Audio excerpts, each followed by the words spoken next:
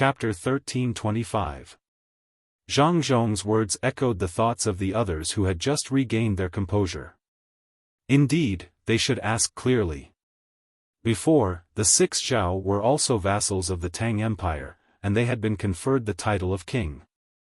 Now, they were saying that they would submit.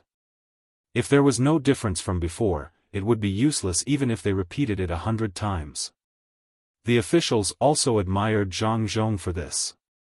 Zhang Zhong did not suppress the doubts in his heart just because the people who sent the letters of submission were his relatives. Instead, he treated it as a very important matter to ask. If the letters of submission sent by the six Zhao were the same as before, wouldn't Xiaobao and Cuckoo lose a lot of face? Li Longji also admired Zhang Zhong's character. Facing the questioning eyes of the officials, he casually said, "It's a little different. In the past, they were called subjects, sent tributes, and returned with more rewards. Now, they don't mention subjects, only submission. Besides the kings of the six Zhao, the other important people in charge will be coming to the Tang Empire." Li Longji said it casually, but the others were not. They were actually sending people over, and important people at that. From His Majesty's words, it seemed that many people were coming. Then, didn't that mean that the kings of the six Zhao lacked capable people in management? How could they develop if they lacked capable people in management? Had the kings of the six Zhao all become fools? Your Majesty, there's one thing this official doesn't understand. The kings of the six Zhao sent their capable subordinates to the capital as hostages. Are they preparing to make their own people suffer? Yu Wenrong asked. Li Longji shook his head, a look of disappointment in his eyes. He looked at the officials one by one and asked, "Do you think that Xiaobao and Cuckoo went there just to make the lives of the six Zhao more difficult?" Jiangcun stood up and said, "This official absolutely does not believe it. Xiaobao and Cuckoo are brilliant at scheming, especially Xiaobao who has the greatest ability in economy and people's livelihood. How could he go there and make people's lives worse? Xiaobao must have given the Lord of the Six Zhao a generous offer that the Lord of the Six Zhao could not refuse. What's more, didn't they leave behind 200 people? I believe that there is no need for this official to say how capable the inner courtyards of the Zhang family and Wang family are. With them around, what difference does it make whether or not the Lord of the Six Zhao keeps his capable subordinates? 200 people are enough to support the administration of the entire Six Zhao region, and it might even be a waste. To be honest, if the inner courtyards of the Zhang clan and Wang clan participate in the imperial examination, countless outstanding high scholars of Great Tang will fail the examinations and return home. Placing them as local officials, countless local officials would be ashamed to meet people. The reason why the imperial court dares to implement the policy of taking land from local officials with salaries is precisely because of this." Li Longji was delighted. His eyes narrowed into a smile as he said to Jiangcun, "That's right. Since we've taken over the land, then so be it. If the local officials dare to collectively resign, then I'll have the inner courtyard of the Zhang family and Wang family take over. Perhaps it'll be even better than before they were dismissed. Your Majesty's praise is wrong. My family's servants don't have this kind of ability. I'm afraid." Zhang Zhong hurriedly explained. "After more than a decade of teaching and nurturing, do you think I don't know what they're capable of? Even before that, when you were appointed as the provincial governor of Luzhou, you didn't train so many people, right? Your family's inner courtyard is already supporting Luzhou's administration and military affairs. Am I wrong?" Li Longji said bluntly, not giving Zhang Zhong a chance to explain himself. For a moment, Zhang Zhong did not know how to respond.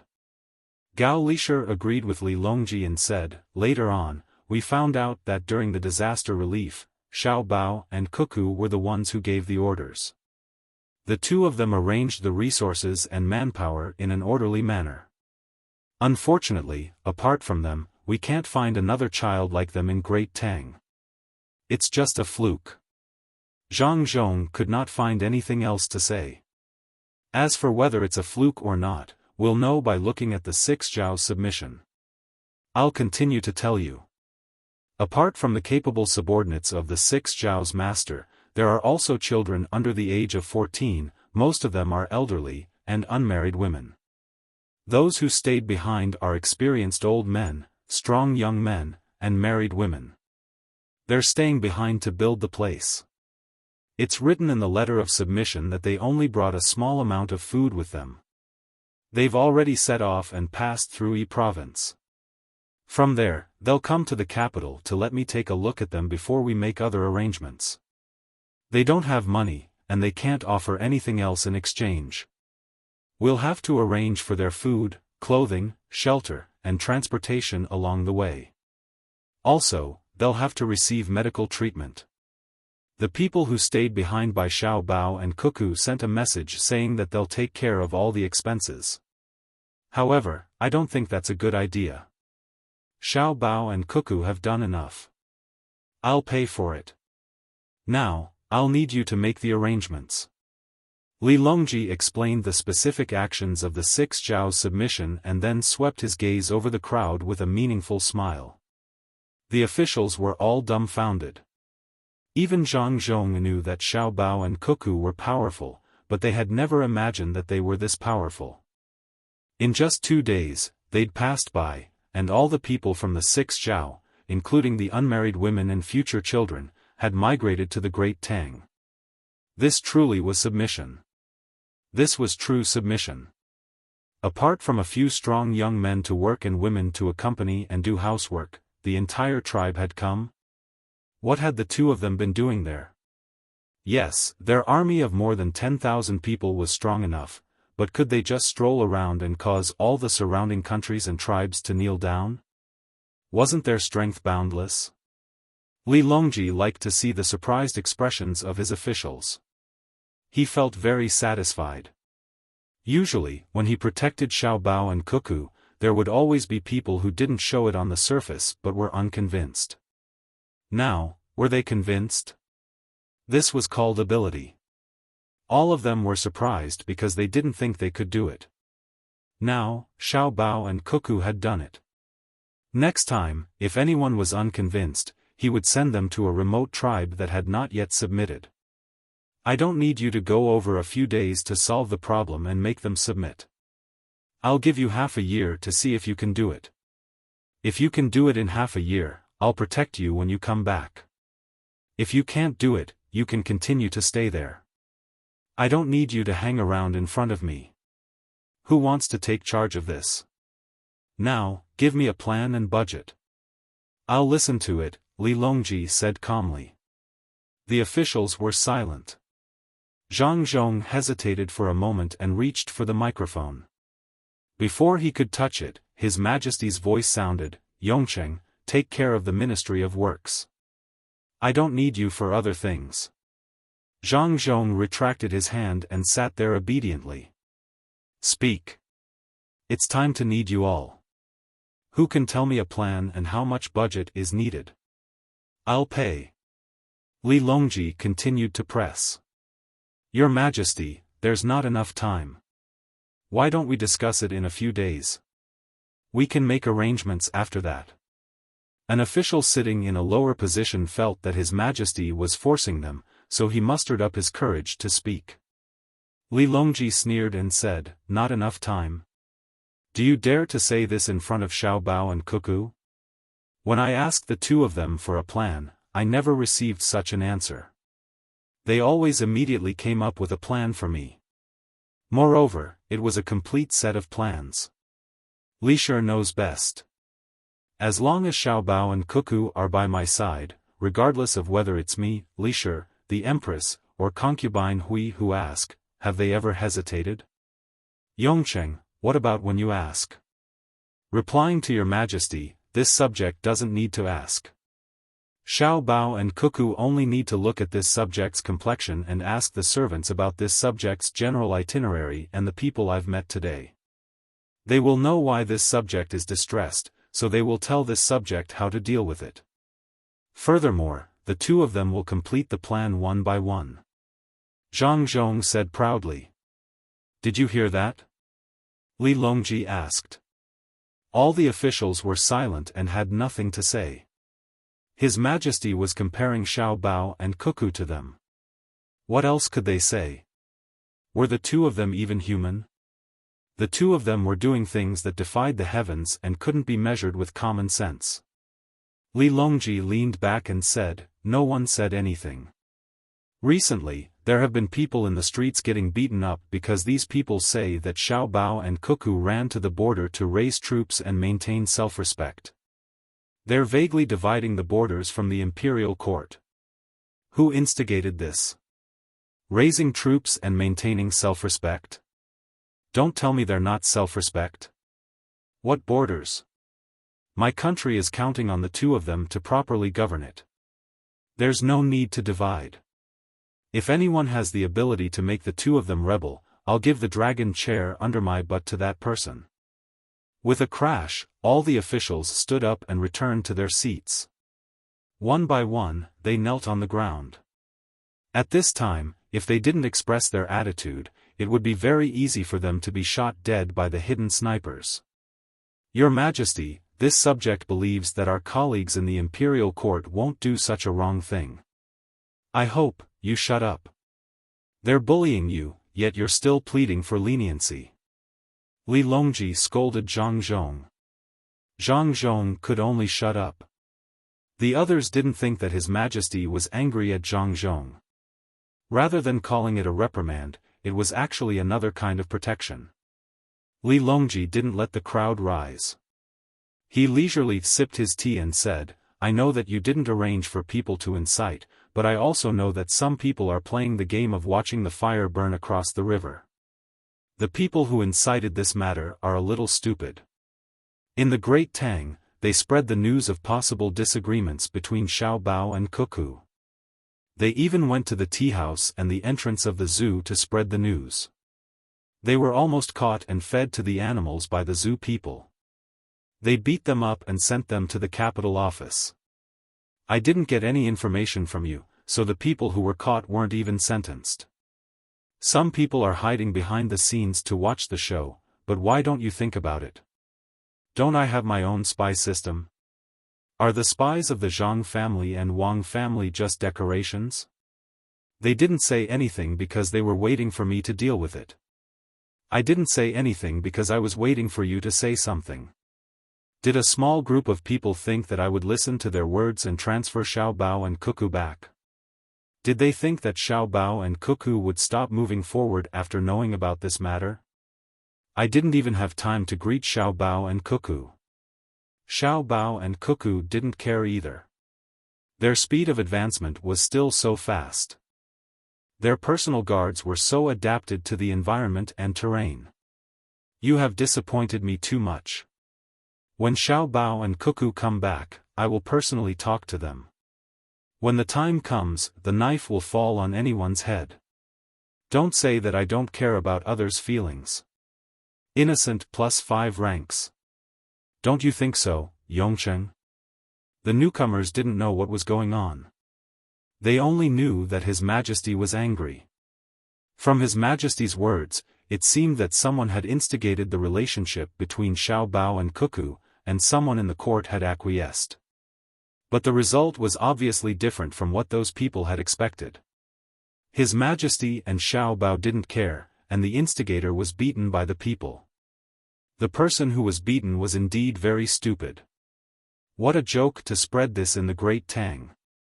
Everyone began to look at Zhang Zhong to see what he would say. Just as His Majesty said, His Majesty's intelligence department knew, so the spies of the Zhang family and Wang family couldn't not know. Chapter 1326. Zhang Zhong had no choice but to speak again. My family knows that someone is causing trouble, and we have already confirmed that it's the Japanese. It's Fengqiao Shoji, Watanabe Juchiro, Yamamoto, and Yamanji behind this. All of them are Japanese. My family has already informed Xiao Bao and Cuckoo, but they didn't reply. I feel that they don't care, but my family's think tank thinks that Xiao Bao and Cuckoo are hinting for us to take the final blow. Therefore, my family didn't interrogate them in private. Instead, we left them be and let more Japanese show their faces. When we finally catch all of them in one fell swoop, no one in Japan will be able to resist. We have already kept an eye on Fengxiao and the others." After Zhang Zhong finished speaking, he paused for a moment before adding, "As for why my colleagues didn't do anything, perhaps they thought the same as my family's think tank. Did you hear that? Zhang Zhong is putting in a good word for you." Li Longji glared at Zhang Zhong. "I'm condemning you, yet you're still helping others explain." After glaring at him, Li Longji said again, "If you think that Zhang Zhong is honest and a good person, when Xiao Bao and Cuckoo come back, perhaps they won't say anything, but Xiao Bei and the other 9. Ha! Your Majesty, you can't scare me. I do know about this matter, but I don't want to interfere. It's not that I have a problem with the Zhang family and the Wang family, but I feel that it's a good thing to have a different opinion occasionally. This means that our dynasty is still in turmoil and might not be as stable as it seems. Small problems from time to time can remind us to continue working hard." Yuan Xianyao, who wasn't young anymore, spoke up. He wasn't putting on an act. He was really worried about Xiao Bei and the other 9. This was because he had a few children at home. Their usual benefits were provided by Darling Candy House. If Xiao Bei and the other 9 came back and heard about this matter, the children would impulsively stop the benefits. That would be a huge blow to the children at home. Yuan Xianyao already understood that a child's heart was very fragile and tenacious. They were tenacious in the face of disaster, but in times of peace, a child's heart couldn't withstand such an impact. Once the benefits from the precious candy house were stopped, the other ministers' benefits didn't stop. The children would lose their playmates. Xiao Bei and the others were originally 4 people. Why did Xiao Bao and Cuckoo find another 5 people for them?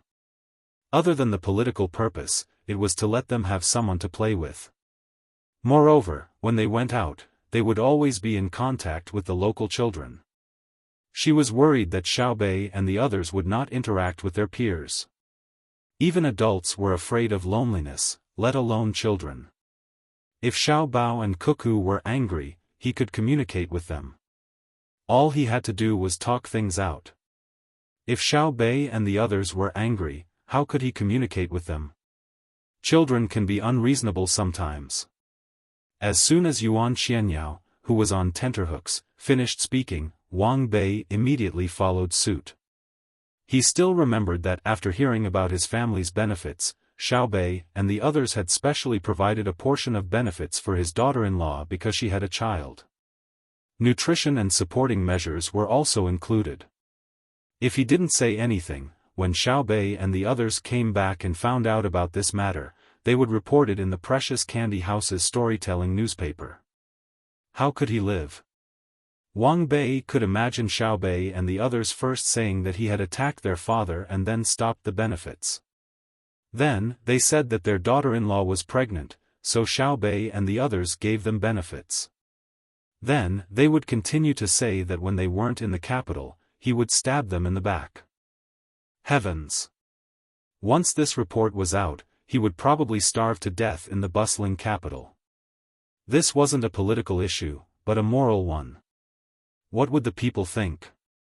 Therefore, Wang Bei felt that he had to make things clear. Otherwise, being condemned by the public could kill.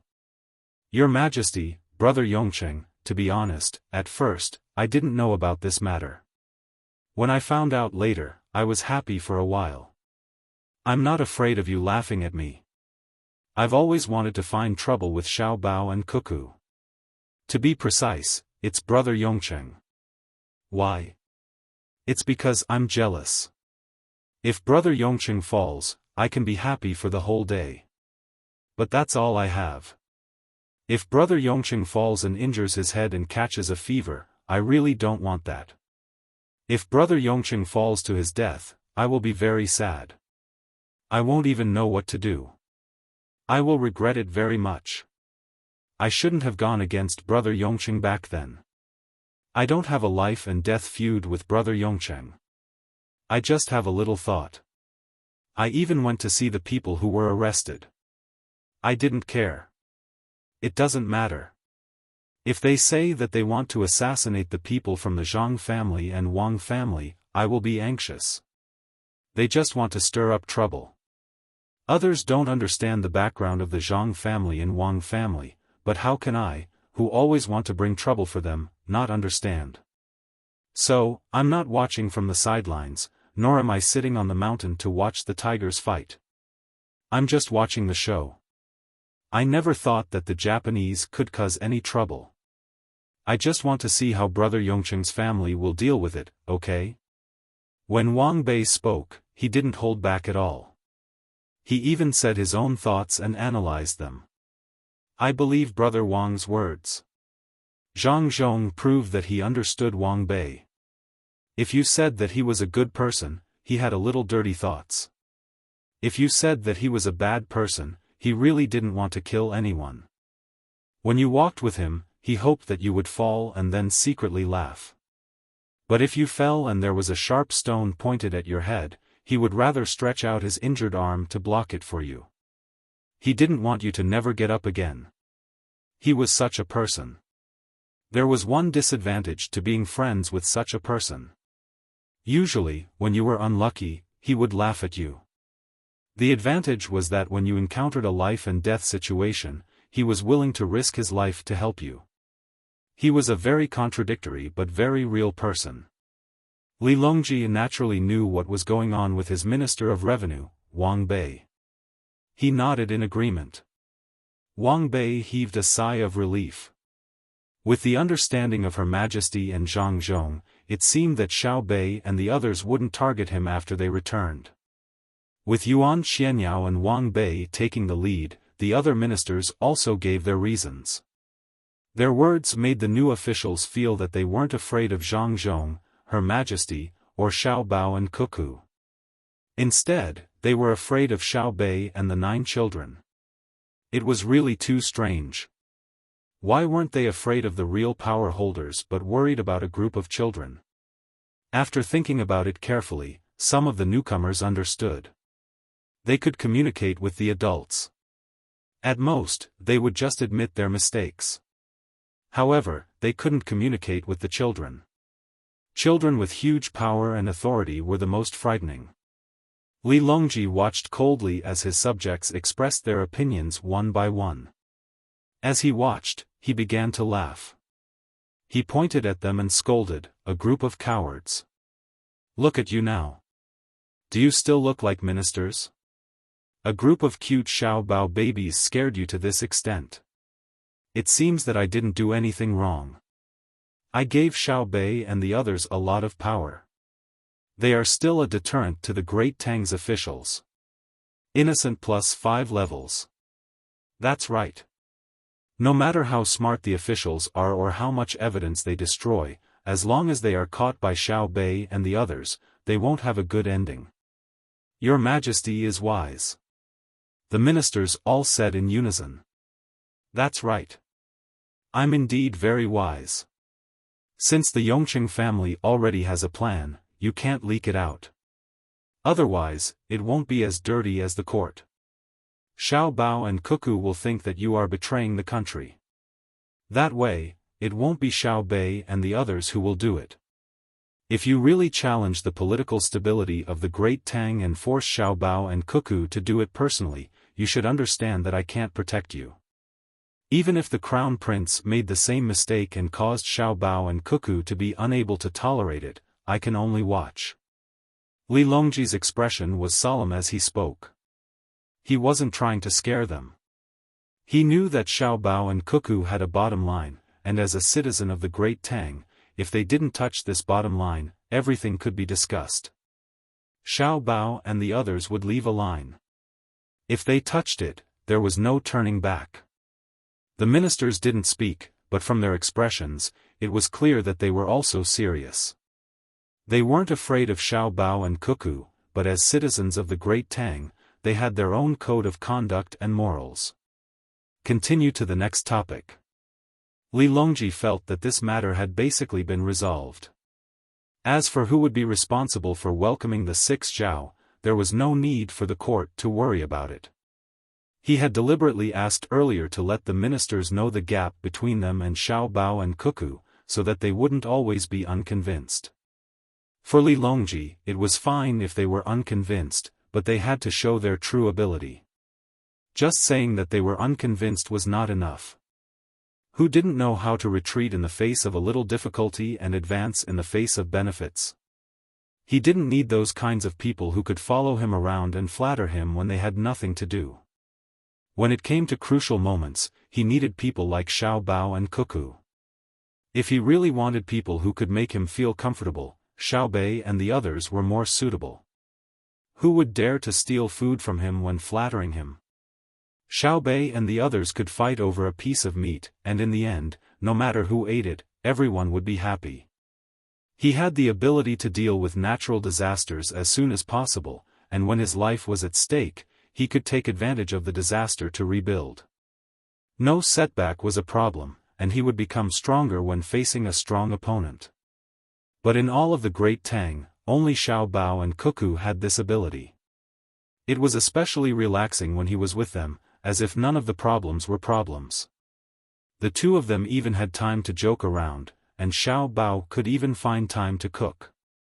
When would the great Tang have more people like Xiao Bao and Cuckoo? They didn't need to be half as good, just half as good. Your Majesty, this subject intends to build dams on the rivers around the capital this year to generate electricity. The Ministry of Works has recently developed a generator that can be used in rivers with low flow. If electricity can be used, many specialized products will appear accordingly. For example, there's a process called electroplating. There's also the decomposition of oxygen and hydrogen. The airships that the Ministry of Works built some time ago are much faster than hot air balloons, and they're filled with hydrogen.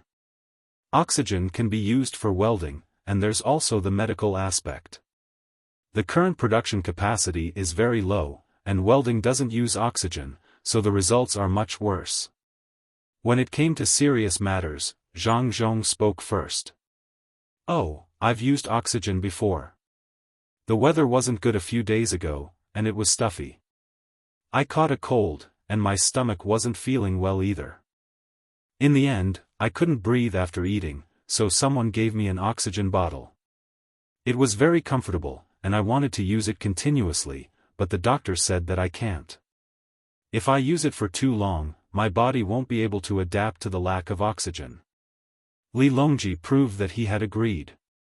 Your Majesty, this subject wishes to build a city in the extreme north to station our great Tang's people. It can withstand the cold and fend off external enemies. Someone found an opportunity to interrupt. Li Longji frowned and looked over. No, what city? In the future, I won't build outer cities, only houses. Chapter 1327. The topics discussed in the imperial court were passed one after another. There were no major issues. The only thing that needed to be resolved was that some of the people who had rented the land did not want to buy it. The officials had no good ideas. The people had already paid the taxes, and they did not want to sell the grain, so they could not punish them. Moreover, this year's autumn harvest had been estimated in advance, and the output would be very high. Some of the people who did not want to sell the grain would leave it at home first. Would they sell it in the end if the grain price did not go up? If they did not sell, they would keep it. It could be considered a cost. If it did not flow, it would depreciate. There was also a small problem. Who would be in charge of accepting the immigrants from the 6 Zhao? It was not suitable for important people to leave the capital, but it seemed not important for unimportant people to go out. In the end, it was decided that the Assistant Minister of Revenue, Pei Yaoqing, would go. He was a good person, and Li Longji believed that he could do the job well. He could not be too warm to the people of the 6 Zhao and make the people of the Tang Empire feel inferior to outsiders, but he could not be indifferent to the people of the 6 Zhao. They had left their homeland to come to the capital of the Tang Empire and were full of yearning for the life they had come for. Calling them over and then not treating them well, would that not be cheating? If the people did not listen to you, you would bury the seeds of unrest wherever you put them. Pei Yaoqing was capable and upright. His rank was not low, and he happened to belong to the Ministry of Revenue. Along the way, he could also see the situation of the local people. Li Longji specially allocated 2 million strings of coins from the national treasury for him to act on his convenience if he encountered any problems along the way. If the road was not good or the bridge was damaged, he could withdraw the money from the local bank and hire someone to fix it. After the matter was decided, Pei Yaoqing did not stay to watch the movie. He hurriedly left the Hanyuan Palace and went home to prepare for departure that night. At this time, the morning court was over. Li Longji looked to the side and saw a clock with the hands pointing to the 10:40 position. Touching his stomach, Li Longji said, "Let's eat breakfast." The buns were sent. They were not cold and had been kept warm, but some had collapsed after a long time. The officials were not in the mood to care about this and began to eat in the Hanyuan Palace. The entire morning court was filled with the smell of crab meat buns. In addition to the buns, there was also cucumber and egg soup, as well as 2 small pickles. Those who liked to dip it in vinegar would dip it in vinegar, and those who liked it would dip it in soy sauce. After this breakfast, there was probably no need to eat lunch. In the evening, they could get off work early and watch a movie with His Majesty. This was the first official movie in the Great Tang, and the officials were going to watch it. It was a political mission. Li Longji ate 2 steamed buns and drank a mouthful of soup. When he saw Gao Lishir standing by the side serving him, he pointed at the steamed buns in front of him with his chopsticks. Gao Lishir shook his head. The palace maids and eunuchs hadn't eaten yet, so it was better for him to wait for a while and eat together. Has the fat clam from Geely State also come down? In a few days, the hairy crabs in Lake Tai can also be eaten. Are the lotus flowers in Hangzhou's West Lake blooming with green leaves or budding? Li Longji seemed to be asking Gao Lishir, but at the same time, he seemed to be muttering to himself. However, he did not turn off the microphone, so the ministers below could hear him clearly. They lowered their heads and continued eating, pretending that they did not hear him. Gao Lishir helped Li Longji add another spoonful of soup and said, "Your Majesty, many of the animals that were sent to the zoo in the capital this year have adapted and are very lively. 2 pandas have given birth. Why don't we go and have a look tomorrow? It's said that you can always see mirages in Penglai near Dengzhou in Hunan province. It's a good place to fish." Li Longji ignored the zoo. "Your Majesty is right. Many species of sea fish can be seen there.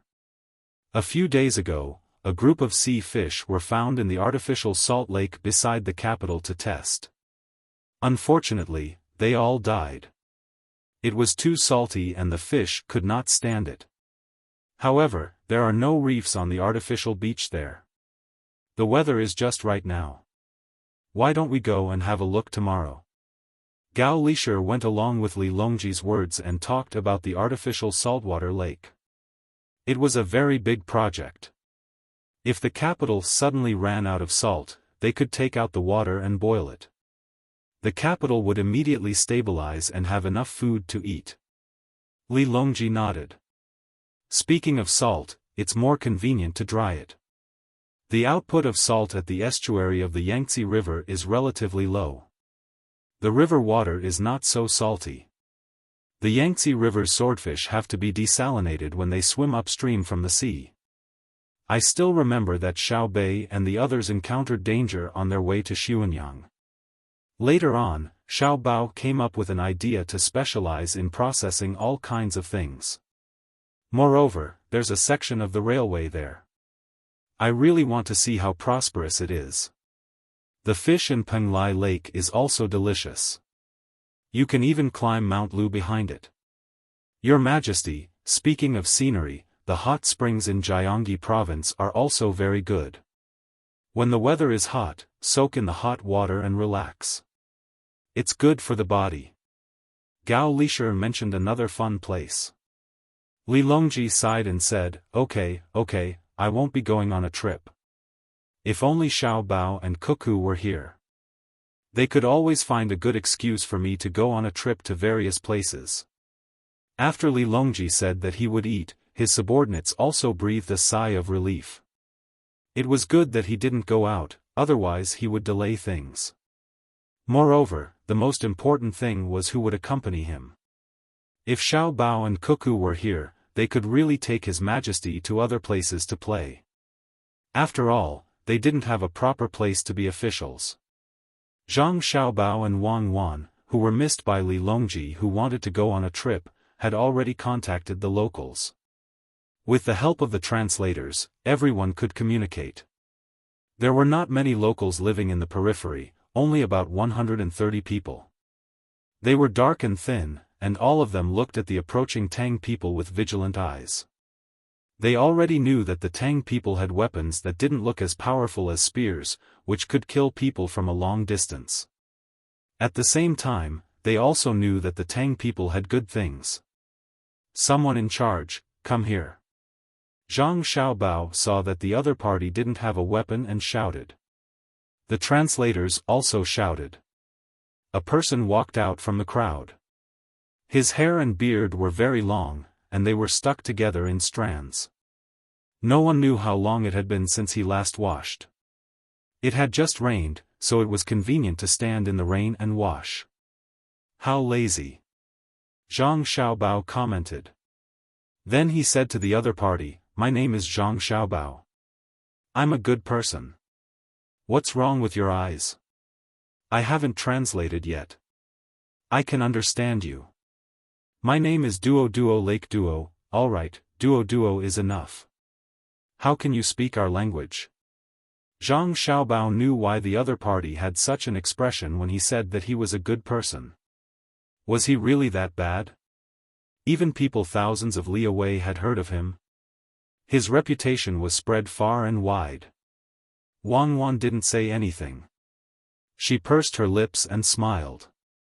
Xiao Bei and the others also smiled like little foxes who had secretly eaten chicken. They were smiling like thieves. Duo had been sizing up the group of people in front of him. When he found that none of them looked fierce, and there was no ridicule in their eyes, he relaxed a little and replied, in the past, I saved your people. No, I was saved by your people.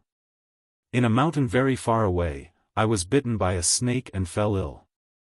I met a Tang merchant passing by and was saved.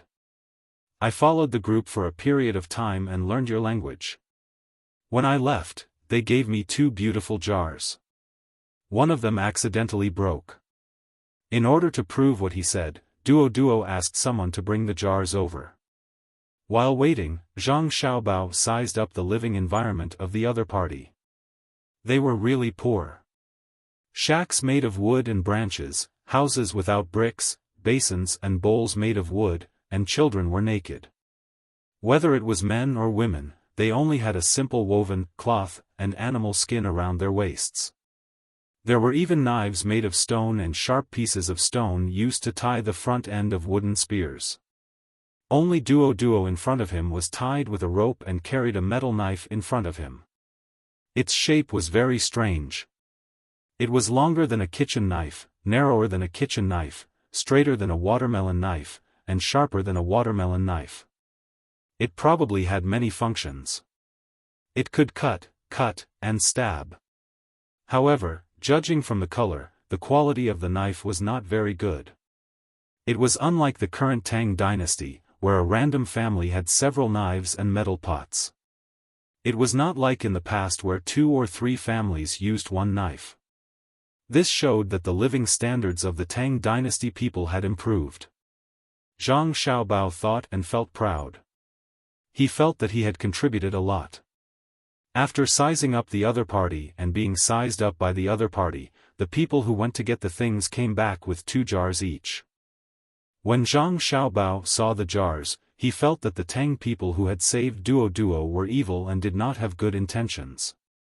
One jar could weigh 30 caddies. The pottery ones weighed about 20 to 60 caddies. It was not easy to carry. He really did not know how Duo had brought 2 jars back. The 2 jars were filled with things. One was meat jerky, and the other was, whip? A dried animal penis? Indeed, one of the jars was missing a corner. It did not look very harmonious, and there was a whip in it. Zhang Xiaobao walked forward and touched the gap. He said, "Actually, you can add jars, and bowls. Unfortunately, you don't know how to do this. Your Tang Dynasty jars are all good when they are broken?" Duo asked with yearning. Zhang Xiaobao shook his head. "Who has the time? If they are broken, just throw them away. In the past, they were easy to produce. No one will spend money to add them. It is not worth it, unless they have been used for hundreds of years and are reluctant to throw them away." Duo listened and looked forward to it. He even turned his head and translated to his people. So, his people's eyes lit up. They looked expectantly at the people who suddenly appeared. Xiaobao was embarrassed by the stare and quickly said to Duo, "I can lend you a batch of ceramic utensils. To be honest, I don't have a lot. They're all made of metal, just like your knife, but better." "Lend? What if they are broken?" Duo wanted to lend, but he had his own worries. "If they are broken, just throw them away. Even if there is a hole as big as a grain of wheat on the bowl, you don't have to give them to me. It is easy for children to cut their mouths when eating." Zhang Xiaobao measured the size of a grain of wheat. Duo was surprised and followed suit. Then, he lowered his head and sighed. Obviously, he understood that his people were not as good as the Tang people. For him, if he had a beautiful bowl, he would still use it even if it was broken. It was very precious, but the Tang people threw it away. He translated it to his clansmen, and they all cheered as they looked at Zhang Xiaobao, their faces filled with enthusiasm. They are a group of honest people. They are welcome to give benefits. Zhang Xiaobao thought and waved his hand. Someone immediately brought the things over. Zhang Xiaobao took a bowl with golden flowers. After hesitating, he handed it to Duo and said, "I will lend you this, but I need your help." Chapter 13:28. As the leader of this small group, Duo had only seen a beautiful bowl once. When the tribes held a grand Buddhist meeting, he participated. The small golden bowl was displayed. At that time, it shone brightly under the sunlight. The whole bowl was golden, and the pattern on it made people not dare to look directly at it. The bowl in his hand at this time was different from the one he saw at that time. It was not completely made of gold, but a kind of porcelain of the Tang Dynasty. There were red, yellow, and green flowers on it, and a special white background. It felt cool in his hand. When he touched it, the white part was delicate and smooth, and the part with the pattern was prominent. No matter how he looked at it, it did not look like something used to eat. It was placed in the most important place in the house for others to see. Duo looked at the bowl in his hand and then looked at the other bowls and plates that were not sent over.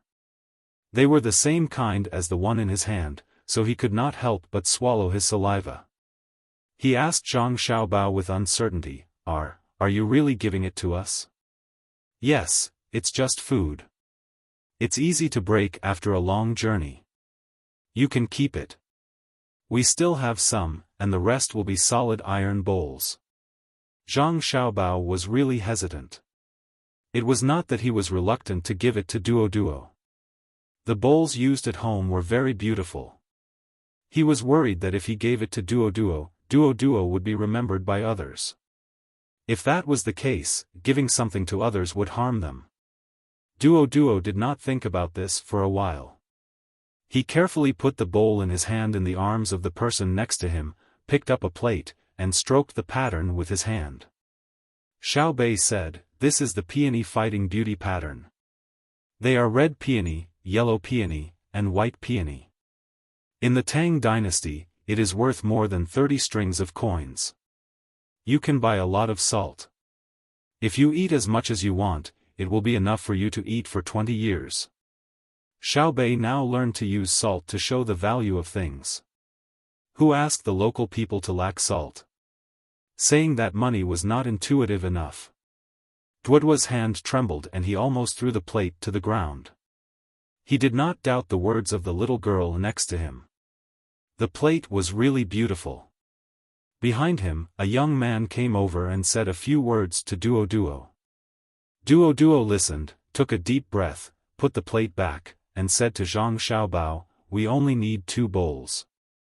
Zhang Xiaobao heard some of the content. That person asked Duoduo what was going on, and Duoduo told him that it was a gift from the great Tang and that it could be used to eat. That person was very happy and said that they had good things. Even the king of the tribe would feel that they had a high status. Duoduo thought about what Zhang Xiaobao was worried about and decided not to take so many things. He only kept 2 bowls. If people didn't care about him and forced him to take them, he would keep them as treasures. If people threatened him, he would give them to them. He then turned his head and spoke to the people on his side. His meaning was that the item was too expensive, and they were unable to pay for it. They could only leave behind 2 bowls and help the great Tang. His people couldn't understand the language of the great Tang, so they all believed it to be true. No one objected to the offer of help. In their eyes, the 2 bowls were very precious. Even if they added up all the things in the tribe, they still wouldn't be able to exchange for them. Do you see? They live on the outskirts of the large tribes and are looked down upon by the tribes. But they don't dare to leave behind everything we give them. They are worried that the leaders of the tribes will find out and steal it. If you don't have strength, don't even think about having it, even if it clearly belongs to you, Zhang Xiaobao said to his brothers and sisters as he handed over another bowl. The 9 little ones nodded. They had seen too many things along the way, things that they couldn't understand just by reading books, and things that they didn't personally experience in the stories told by their brothers and sisters. They knew that they were respected and loved by the great Tang because of their brothers and sisters.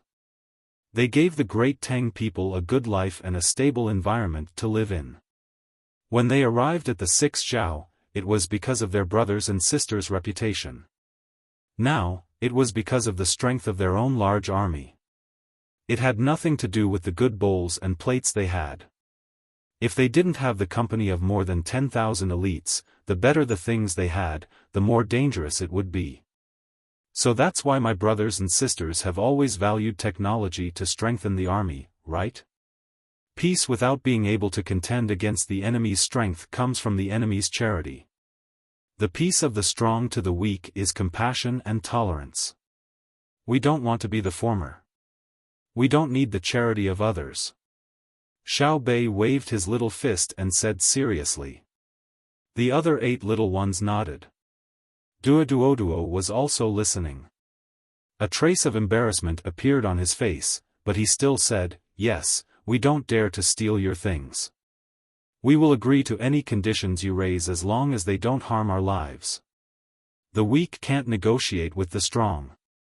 It's really not easy for you children to follow us. It's very tiring, but we've learned a lot. What we see with our own eyes is more realistic than what is recorded in books. It's not just the interactions between people, but also the flowers, trees, mountains, rivers, and all kinds of animals we see on the road. Not all children have this opportunity. Ji Xiangrui and the others can't follow us. They're too young, so we can adapt, so we were brought along by my brothers and sisters. Oh, Ji Xiangrui is our younger brother and sister. They're very cute. Xiaobei said to Duoduo while giving his brothers and sisters a sweet smile. When Xiao Yuan and the others heard Xiaobei's words, they felt that the hardships along the way were nothing. Just as Xiaobei had said, not all children had such an opportunity. Moreover, other children might have had it worse in the past. They had to go up the mountain to collect firewood and cut grass to feed the cattle and sheep. If they were the village children who worked for the master, not to mention studying, after returning from releasing the cattle to eat something, they would find some hay and sleep with the cattle outside the house. Duo looked at the 9 children enviously. He then looked back at the naked children on his side and shook his head. The difference was too big. Tell us, what do you need us to do? Actually, if you don't give us anything, we won't dare to resist, Duo sighed and said to Zhang Xiaobao. At this time, Wang Wan said, you have to follow us wherever we go. Also, you have to be responsible for hunting and picking vegetables. We can't use the things we carry too much. As Wang Wan spoke, she finally understood why other expeditions had to bring a large number of non-combatants, such as craftsmen and the like. Then, they had to defeat the enemy and be captured. The expeditionary army had no supplies behind them, and they probably wouldn't be able to keep up. When they went deep into the local area, they could only rely on the things carried by airships. It would be great if they had a group of long-range heavy transport aircraft. Countries without such tools couldn't fight long-range wars. They could take advantage of the good weather to hold on for food, but what about ammunition? It was no wonder that when aircraft carriers and heavy transport aircraft came out, the surrounding small countries were nervous. Wang Wan thought for a moment. When she was done, Duo didn't respond. He didn't look at her and looked at Xiaobao. Thus, Wang Wan snorted in dissatisfaction.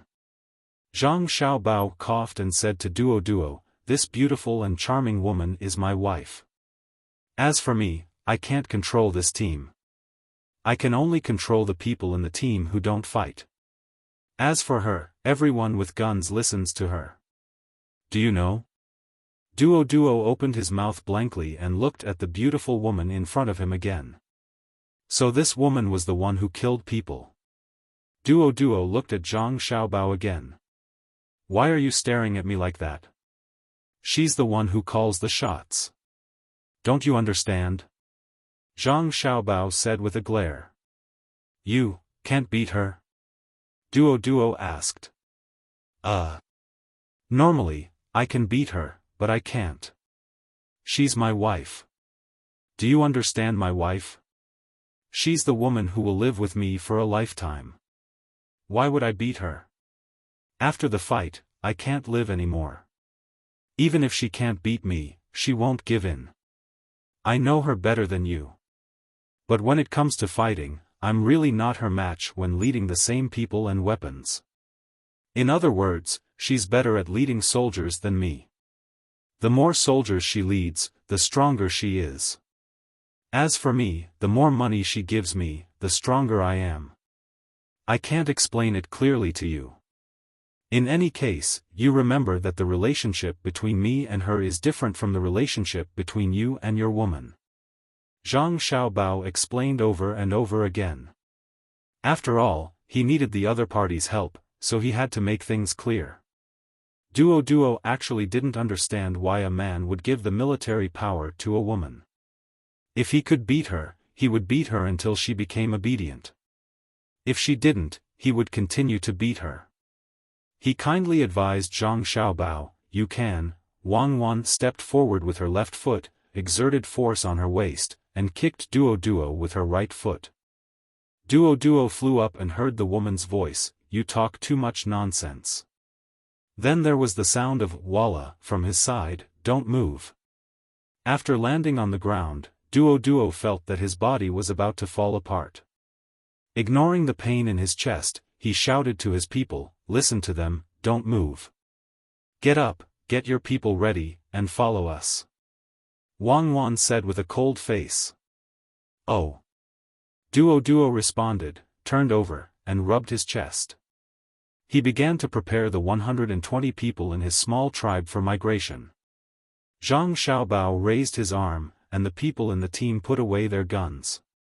He said to his younger siblings, see? People always know how to cherish the time when they are not injured after they are hurt. So brother, you don't dare to hit sister. You're afraid of getting hurt, right? Little Bei looked up and asked. Zhang Xiaobao patted his sister's head. When you're older, you'll know that when husband and wife fight, the physical harm will never be as great as the distance between the hearts of the people. Most importantly, if I don't kill your sister, but she risks her life, I'll get hurt easily.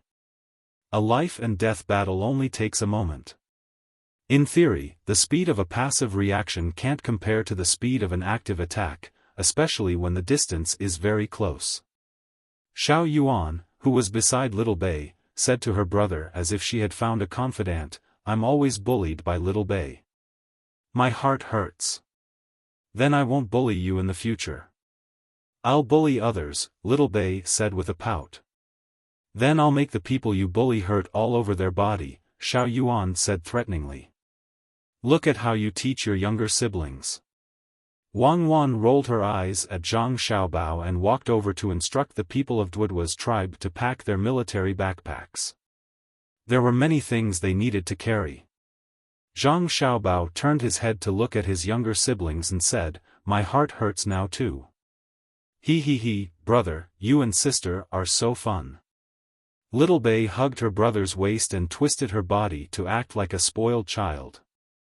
Zhang Xiaobao picked up his sister and held her on his right elbow. He followed Wang Wan and walked over. She's already 1.3 meters tall. She's getting heavier and heavier. I can't carry her. Let's go and take a look. Duo rubbed his chest with one hand and kept pointing with the other, telling his people to move faster. Wang Wan told him not to let the people of the tribe carry wooden weapons and stone tools. Wooden bowls and basins were also thrown here. Duo was very obedient this time. He thought that he couldn't beat the woman in front of him. When he was being beaten just now, he couldn't make any defensive movements at all. When he dodged, his chest first felt stuffy, and then he flew. Perhaps this was why the man called Zhang Xiaobao was afraid. But when he saw Zhang Xiaobao coming over, he overthrew the guess in his heart. He saw how Zhang Xiaobao was holding his sister. His right arm was bent and raised horizontally, not sticking to his body. That little girl was sitting on Zhang Xiaobao's arm, one hand hugging Zhang Xiaobao's neck. Her 2 legs were swinging in the air. How strong was her arm? Especially Zhang Xiaobao, who looked relaxed and didn't care at all. Duo pondered. If it was Zhang Xiaobao who kicked him just now, would he fly higher and farther? Come, let me see. Are your bones broken? Zhang Xiaobao walked to Duo and stretched out his left hand to press on the place where Duo was kicked. He nodded. It's okay. You kicked very well. At the end, you used force, not vibration force. Otherwise, you would have died. It seems that my wife knows how to control her strength. Duo nodded. I finally know that women are not to be trifled with. Chapter 1329. Duo's small tribe had a total of 126 people, including all the adults, the elderly, and the children. They packed up their things and threw away everything that should be thrown away. Otherwise, each person wouldn't be able to carry a hill-sized backpack. Although there were few people and they lived a poor life, they had a lot of daily necessities. The group of people was ready. The people of the tribe took one last look at the place where they used to live and followed Zhang Xiaobao and Wang Wan's team to the local, central, tribe without any reluctance. Xiao Bei and the other 9 people called Suilong and also got busy. There were 2 children in the tribe that they couldn't take care of, so they were carried by the adults. The other small, dark, and thin children were their responsibility. They called the interpreters to give gifts to the children. There were a total of 15 children, 6 girls and 9 boys. After asking, they found out that the oldest was 8 years old and the youngest was 3 years old. As for the 9-year-old, they were considered adults and needed help to do a lot of things. The gifts were very simple. They were candy placed inside a toy, a bamboo toy. When the candy was placed inside, it would be poured out when it was eaten. When it wasn't eaten, it would be played with. It was a toy that Xiao Bei and the others didn't play with at all, but it was very attractive to the local children. Xiao Hei grabbed them one by one and made a few strange sounds from his mouth from time to time. He played very happily. There were also people who measured everyone in the tribe. When they were resting, there would be people who specially made clothes and shoes for them, just like what Xiao Bei and the others wore. The team carried a lot of cooked cowhide. No matter how hot it was, everyone had to wear high leather boots. Otherwise, they would hurt their feet. The other people in the tribe were carrying various tools that Zhang Xiaobao and Wang Wan gave them. The new tools were much better than the old ones, so they were very happy. Zhang Xiaobao's team reduced the burden of transportation. Since they were given out, they naturally wouldn't continue to help carry. Duo carried things on his back and a set of knives in front of him. There were a total of 9 knives inserted into a wooden box and locked with a chain. From time to time, Duo would touch the handles of the knives. Only then did he feel relieved that the things were not lost, and he didn't feel the pain in his chest from being kicked. These knives are very valuable, right? Duo once again touched the handles of the knives one by one and asked Zhang Xiaobao. It's all right. We all brought good steel knives with us when we came out. They're much better than the scrap metal you're using. Zhang Xiaobao said that Duo had already been solemnly handed over to another strong man in the tribe. Duo nodded and walked a few steps before asking, "Why didn't you bring more inferior items? Your inferior items are also very valuable here.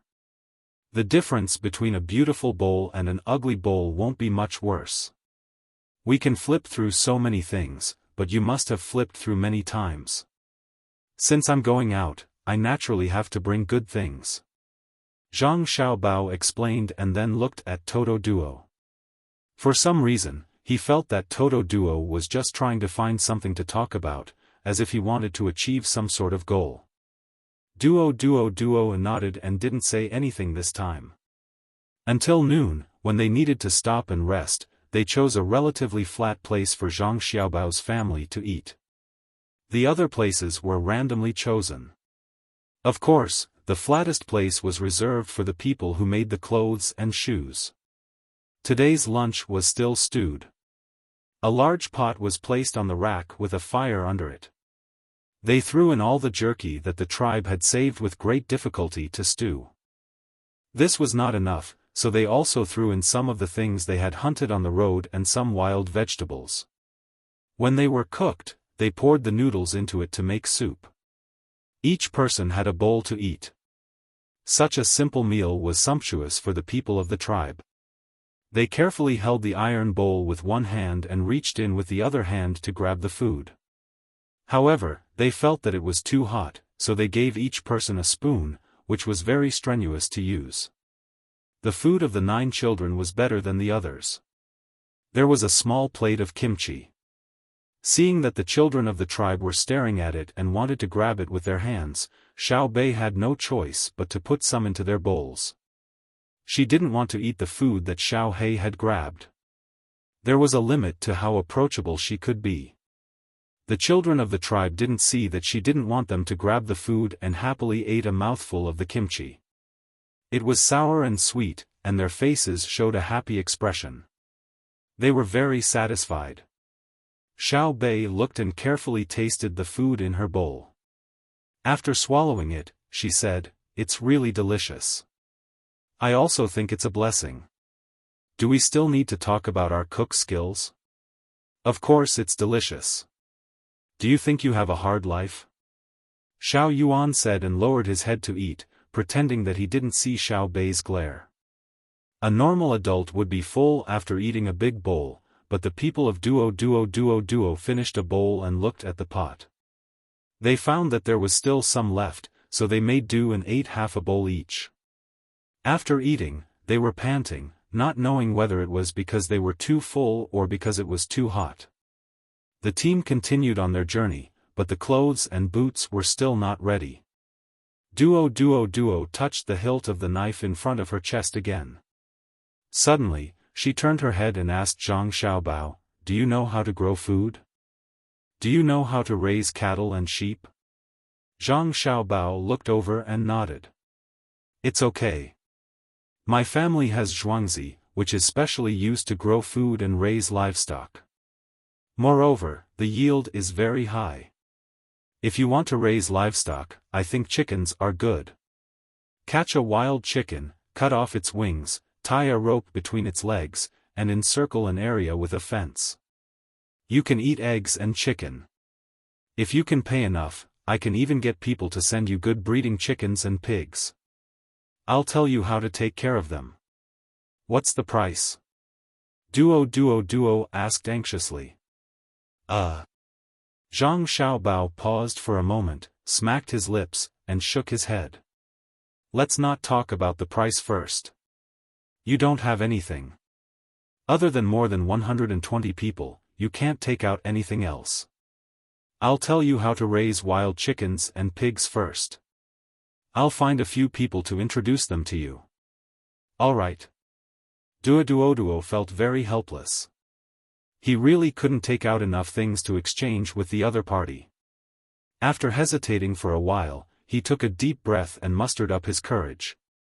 He said to Zhang Xiaobao, "I've thought about it. If I go back to the big tribe, they will take away my knife. They will take away the clothes and shoes you made for us. I can't resist at all. They will kill all of us. I intend to stay away from them, go to a place where they can't find me, and live a peaceful life with my people. But we don't know how to grow food, and we don't know how to raise things.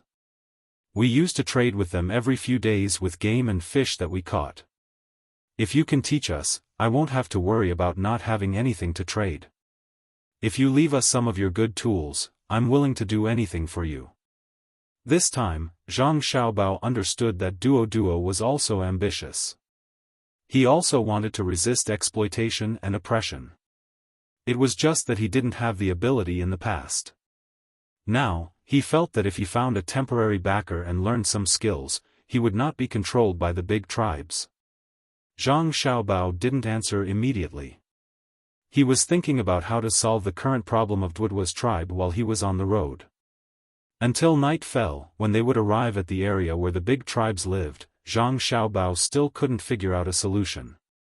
He seemed to be very confused.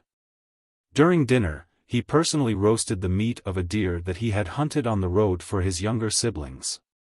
He also cooked roasted deer belly and steamed rice for the children in the tribe to eat together. Together with the 4 injured members, he and Wang Wan continued to eat together with the rest of the team. Duo was very puzzled. He pointed to the 2 large portions of food and rice and said, "You can eat." "We can't eat." Zhang Xiaobao seriously replied. "You are the leaders." Duo emphasized. "Yes, but we are not the wounded and the children." Zhang Xiaobao replied again. Duo shook his head. Obviously, he didn't understand why the leaders of a group couldn't eat well. Zhang Xiaobao didn't expect Duo to understand. After dinner, he went into the tent with Wang Wan and began to discuss the matter mentioned by Duo during the day. "I really don't know how to arrange it." Zhang Xiaobao sighed. "You have the ability to help them, but you feel that you can't get enough in return. Because they are not the people of the Tang Empire, you are hesitating whether to integrate them into the Tang Empire. You consider that they are not among the 56 tribes, so you naturally exclude them, right?" Wang Wan analyzed Zhang Xiaobao's thoughts and said. Zhang Xiaobao admitted, "Indeed, I always treat them as outsiders. And they are too backward and don't understand the Tang Empire. If I want to integrate them into the Tang Empire, I have to put in a lot of effort. Where to arrange them is the problem. Put them at the border? Their lives will improve, and at the same time, they are still them, not the people of the Tang Empire. If they are separated, they will not be able to adapt. They are almost a family, and it is very immoral of you to separate them." Then how can you arrange the 6 Zhao, the original Tubo, and the people at the border who were tricked into becoming hostages, the Turks, the Silla, and the other remote areas? Wang Wan asked suggestively. Because they are. Alright, they are one of the 56 races. It could be 57, or 58, or 85. I just didn't get it right for a while. Then, if I help them, I will help myself. Together with the people of the large tribes, I will take away the authority of the leader and return them to the Tang Empire. Zhang Xiaobao thought it through, and the previous problem was no longer a problem. Wang Wan smiled and said, "We cannot kill the leader, but we can't let him have trusted subordinates. According to the plan, we will first take them away and let them be our logistics personnel. Slowly get to know them, and as time goes by, their leader's authority will gradually weaken in the hearts of the people of the tribe. If they play tricks, we will use this as an excuse to kill them. If they are honest, we will let them live. I hate it the most when I accept a group with its original management. It is the same for the military, the government, and the business. I hate it too. Let's sleep. Tomorrow, we will not tell Duo all the plans. Just tell him that we will help him. When we arrive at the place, we will trick everyone to follow us." Zhang Xiaobao yawned and pulled the blanket over himself and Wang Wan. He listened to the sounds of the little ones playing as they couldn't sleep and fell asleep. The next morning, the people of Duoduo's tribe changed into new clothes and boots. After breakfast, Zhang Xiaobao pulled Duo aside and whispered to him. Duoduo's face finally showed a look of relief and excitement. Chapter 1330. Duo, who had been promised by Zhang Xiaobao, jumped up and down as he walked. His head kept looking back and forth. Several times, he wanted to tell his tribesmen the good news, but he restrained himself. He was afraid that if he told the news, when his tribesmen met the leader of the big tribe, someone would accidentally spill the news. If the leader knew, he would be angry and kill all 126 of his tribesmen. Even though he had come with the Tang team, who could guarantee that the tribe leader would kill him in a fit of anger? Even if the Tang people helped him take revenge, he would still be dead. Duo was happy, so he asked the strong men in the tribe to work hard to hunt. They all pulled their bows and arrows and worked very hard. It was a pity that there were no metal arrowheads. Zhang Xiaobao's tribesmen had metal arrowheads, but they were not suitable for the shafts of bows and arrows. They carried crossbows, which were shorter than bows and arrows, but they saved strength, had a long range, and had high accuracy. There were 2 ways to load the crossbows. One was to kick the crossbows directly, the other was to shake the handle beside it. Crossbows were more convenient for assassination than guns. They were less noisy, and the most important thing was that the arrows could be retrieved. Duo looked at them with envy. At the same time, he was surprised by their ability to adapt to the terrain. Every time he saw someone with a crossbow, he would take a second look. However, he did not ask for it.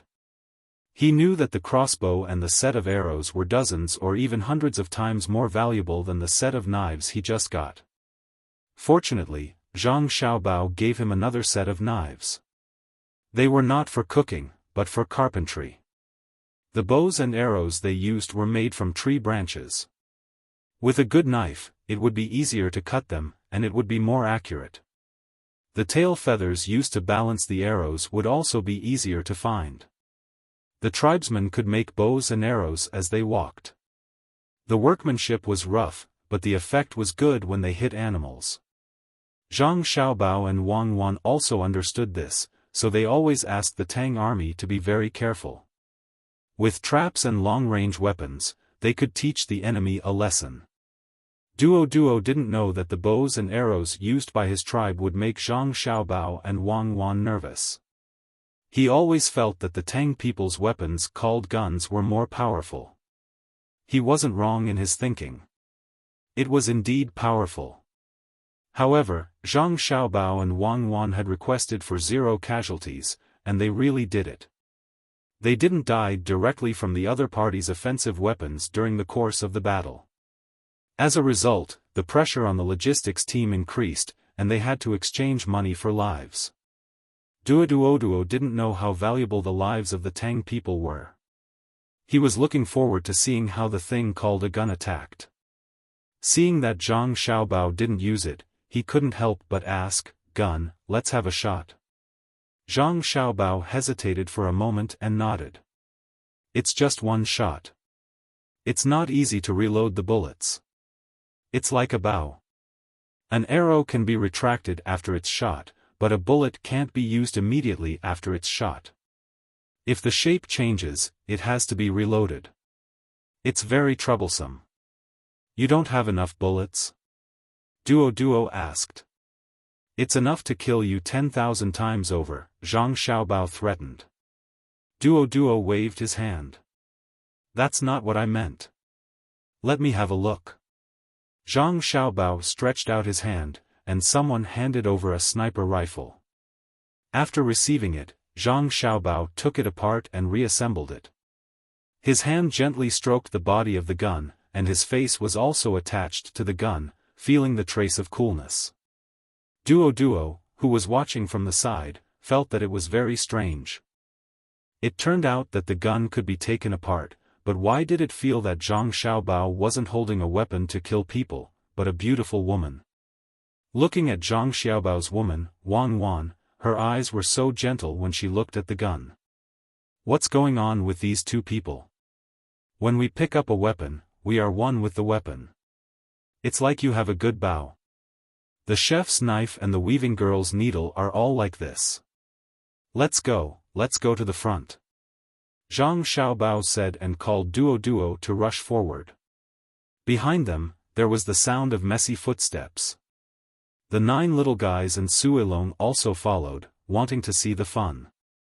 There were many wild beasts in places that had not been extensively destroyed by humans. Soon, the group found a deer. It was an adult male deer with 10 forked antlers on its head. It was leisurely eating grass about 300 meters away from the group. In fact, there were people on the other side of the deer, but it didn't meet them. They were scouts, and they had to advance 20 miles. Zhang Xiaobao chose to shoot while standing, and he didn't have any support. Just as he was about to aim, someone beside him pulled his clothes. "Brother, let me do it, okay?" It was Xiao Nan who spoke. "Okay." Zhang Xiaobao handed the gun over. Xiao Nan stretched out her hands and caught it. Looking at the deer, she took off the scope and found a place to lie on the ground. She patted her right shoulder with her left hand and put her right hand on the trigger. She aimed with her eyes and began to adjust her breathing. Waiting and waiting, Duo didn't understand what a little girl was waiting for. Just as he was about to speak, a sudden gunshot sounded, startling him. The deer had fallen to the ground, and only its 4 limbs were still moving slightly. Rub it. Xiao Bei shouted and ran to Xiao Nan's side, squatting down and rubbing Xiao Nan's shoulders. Xiao Nan was very shy and stood up. "It's okay. I'll be fine after a while. It doesn't hurt." After saying that, she still shook her arm. It was obvious that the recoil just now made her feel uncomfortable. Usually, she didn't use a sniper rifle to practice. Her pistol was also the most accurate among the 9 of them. Her firing speed was also fast, and she could hit anything within 35 meters. Duo looked at the fallen deer, and then looked at the girl who had just used the gun in disbelief. He ran toward the deer. When Zhang Xiaobao and others came near, he was still observing. There were no other wounds on the deer's body. Only its eyes were messy. When he lifted the deer's head, the other eye was also the same. Needless to say, it must have gone in from one eye and come out from the other. Duo looked back at the place where he was standing before and looked at Xiao Nan again. He asked in surprise, "You can hit the eyes from so far away?" I didn't aim at the eyes. I aimed at the head. It was so far away, and I didn't use the scope. I couldn't see the deer's eyes. Xiao Nan was still shy and didn't show any pride. She knew that her brother and sister were better than her. She needed to continue practicing. Why didn't you use the scope? Duo didn't understand. My brother and sister said that before a person with a good sense of shooting, using too many auxiliary tools will suppress his talent. I have to shoot by feeling. I want to be one with the gun. My brother and sister said that many snipers are good at shooting and can carry out tasks easily. However, one day, when they are fighting with a talented sniper, the gap will be revealed. One is a gunsmith, and the other is a god of shooting. A gunsmith is for the task and planning the target, while a god of shooting is for the control of the field. A god of shooting who doesn't waste his talent and works hard can sometimes even control the shooting range by intuition. Within that range, he is a god of shooting. Xiao Nan said with yearning. She was still holding the sniper rifle. Duo couldn't understand how powerful a god of shooting was, but he knew how powerful the little girl in front of him was.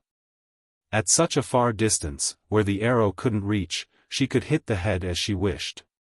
If it was a normal person, he would probably die. No wonder the tribal leaders were so scared when they talked about the weapons of Tang. Even children could kill people easily. It was said that there were countless people in Tang. If everyone had a gun, Duo didn't dare to think about it anymore. He used to admit that Tang was powerful, but it was just an impression. When he saw the team of Zhang Xiaobao and Wang Wan, he felt that Tang had countless good things. Now, he really admitted that Tang was unimaginably powerful. While he was thinking, Zhang Xiaobao had already skinned the deer. This deer skin was too complete, and the deer was not small. He could make something for his brothers and sisters. After thinking about it, Duo found that a large part of the deer's skin had been skinned very well, even better than his. He was too embarrassed to help, so he squatted aside and watched. Then he said to Zhang Xiaobao, "The deer head should be given to your sister." "No." Zhang Xiaobao replied casually. "It is the symbol of a warrior. When our children hunt for the first time, they will leave a part of the beast for their children." Duo thought that Zhang Xiaobao was greedy for the deer head, so his tone was a little different when he persuaded. Zhang Xiaobao didn't stop. "Can I leave it? She has killed too many animals. The purpose of killing animals is to eat and use, not to show off. Otherwise, it is disrespect to life and blasphemy to humanity. When you leave the head of an animal on the wall, you want to show others how good you are at killing animals and how powerful you are. My wife and I don't need to put any head on the wall, but where we are standing, who dares to say that we are not powerful? Yes, I don't want the deer head. That thing takes up space. Thousands of people have died in the hands of my brother and sister, but the paintings on the wall of my brother and sister's house are mountains and rivers. When you show your courage by using other animals' bodies, it is because you are not confident enough." Xiao Nan stood over with a gun and watched the deerskin. His words supported her brother. Although she already knew that her brother was not her biological brother, she didn't understand the difference between a biological brother and a biological brother. Moreover, she had forgotten the things when she was younger, but she always remembered when Xiao Bei gave her candy. So every time someone questioned her brother, she opposed it. Duo was speechless for a while. There were indeed several heads of beasts in his original home. There were bear heads, tiger heads, and many wolf teeth. He even had a chain of bear teeth around his neck. Just like what Xiao Nan said, he used these heads to show the power of his tribe. Later, he left with the Tang team, so it was not convenient to carry them. No matter how precious the heads of animals were, they were not as precious as a set of knives. He put his hand on his neck and secretly exerted force. When he struggled again, his neck hurt, and the chain of bare teeth was pulled off by Duo. He used his wrist and threw it into the barley next to him. Only then did he feel relieved. "What are we eating tonight?" Zhang Xiaobao asked when he was packing up the deerskin. Xiaobei didn't need to be reminded to know that he was asking about them. He came over to look at the bloody deer and asked, "Didn't we arrive at the tribe's place at night? If I am not satisfied with their hospitality, I will.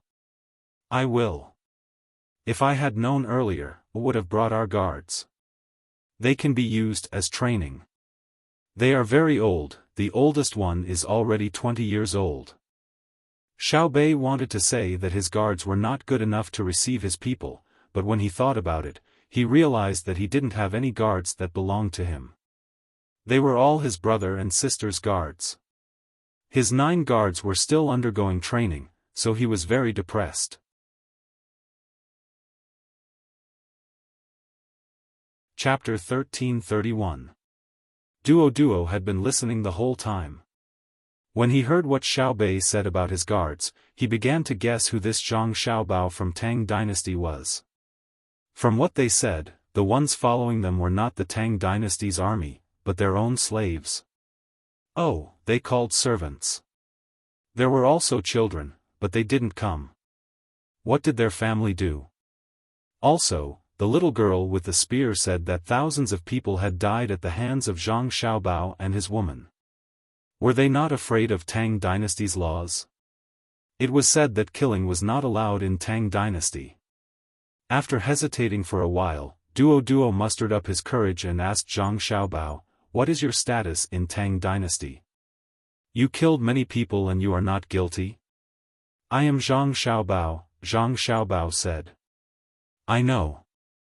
I heard you say that you are a good person. Then what is your status?" Duo was very nervous.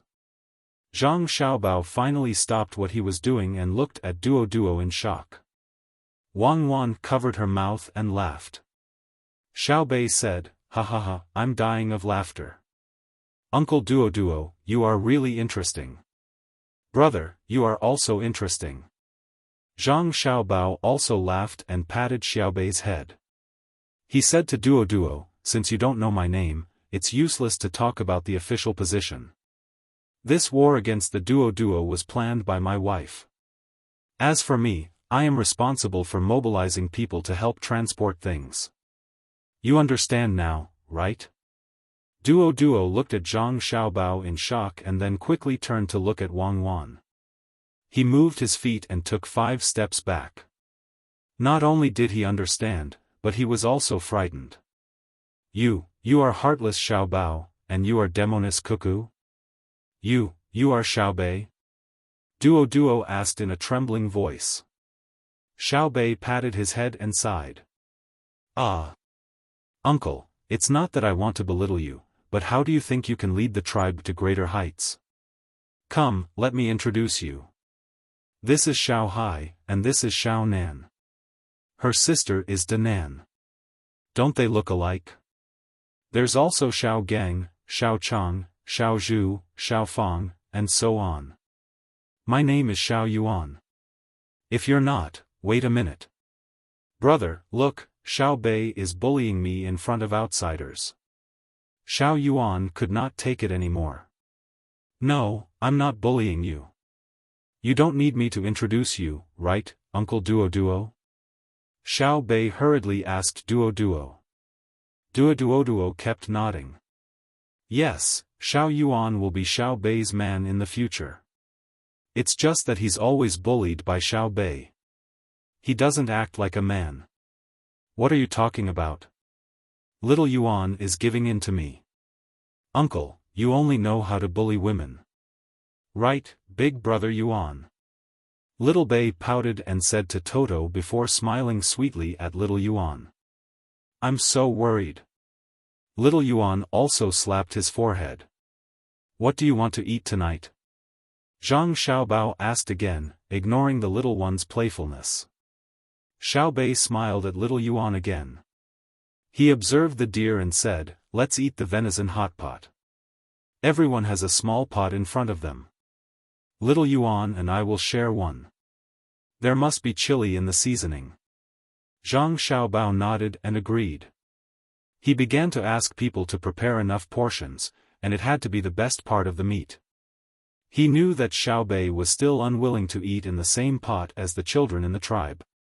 Even though he had washed his new clothes when he changed, he was still tanned. Moreover, he did not undergo hygiene inspection, so Xiaobei was afraid of getting sick. Duo could tell that the children did not like to eat in the same pot as his children, so he could not help but feel a little uncomfortable.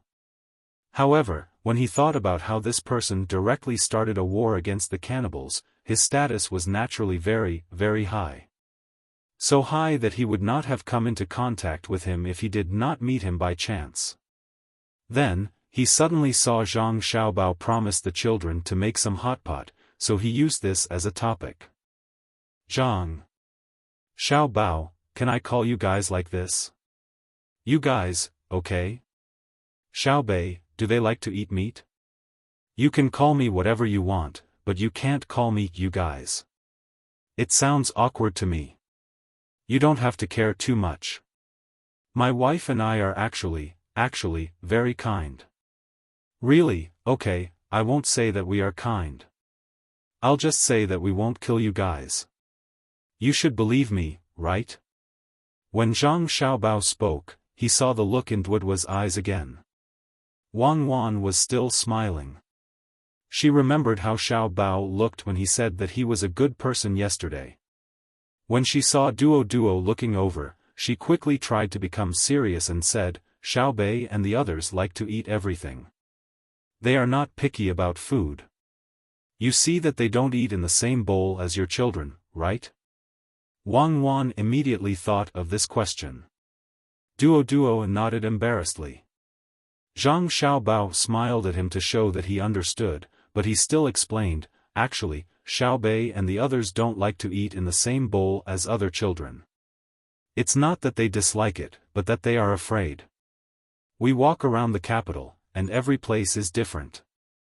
To put it in a more profound way, it's different from bacteria. It's something that can make people sick. You locals are already used to it.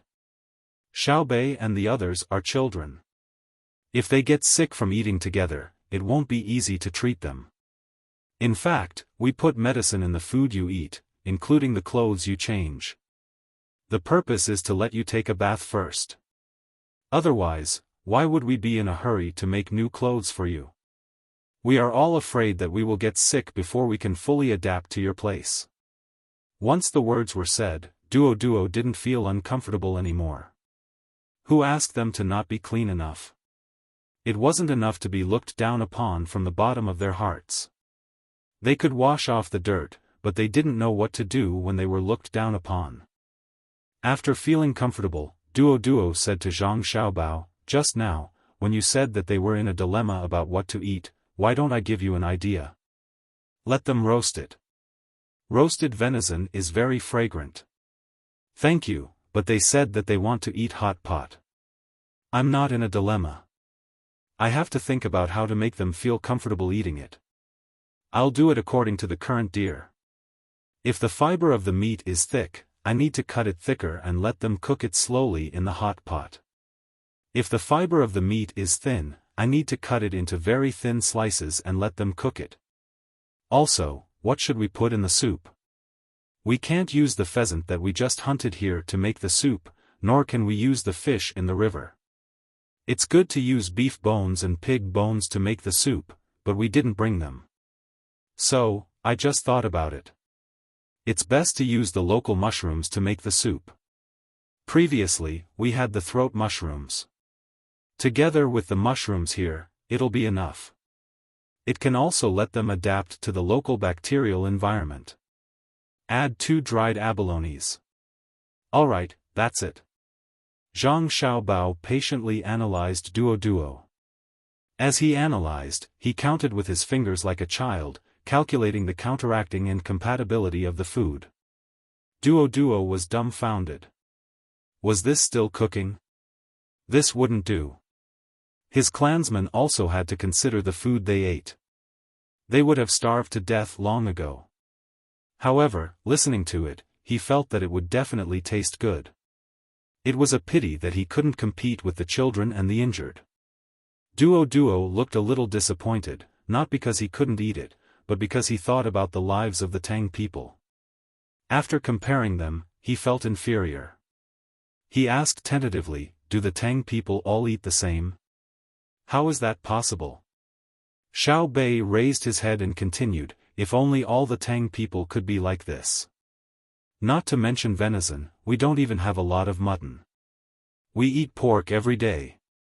If we don't have enough pig meat, we have to exchange it with chicken and duck meat. It's good enough if we can eat pork ribs in half a month. If we want to eat venison every day, we have to raise deer like we raise pigs and chickens. Their lives are really tough. My family has a restaurant business, so the food there is better. It's a little better." Xiao Bei felt embarrassed as he spoke. Duo suddenly understood. He had heard of restaurants before. People who ate there had to be rich, and the food tasted good. He couldn't help but feel envious. If there was someone in his family who worked in a restaurant, the meat is good. It's very delicate. Cut out the tenderloin and chill it. Don't let it run. I don't want to make cold jerky for them. I want it cold and fresh. At this time, Zhang Xiaobao had already checked the meat for himself and instructed. Naturally, someone went to get saltpeter and chill the venison. Duo didn't know what chilling was, so he didn't ask. Otherwise, he would be even more surprised. Now, he felt that Zhang Xiaobao shouldn't be so serious. He advised, "Just make food. Don't worry too much about the children." "Yes, that's what I said. If you don't want to worry, then don't raise them. Even raising horses knows how to be careful, let alone raising children. Look at the wild vegetables under your feet. You can't just eat venison." Zhang Xiaobao began to pay attention to the path under his feet again. When he saw wild vegetables that weren't poisonous, he would pick a piece and put it in his mouth to chew. He wanted to see if the taste could match with the venison and seasoning. Every time he confirmed something, Duo would pick it. There were many wild vegetables in the mountains. He was usually very careful when he ate them, afraid that they would be poisoned. Small root vegetables? Sure enough, it's time to eat. "Babies, what should we do?" Zhang Xiaobao suddenly found many small roots of garlic. The scientific name was allium white. He dug one out of the soil and tasted it. He asked the little ones. The 9 children began to feel awkward. They knew that if they had small root vegetables, they would also have cat ears. Then, they could eat the small root vegetables with cat ears soup. It was very delicious. If they added a small plate of sliced cucumber with some salt, it would be even better. But someone had already gone to prepare the venison. What should they do? One by one, they frowned. Duo was puzzled. Your family is full of foodies. You frown when you're cooking, and you also frown when you're eating. It's as if you're in a dilemma. Is it more difficult than fighting a war? You can put the two together and eat them both. Duo felt that he was very smart and proposed a solution. Without waiting for Zhang Xiaobao to speak, Xiao Bei shook his head. No, venison is warm and nourishing. The small root vegetables are spicy and also nourishing. The cat ears are earthy and can suppress the slight spiciness of the small root vegetables. Together with the cucumber, it will improve the taste and clear the stomach. It's a good combination. Therefore, we can't eat it together with venison. Otherwise, we won't be able to taste the venison. Also, after eating, should we take cold medicine to digest, licorice to balance, or medicine to warm the spleen and stomach to stabilize? It's just a meal. It's not like we're risking our lives. Do you want to eat us to death? It's like chili mixed with ice. Can that be eaten? It's also impossible to add licorice. Those who dare to prescribe such a prescription are either quacks or divine doctors. Didn't you see that brother is looking for vegetables to neutralize the venison? Yes, yes. Illness comes from the mouth, and disaster comes from the mouth. We have to be very careful, Xiaoyuan echoed. Duo didn't understand at all. The only thing he knew was that it wasn't easy for Zhang Xiaobao and the others to eat. It sounded very dangerous. Thinking of the danger, he became nervous again. He said to Zhang Xiaobao, "When we see our big leader, you must not reveal your identities. If the big leader knows who you are, he might want to arrest you."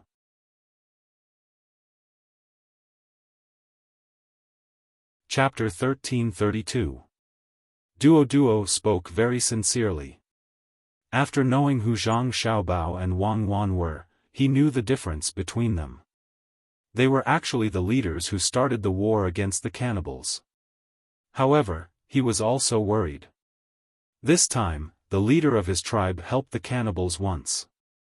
He thought that the cannibals would succeed, but who knew that the great Tang would be so prepared? Not only did the sneak attack plan fail, but the cannibals were also beaten up. The cannibals did not resist at all and ran away without a trace. Thus, the great Tang troops ran to the tribe and searched. The leader did not dare to resist, but he also searched his small tribe again. If the leader knew the identity of Zhang Xiaobao and Wang Wan, would he play tricks behind their backs and capture them? The two of them were very important to the great Tang.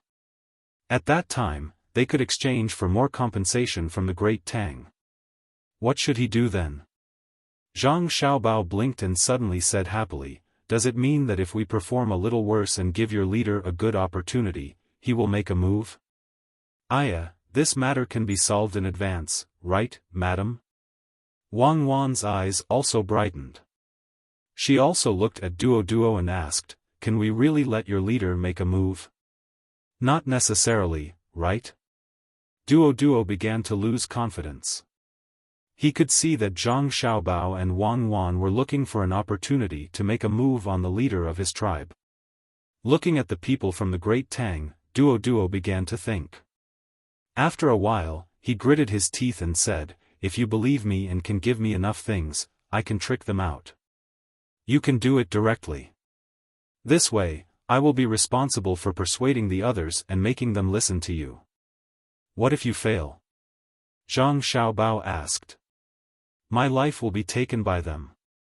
Duo put on an expression as if he was not afraid of death. Zhang Xiaobao waved his hand. "Forget it. Let's just follow the previous plan and directly use a strategy to kill. Your people will not be convinced. I still need them to follow the team and do things. It is easy to kill people, but it is hard to change their minds. We should pursue benefits and not force them."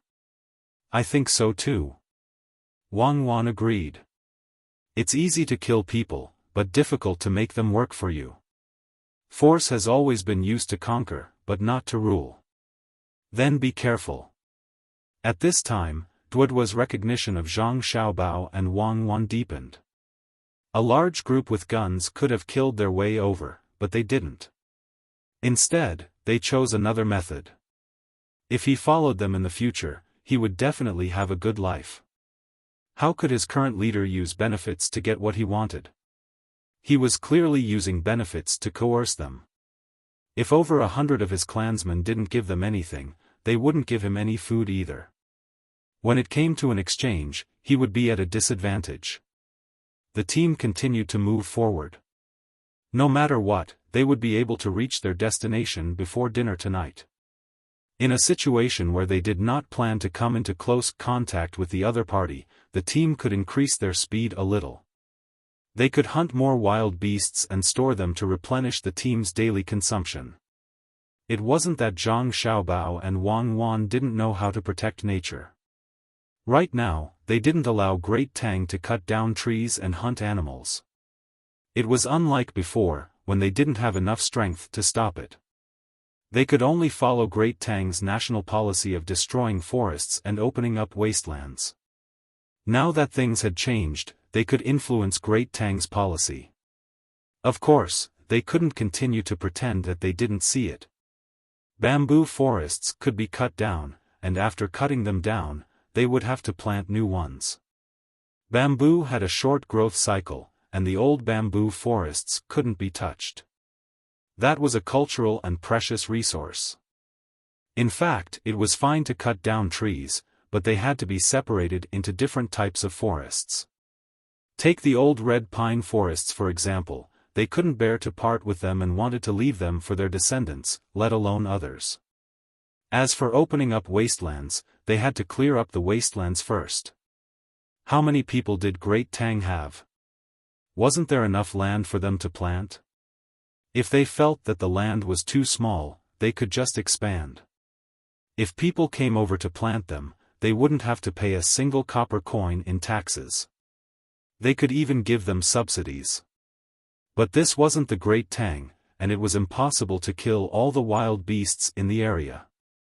If 12,000 people could kill all the wild beasts in the area, it meant that the wild beasts had been on the verge of extinction before.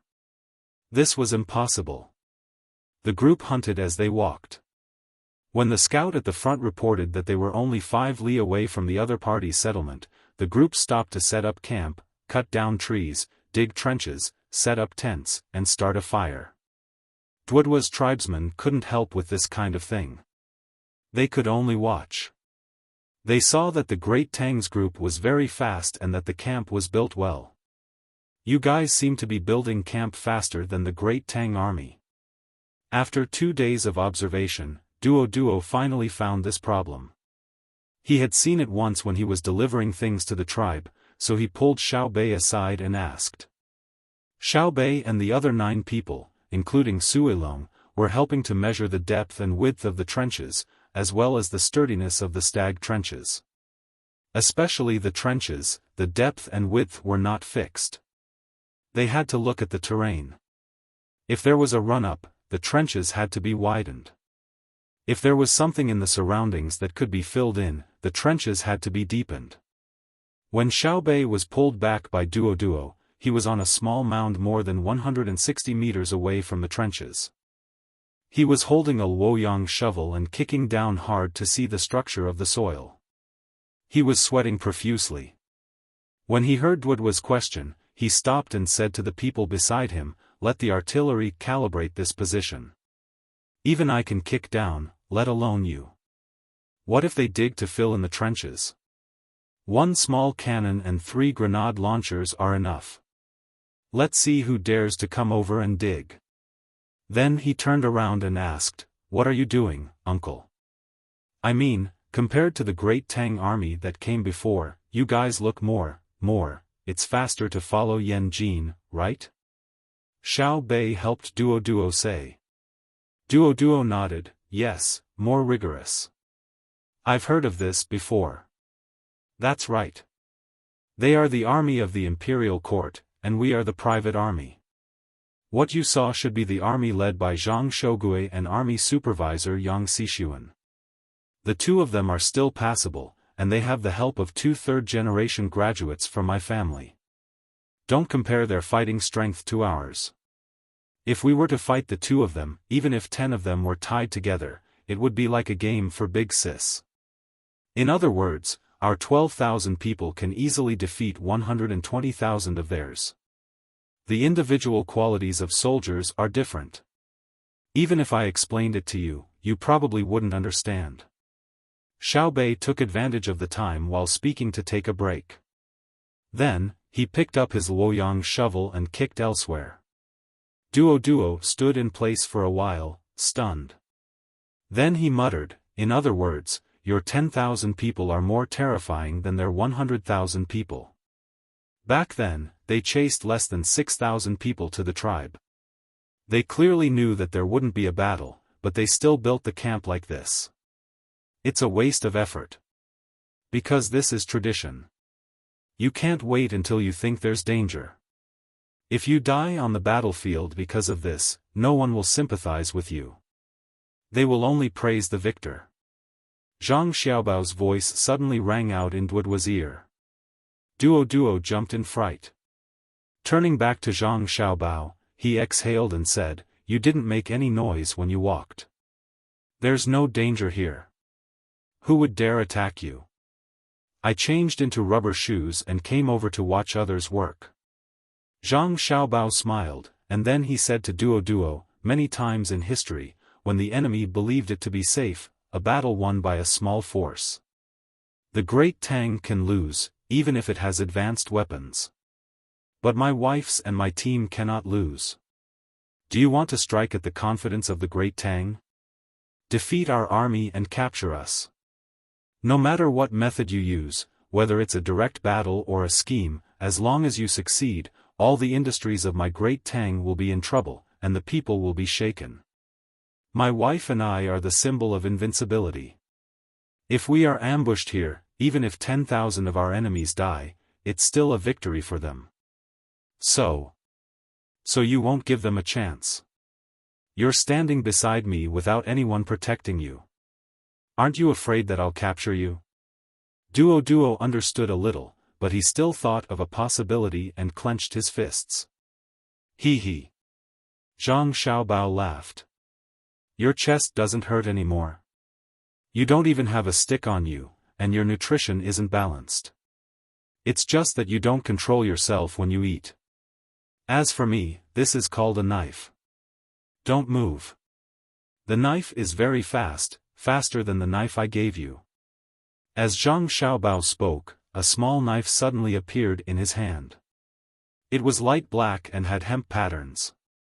He gently placed it beside Duo's neck, and with a flick of his hand, a pu sound came from a small tree beside them. Duo's pores opened instantly, and he felt much cooler. He turned his head to look at the small tree and walked forward. When he got closer, he shivered again. There was a 2-inch-long red worm that was nailed by the knife. "Zhang Xiaobao, can you really beat your woman? If you want me to beat my wife again, I'll beat you first. Hurry up and rest. I think your leader will come over when it's time to eat. I've already sent people there to trade for food. We've consumed too much food along the way." Zhang Xiaobao walked over and pulled the knife out of the worm's body. He then took out a white handkerchief and wiped it. The small knife made a light black mark on his hand, and then it suddenly disappeared. Duo looked at Zhang Xiaobao's back as he left. His feet seemed to be glued to the ground, and his expression was blank. He didn't understand what kind of person this person was. When he looked at his smile, he thought that he was very ordinary. He just looked a little better, and he didn't look that strong when he wore clothes. Why did he have the strength, the throwing knife, and the ability to cook good food, but he was willing to eat the same food as his subordinates? The most important thing was that he was afraid of women. As long as his woman, Wang, looked at him that way, he would smile. If I smile with my women, what will it be like? He's not like a man. He's so powerful, but he's afraid of women. Maybe only his women can understand him. Duo muttered to himself. He found that he really couldn't evaluate Zhang Xiaobao with what he knew. In fact, I don't know him very well. I only know a part of him. Of course, he doesn't know me completely, but he definitely knows me more than I know him. I plan to use my life to understand him. Don't just stand there. Organize your people. Your leader is here. Wang's voice was the same as Zhang Xiaobao's. She suddenly sounded behind Duo. Then she caught up with Zhang Xiaobao, who was holding a stick, and said to him, "Brother Simo Domo he luo fo che ho mo wu has come in person. He only brought 25 people with no weapons. It's really strong." Zhang Xiaobao swung it a few times, but it didn't break. He praised it, and then asked Wang, "Who? What do they do?" "The local leader." Wang also came over and kicked the side of the deer. "Aren't they the Mish tribe?" "There's no Mish in their name. Others call them Mish, just like the Japanese call us Shina. Do you have Shina behind your name? Who dares to call me that?" I'll let him know why flowers. How many eyes does Ma Wangyi have? Japan was originally called Neon, okay? Later, our Chinese people were magnanimous and thought that their sun rose first, so they called it Neon. Unfortunately, this Neon name became derogatory in our time. I feel sad for them. Come with me to meet some Moda people. Zhang Xiaobao threw down the stick and walked in the direction Wang Wan pointed.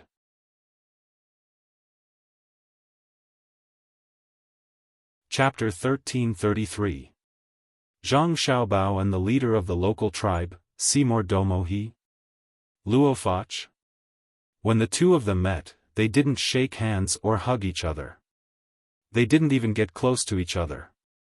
The two of them were 10 meters apart. Zhang Xiaobao sat on a chair with his back facing the south. Seymour Domohi only had a stool and sat facing the north. When he looked at Zhang Xiaobao, he had to look up. It was not that Zhang Xiaobao was deliberately making things difficult for him. It was the rules that represented the dignity of the Tang Empire. How could a leader of a small tribe be on the same level? He was already being merciful by not making him kneel.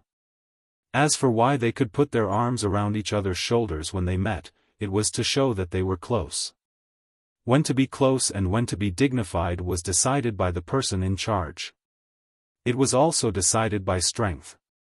At this moment, Zhang Xiaobao decided to be dignified. After all, thunder and rain were the grace of the emperor. Seymour Domohi below. Luofach. Brother Hima Wu, why are you here? Zhang Xiaobao asked in a sarcastic tone. Seymour Domohi. Luofach. Brother Hima Wu felt very uncomfortable when he heard this. He was not your subordinate. What right do you have to treat me like this? Although he was unconvinced, Seymour Domohi showed a respectful expression and replied, "We see that the envoy from your country has traveled a long way and have worked hard. Therefore, we are here to greet you personally." After he finished speaking, he raised his head and looked at them, as if he was here to visit them, giving them a sense of being neither servile nor overbearing. Zhang Xiaobao, who was sitting on the chair, sneered, "We are not here to visit you. We are here to kill. Since we are here, someone must die." Seymour Domohi took a deep breath and forced a smile. He asked, "Who do you want to die?" "Those who stare at us, die. Those who bare their teeth at us, die. Those who are disrespectful to us, die. Those who do not listen to us, die. Those who make me uncomfortable when they smile at us, die. Come, Seymour Domohi, give me a smile." Zhang Xiaobao rested one leg on the armrest of the chair and leaned against it, casually saying to Seymour Domohi. Beside him, someone had already raised his gun and aimed it at Seymour Domo. Seymour Domo felt deeply humiliated. It wasn't just him. When everyone heard Zhang Xiaobao's words, they felt that Zhang Xiaobao was too much of a bully. He had come to take a look. Even if they didn't treat him well, there was no need to humiliate him. Facing the threat of death, Seymour Duomo finally chose to compromise. He raised his head and gave Zhang Xiaobao a smile that he thought was the most beautiful. He really did not want to die in such a sullen manner. "Yes. Not bad, but you need to practice more when you go back. We will go over tomorrow morning. Are you all ready to welcome the Shangguan kingdom?" Zhang Xiaobao and Weiwei nodded and asked Seymour Domohi. "We're all ready." Seymour Domohi couldn't say anything else. In truth, he hadn't been prepared at all. He had only just learned that the great Tang had come and said that they wanted to trade. After learning that it was Zhang Xiaobao and Wang Wan's army, he had come with a nervous heart, intending to understand the purpose of their visit. He hadn't expected that Zhang Xiaobao would treat him like a subordinate on their first meeting. After all, he was the leader of more than 3,000 people, and yet he wasn't given the slightest bit of respect. This was too much. After silently cursing, Seymour Domohi felt much better. He adjusted his emotions and began to consider proper matters. Zhang Xiaobao and Wang Wan had come to his territory. He had helped the Arabs before, so if they used this to cause trouble again, how should he deal with them? Zhang Xiaobao was satisfied this time. He didn't insist on making things difficult for this man. He had noticed that this man called Simo Domo he had an indifferent expression in his eyes. He was very calm, very relaxed, and very reserved. He wanted to be on equal footing with him and display the prestige of a leader of a small tribe. For some reason, Zhang Xiaobao couldn't help but think of that Filipino President Aquino from a documentary. He was an idiot who couldn't see the situation clearly and had an extremely poor attitude. Every time someone died on his side, he would laugh. This was a sign of immaturity in political wisdom. Even if you were secretly happy and no one cared, you had to pretend. Even the President of the United States didn't dare to laugh, so what were you if you weren't an idiot? This was respect for life. This Simo Domo he gave Zhang Xiaobao precisely this feeling. Say, you have a tribe of 3,000 people that doesn't have anything, so what are you pretending for? What right do you have to appear equal in front of me and play neither servile nor overbearing? Haven't you read too many historical stories? No wonder the great Tang spoke so smoothly. With this thought in mind, Zhang Xiaobao waved his hand, closed his eyes, and leaned back to rest. Simo Domo you can go back now. We'll be there tomorrow. Why don't you stay for a meal? It's getting late. Someone immediately gestured to Simo Domo appearing rather polite. Okay, let's have a meal. We truly haven't eaten, Simo Domo happily agreed. This way, please. This person was immediately depressed. He was just being polite, but this guy actually agreed. But since he had already said it, he naturally had to entertain him. Simo Domo followed them and kept looking at the situation of the camp. He found that it was very messy. The tents were not arranged in rows or columns. Instead, there were tents here and there. It seemed like Zhang Xiaobao and Wang Wan's troops were really not good at marching and fighting. At the same time, he was thinking about what he had done wrong. According to the books of the great Tang, many of them said that when one went out to meet the leader of another place, he would be neither servile nor overbearing and would criticize the other party. In the end, when the other party said to push him out to be beheaded, the person who was pushed out would laugh a few times and be asked why he was laughing. After that, it would be easy to handle. He would say his own words, and the other party's leader would think that it made sense, so he would succeed. But today, he didn't say that he was going to push Xiaobao out to be beheaded. Instead, he aimed the gun at Xiaobao.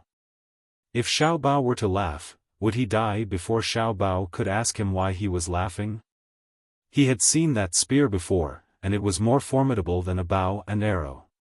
If the arrow was far away, he might be able to dodge or block it, but the spear would not give him the time. By the time he heard the sound, he would already be dead. For a moment, Simo Domo was very depressed.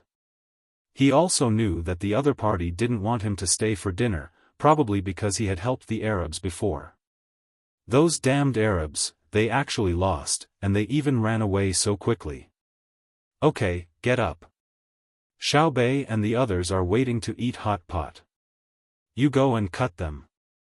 Xiaobei says that he wants to eat thin strips. You think of a way. Zhang Xiaobao was still lying on the chair when Wang Wan came over to urge him. In truth, she could also cut, but she could not compare to Xiaobao. In order to make her little brother and sister eat happily, she needed Xiaobao to do it. Zhang Xiaobao was indeed a little tired, not physically, but mentally. He knew that it didn't matter what kind of attitude Seymour Demoki had just met. What mattered was whether Seymour Demoki had the same idea as his people. A leader's influence on the people under his rule was extremely large, second only to the influence that parents and teachers had on their children. If Simo Domo's daily propaganda was hostile to the great Tang, then the more than 3,000 people probably had the same idea. As he got up and walked to the kitchen, Zhang Xiaobao said to Wang Wan, "When the Japanese invaded, let's not talk about invasion and just talk about integration." They also started teaching Japanese in the 3 northeastern provinces. From this, one can see how smart the Japanese are. But in the end, they failed. I'm worried that Simo Domo he will also have nothing better to do and educate his people. If that's the case, we won't be facing the same opponent. Wang Wan smiled and said, "I can see that Simo Domo he is using his cleverness in the wrong place. He probably thinks that we're always high and mighty and lack someone who dares to communicate with us normally, so he wants to play this role. In truth, he still has too little understanding of our Chinese culture. There's no such thing as equality, and no leader would be so cheap, including Li Longji. We really do treat him this way, but it's not because he lacks feelings in this aspect. It's because we can provide him with benefits." He laughed and was very happy when Xiao Bei stole food from him, but without us, Xiao Bei wouldn't have had a chance to steal food. Even if he did, would he still be happy? He's being magnanimous by not teaching Xiao Bei a lesson, but he'll definitely teach Xiao Bei's family a lesson. If Xiao Bei was an ordinary person, Li Longji would teach a lesson to the local officials. As for us, we can communicate with the people of Tang equally, but Simo Domo he thinks that we're used to being high and mighty, so he wants to give us a special impression. Pooh! Well said. Where's the meat? Zhang Xiaobao had already arrived at the big tent that served as the kitchen. He saw the washed wild vegetables, but he couldn't find the meat that he wanted to cut.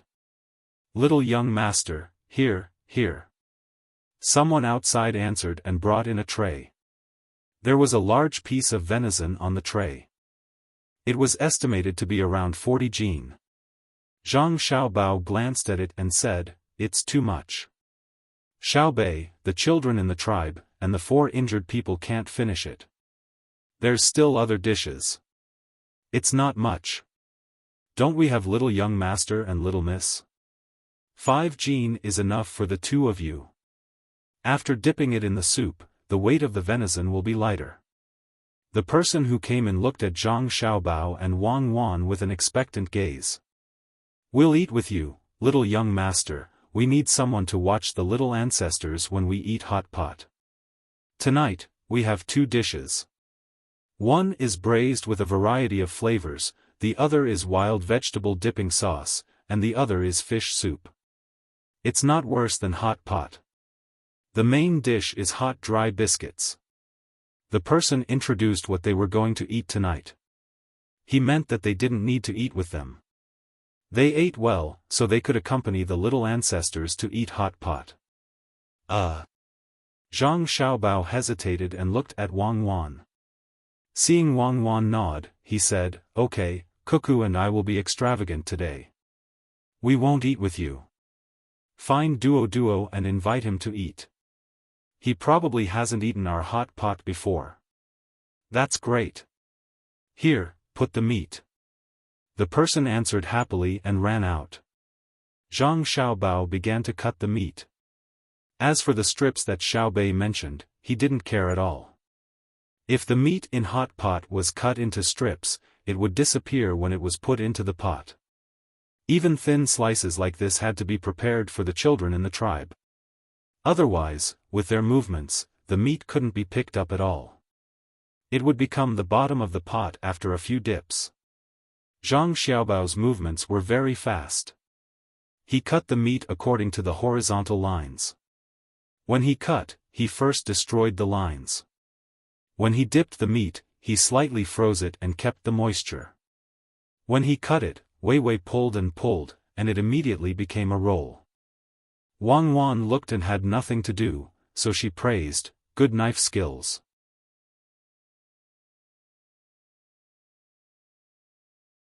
Chapter 1334. Don't just look at it and talk. Put it in the wooden tray over there. Don't let it melt later. It is not easy to form cold fresh meat in such a short period of time. If it is slightly frozen, once it is cut, it will become the taste of watery meat. Zhang Xiaobao did not stop moving his hands and instructed Wang Wan, who was standing at the side and watching without helping. Wang Wan had been admiring Zhang Xiaobao's knife skills. It looked very ordinary. He just made a cut and then lifted the knife. What was different was that the meat was rolled up instead of in pieces. It was obvious that he had added other movements when he was cutting. There was a hidden force. After all, cutting by hand was not like a meat slicer. Hearing Zhang Xiaobao's dissatisfied voice, she smiled and quickly went to get the wooden tray in the ice. She did not forget to put a few pieces of ice around it. After putting it on the tray, Wang Wan looked at the meat roll and praised, "The meat is so good. It is actually a small circle of white meat. It is almost like lamb. There is fat. Otherwise, why does it need to be frozen? Otherwise, the fat can't be cut so thin and stick to the knife. Unless I let the knife and the meat be at the same temperature and put a layer of other oil on it. Of course, a special knife can also be used, but we don't have that technology. It would be better if we have cold-forged knives." Zhang Xiaobao took another piece of meat and sighed as he cut. Wang Wan did not say anything. The technology was several generations behind. If there was cold forging technology, the first knife made would not be a kitchen knife, but a scalpel. Also, the cutting knives and kitchen knives of the lathe were luxurious enough to use cold forging technology. Seymour Domo is staying for dinner. Should we entertain him? Wang Wan thought of another thing. Entertain him. Just entertain him. He will eat hot pot with us. The people he brought will eat with others. It is a matter of etiquette. But we don't need to talk to him about serious matters. We don't even need to talk. Zhang Xiaobao suddenly stopped and looked at the meat. It was actually injured. This piece has to be cut out. We don't want this part of the meat. The knife in Zhang Xiaobao's hand moved back a distance. He wanted to cut down and take a look. He shook his head and continued to move back. This time, he finally let go of the tangled piece of venison. Wang Wan took it and looked at it. She rolled her eyes a few times and said, "He must have hit a hard rock or something and then stabbed himself. Otherwise, there wouldn't be such a scar in this place. It's not easy to live after all. I think it's good to be alive. If it's really too easy, don't you think life will be boring? There's still so much meat waiting to be cut. Now I know why it was so expensive to cut meat by hand." Zhang Xiaobao's movements were not slow, but the meat was too thin, and it required a lot of strength from his wrist. When he exerted force downwards, he had to cut, not press. Otherwise, the meat below would be a little deformed. Then, when the knife went down, it would either be thin or thick, and there would even be a situation where half of the meat was cut. Taking the sharpening stick, Zhang Xiaobao rubbed the knife against it twice and continued to work hard. "I will never cut meat for them like this again. It's so torturous. The knife will be blunt after 2 cuts?" Wang Wan looked at Zhang Xiaobao always using the sharpening stick to scrape the knife. Until now, she still didn't understand why, because she didn't need to use that thing when cooking. Zhang Xiaobao shook his head lightly. "It's scraping the edge of the knife. The oil on the knife is scraped off. The knife is fine. How about this? Prepare a basin of hot water and a basin of cold water. I will first put the knife in the hot water, then use a towel to wipe it. After wiping it, put it in the cold water, then use another towel to wipe it. This way, there's no need to use the sharpening stick. Use the hot water to get rid of the oil, and use the cold water to lower the temperature of the knife. Every industry is not easy. Eating, it seems to be the simplest, but also the most complicated. Then why is it so expensive to cut meat by hand? Is it because of manual labor?" Wang Wan asked suggestively. Because, you can't tell the quality of the meat when it's cut by a machine. The texture will be messy. If you ask, people will say that it's the machine.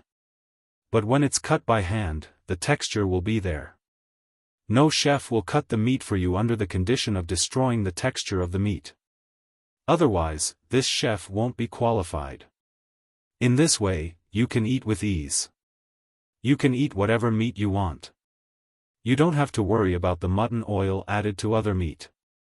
The popularity of hand-cut meat is because of the quality of the meat. The price of meat is cheap. Everyone can't buy good meat. The main reason is that in restaurants, it's a case of bad money driving out good money. But with hand-cut meat, everyone will choose this kind of meat in order to eat better. Thus, there's also the saying of good money driving out bad money.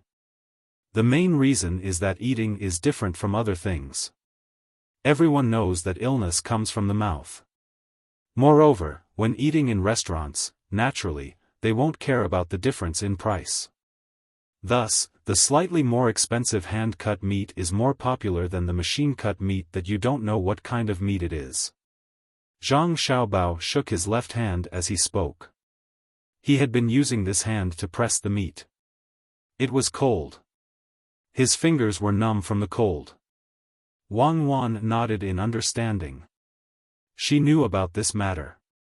Chinese people were really smart. Not only were foreigners afraid, but Chinese people were also afraid. If it was Chinese people, they could sell a pound of mutton that cost 70 renminbi for 20 renminbi, just like how mutton that cost 30 renminbi was sold for 10 renminbi more than 100 years ago. Let's not talk about the specifics first. Just talk about the similar taste and how low the cost of the food was. Thus, Chinese people were afraid. Generally, they would go to Muslim to buy beef and mutton and cut it themselves at home. It was very ironic. They were religious people who should be restrained and rejected, but they had no choice but to go to other people's places to buy things because no one dared to sell fake meat in that place. That was ethnic conflict, and people would die. Selling things to foreign countries, in terms of the same quality, was still very cheap. What made the foreign industry even more afraid was that China's exports were much lower in quality, but the price was much lower. Yes, the quality was indeed not very good, but the price was cheap. If it was a car, quality was very important. But what quality did disposable tableware need? It was thrown away after eating. Are we Chinese people really the scourge of this planet? Wang Wan found it funny and asked. China is the scourge of the entire universe, so let the Chinese people rule this planet first, and then scourge the universe. The others can't do it all and can only suffer losses. The people of this deer are really good. The meat is delicate. If you look at it under the setting sun, it's like the texture of a cloth. Zhang Xiaobao pinched a piece of meat and looked at it under the light. Wang Wan came over to take a look and nodded. It's really good. It exercises all year round, and it's different from other animals. It's especially better than wild boar meat. The fiber is not so thick, but it's a pity that there's no marbling. If you didn't deliberately let people put some fat, you wouldn't even see a bit of white when you cut it. Marbling, it's nothing more than the ratio of protein to fat. That's other people's rules, not our Chinese rules. If you take 5A beef, other than making steak, can you stir-fry it and eat it? If you cut it along the texture, you'll separate the fat from the thin. If you don't and cut it horizontally, then fine, let's not eat the shredded meat. Eat the foam, it will break. It's a matter of eating habits. It's not always good when others say it's good, unless it's specially sold to them. It's like eating fish and crabs. Do people in England eat crabs? Do people in America eat carp? There are a lot of thorns. But in China, if you have wild crabs and carp, they're very expensive. The English think it's hard to eat crabs. Lobsters are all peeled by the chef. We don't need it, we have special tools to eat it. There are 8 pieces of crabs, it's very delicious. And carp, of course, people in America don't eat it. It's very earthy, and there are too many thorns. Why? Because the way they eat it is simple. Children in China know to spit out the thorns when they eat fish from a young age. They don't wait for their parents to remove the thorns and fry the fish with breadcrumbs. Many people are sad. They only say that the food in America is good. Western food, in fact, I don't like to eat this. I'd rather cook it myself. It's not that other people's food is bad. People always eat it, but I'm not used to it. It's too nutritious. I don't need so much nutrition. When you're like me, you eat lean meat. I don't need marbled fat. What I care about is explosive strength, not fitness. I don't need so many special muscles on my body. Okay, it's not easy to eat. By the time Xiaobao finished speaking, he had finally finished cutting the meat. His two hands were swinging vigorously. In just a short while, he had cut more than 40 jin of meat. Moreover, it was a high standard thickness. The knife was only now showing its age. It was not as good as the cold-forged knife. The difference was too big. Wang Wan was also not idle. In fact, there were not many meat rolls on a tray. Zhang Xiaobao cut them quickly, like magic. When you looked at him, he cut them again and again. But if you counted according to his movements, you would find that he was very fast when he counted the numbers. It was a visual error. It was the same as when the wheels of a car turned very fast in one direction, and then you saw it turn back very slowly. After placing the last meat roll on the 10th tray, Wang Wan looked at Zhang Xiaobao and smiled, "Dear, what I admire most about you is your love and support for our Chinese tradition. I will not say whether you are right or wrong. I only want to say that your persistence is not something that all Chinese people have." Just like what we had discussed before, many people who went overseas said that China was not democratic and developed slowly. The quality of the people was not as good as them overseas. However, he had never considered that if China was suddenly gone, would his status as a Chinese be affected in the outside world? Why are they so nice to him? It's because this country that he looked down on has nuclear weapons, high GDP, and influence over other countries. Does he really think that he is powerful? Does he think that he is Qianshuesan? Yes, as I said, they are far inferior to the Yudans. Without Israel, the Yudans are rootless duckweeds, so the Yudans outside will defend Israel. They are a nail in the religious community of the country we are attacking now. I won't say whether they are right or wrong, I only admire their spirit. Let's go, you can take 2. I don't have enough hands. Are you still my wife? Are you not my wife? Zhang Xiaobao started to design trays. There were 10 trays, and he must find a way to carry 1 trays. He will carry 1 trays, carry 1 in each hand, place 1 on his arm axle and 1 on his shoulder. That will be 7 trays, and he still has 3 trays left. But Wang Wan had her hands behind her back and was looking at him with her feminine eyes. She did not help him. Carry 1 and carry 2. If you don't work, I will divorce you and divorce you. I am scared to death. Dear, do we need a marriage certificate before getting a divorce? Take it out and let this concubine take a look. Wang Wan helped Zhang Xiaobao adjust the tray on his head and said with a smile like a flower.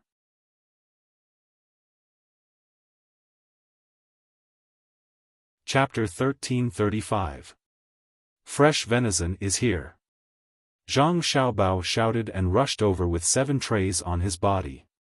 The 9 little guys immediately rushed forward and reached out to help. Wow, brother, you're amazing. Are you going to perform acrobatics? It would be even better if you could hold one in your mouth. It's not difficult at all. People can put a very long pole and people can move back and forth on it. You can hold it in your mouth, really. Xiao Bei said to his brother as he tiptoed and took the tray down from his brother's head. Many acrobatics can be vomited out after eating. Do you want me to vomit a few mouthfuls for you? Zhang Xiaobao said discontentedly. He. No, if you don't say it, I'll eat it even if you vomit it out. When you say it, I always think of those drunk people vomiting. It's so uncomfortable. Look, how is my brother's knife skills? I'm asking you, Suilong. What are you looking at? Xiao Bei kissed his brother, ran to the table with the tray, and asked Suilong, who was staring at the meat roll. Suilong was looking at the lamb roll. He had never seen such a thing. He used to eat hot pot at between the clouds and the water. He didn't know what hot pot was before that. He used to eat all slices. How did it become a roll today? Say something, venison. Don't you recognize it? Xiao Bei looked at Suilong's confused look and said aloud. Why is it a roll? Suilong murmured. Because it's cooked faster when it's put in the soup. My family used to eat it like this. Oh, it's not like this to outsiders. It's not a big deal. If you want to eat it, wait until we go back.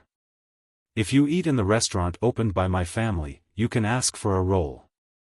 Xiao Bei made a gesture of boiling the venison and began to distribute the food. The children in Duo tribe were very honest. Each of them had a small hot pot in front of them, but they were a little far from the hot pot. When they wanted to eat, they had to stand up from the chair and walk to the front. Otherwise, they couldn't boil the food.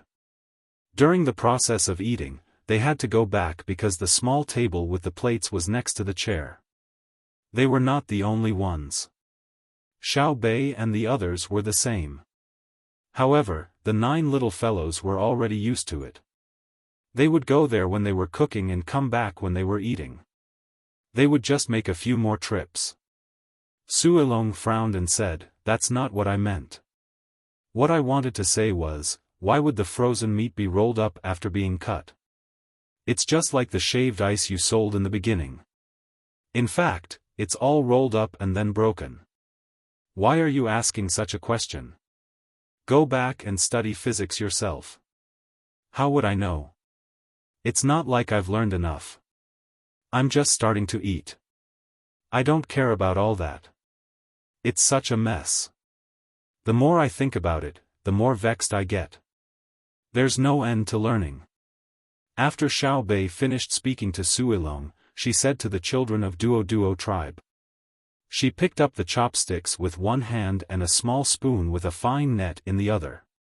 She picked up the meat with the chopsticks, placed it on the small spoon, and dipped it into the small hot pot in front of her. In fact, she didn't need to use the small spoon. Just the chopsticks were enough. However, the children in the tribe were used to using their hands. They were very bad at using chopsticks. She had to demonstrate. Even so, the children in the tribe were very busy when they were eating. The translator was also busy, but he couldn't eat yet. It wasn't that he couldn't eat. He wanted to eat, and Zhang Xiaobao and Wang Wan would definitely support him. However, he knew that if he ate, he would be isolated when he went back.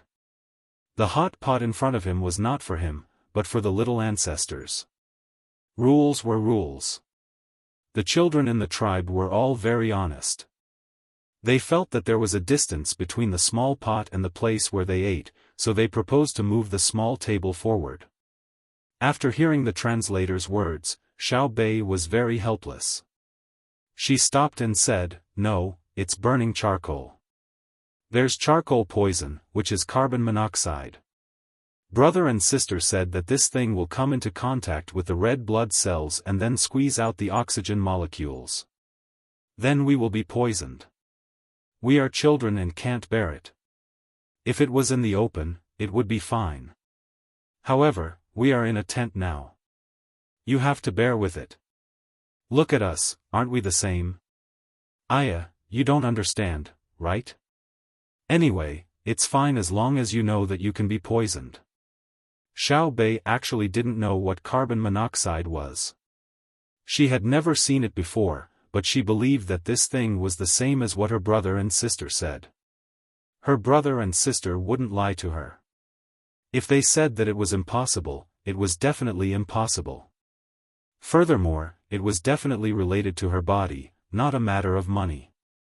Xiao Bei still had some impression of throwing the big pearls on the marble floor when she was young. She couldn't understand why she did that back then.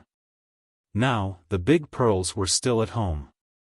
It was probably good luck that they threw them for fun.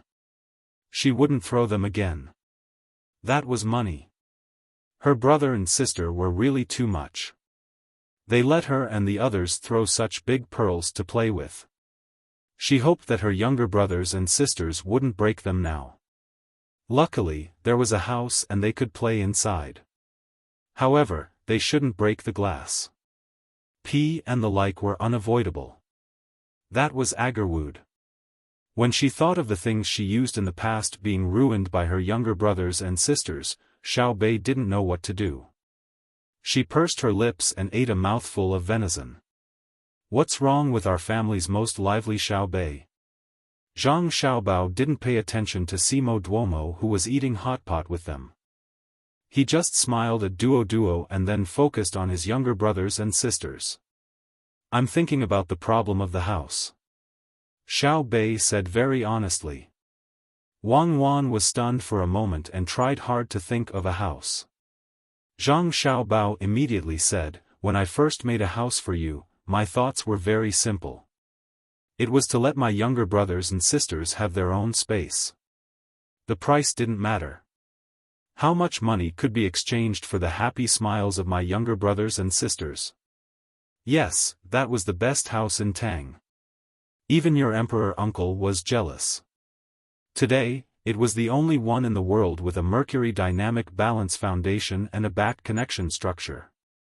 It was the only one in the world with a chain design.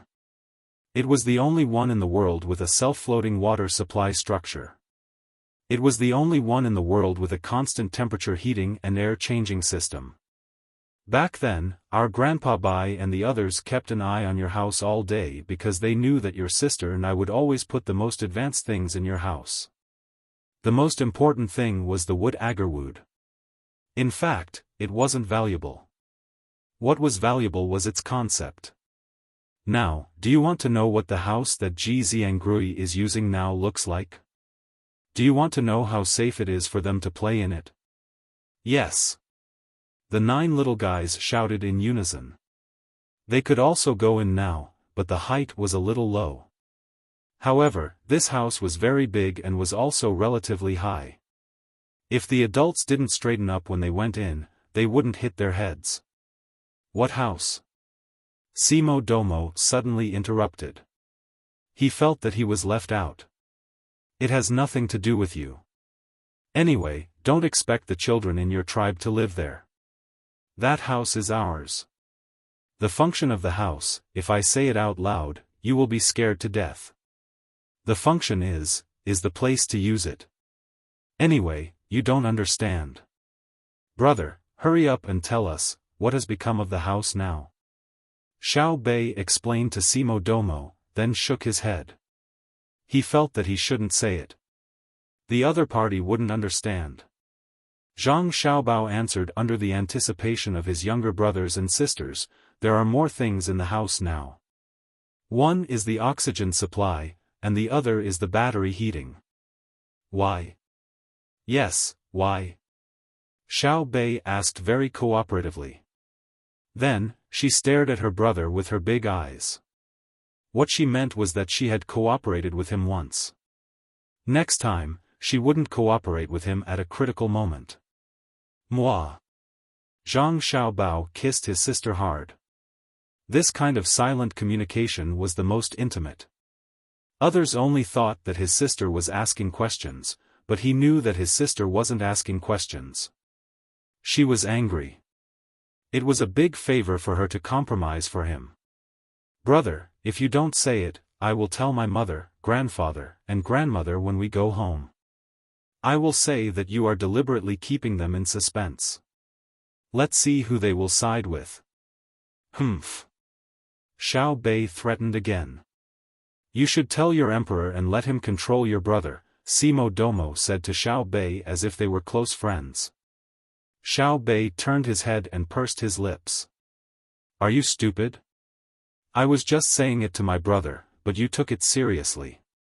If I took it seriously, it would be useless no matter who I looked for. Even if I looked for my grandparents, they would tell me to beat your brother when we see him. In the end, when we really saw him, we couldn't wait to feel sorry for him. Do you think I am stupid? This is a disease that needs to be treated. Brother, tell us quickly. We are all waiting. Ha ha ha. Zhang Xiaobao laughed heartily and kissed his sister again. He said, as expected of the person in charge of foreign affairs. You are indeed amazing. Good, let me tell you. Now, Ji Xiangrui is using your original house. There is a separate sealing system inside.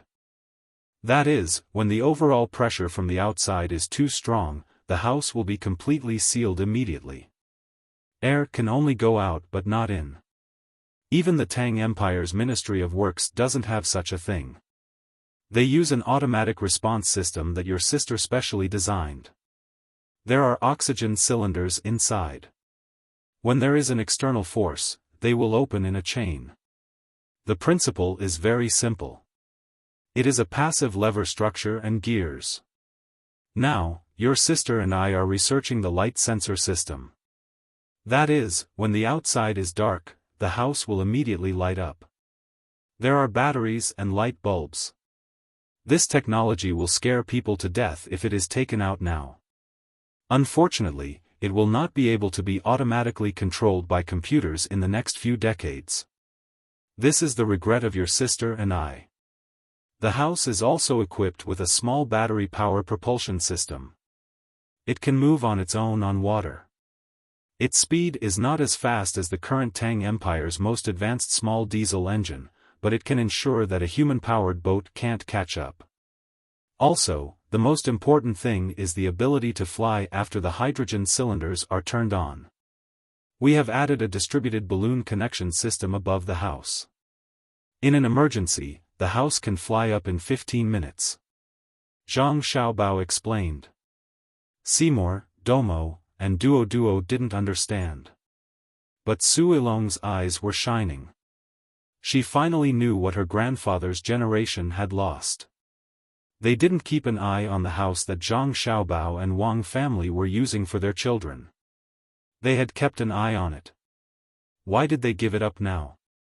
Didn't her grandfather say before that if they wanted to see the technology level of Zhang Xiaobao and Wang family, it was enough to see their children's house?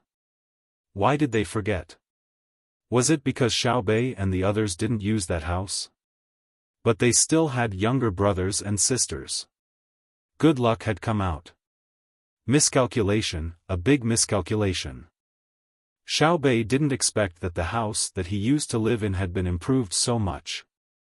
He looked at his brother and then looked at his sister who was smiling. He patted his head and said, "Today, people always think that the people from the Ministry of Works are the most skilled. In fact, it's my brother and sister who have mastered the most advanced technology. I don't even ask whether the house will fall down because it's flying too high. I guess it's just like in the water.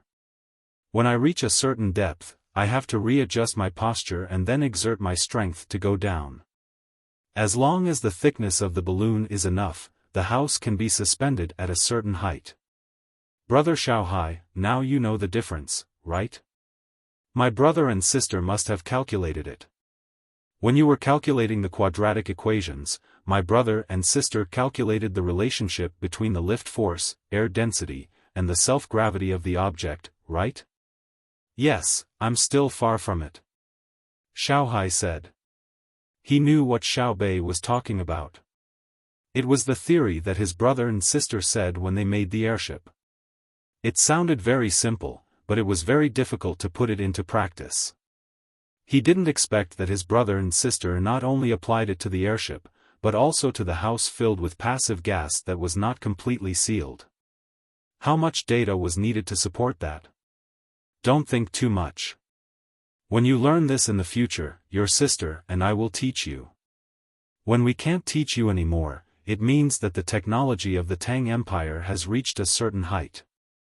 Remember, never be proud and complacent, because the knowledge that you are proud of is actually the common sense of many people. When you think that you can stand at the peak of the world because of this bit of knowledge, those who regard this as common sense will think that you are so insignificant in the starry sky. When Zhang Xiaobao talked to his younger brothers and sisters with a smile, he picked up some bean sprouts with his chopsticks and put them into the mushroom soup. Normally, one shouldn't put bean sprouts into the mushroom soup when eating. However, when cooking meat, bean sprouts must be added, because it could remove the smell of meat with its own earthy smell. It was very magical. Xiaobei and the others began to ladle the soup into the small pot in front of them. They didn't forget to teach the children in the tribe. Most importantly, each of them was given 2 ounces of yellow wine, which was being boiled in the big pot. They could drink it when it was warm. When used as a medicine, yellow wine was neither harmful nor harmful. That was to say, for many medicines that required people to abstain from alcohol, it was fine to drink less yellow wine, because it could exist in the form of non-alcohol. It was a seasoning. If it was like the formula of the Yunnan Baiyao brought by Zhang Xiaobao and Wang Wan, it was fine to drink yellow wine, because it could promote the efficacy of the medicine as wine. When it came to eating seafood with wine, Western cuisine used red wine, but it wasn't very good, because there would always be allergies. Chinese cuisine used white wine, but it wasn't very good, because there would still be cases of stomach upset, even if you ate a lot of garlic. The most authentic was yellow wine, drunk shrimp and drunk crab. If you said that you were drunk with red wine and white wine, it was not to ridicule you, but it was indeed more disgusting than drinking dry red wine mixed with Sprite. This was no longer a matter of taste, this was a matter of the intelligence of the entire family. Starting from your grandfather, there probably wasn't anyone with a high IQ. In this regard, Zhang Xiaobao didn't have to say anything, and Wang Wan handled it very well. She let her younger brothers and sisters drink some yellow wine, which was good for their health. Of course, if you drank too much, the after-effects would be very strong. Simo Domo listened to them speak and watched them eat and drink. He also learned from them. The food was indeed very delicious, especially the dozens of seasonings. He felt dizzy just looking at them and didn't know how to choose. After that, he looked at the children and realized what seasonings Xiaobei and the others used, so Simo Domo followed suit.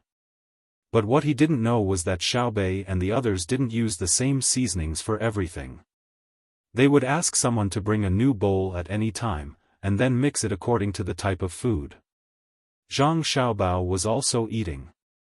As he ate, he felt that it was about time, so he asked Simo Domo, "We don't know each other very well. Can we hold a few competitions to improve our relationship?"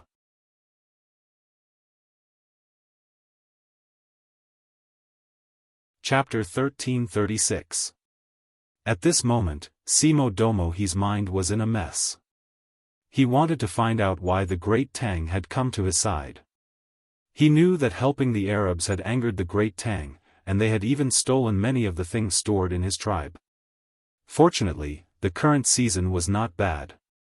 If they had stolen the things in the winter, many people on his side would have starved to death. A group of great Tang soldiers had just left, and now another group had arrived.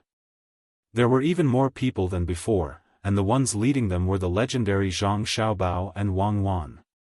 The Arabs had told him that these two were ruthless. Most importantly, in their first meeting today, the two of them did not seem to be very friendly. It seemed that he had used the wrong strategy and should have lowered his head. Now that the other side had brought up a competition, he did not know what the other side was planning. Could it be that they wanted to capture everyone on his side during the competition? With so many thoughts in his mind, the delicious taste of the hot pot gradually faded away. Simo Domo he slowly swallowed a piece of meat and looked at Zhang Xiaobao, who had suddenly become amiable, and asked, "What are we competing in?" "We can compete in anything. Hunting, fishing, chopping wood, fighting, whatever you say, we'll compete according to what you say. But the rules have to be the same, so that we can get to know each other better. Who knows, maybe we'll become a family." Zhang Xiaobao put down his chopsticks and smiled at Simo Domo. He took a small bowl in front of him and scooped out some soup from the hot pot. "Drink the soup. It's fresh." The taste of the hot pot soup depends on how it tastes when drunk directly. If it's not fresh, then it's not a good hot pot. "Good, good." Simo Domo also took a small bowl and imitated Zhang Xiaobao's actions. He scooped out a bowl of soup and blew on it. He raised his head and gulped down half a bowl of soup. He praised, "It's delicious." Zhang Xiaobao, Xiaobei, and the others were speechless. "Is this how you drink soup? That's sour plum soup and mung bean soup, okay? To relieve the heat. Eat meat, eat meat. We found good meat today. Xiaobei, don't eat too much." Once again, Zhang Xiaobao invited Simo Domo to join his chopsticks. He didn't forget to shout at his younger brothers and sisters. Otherwise, if they ate too much, they wouldn't be able to sleep at night. They rubbed their stomachs and strolled around to digest the food.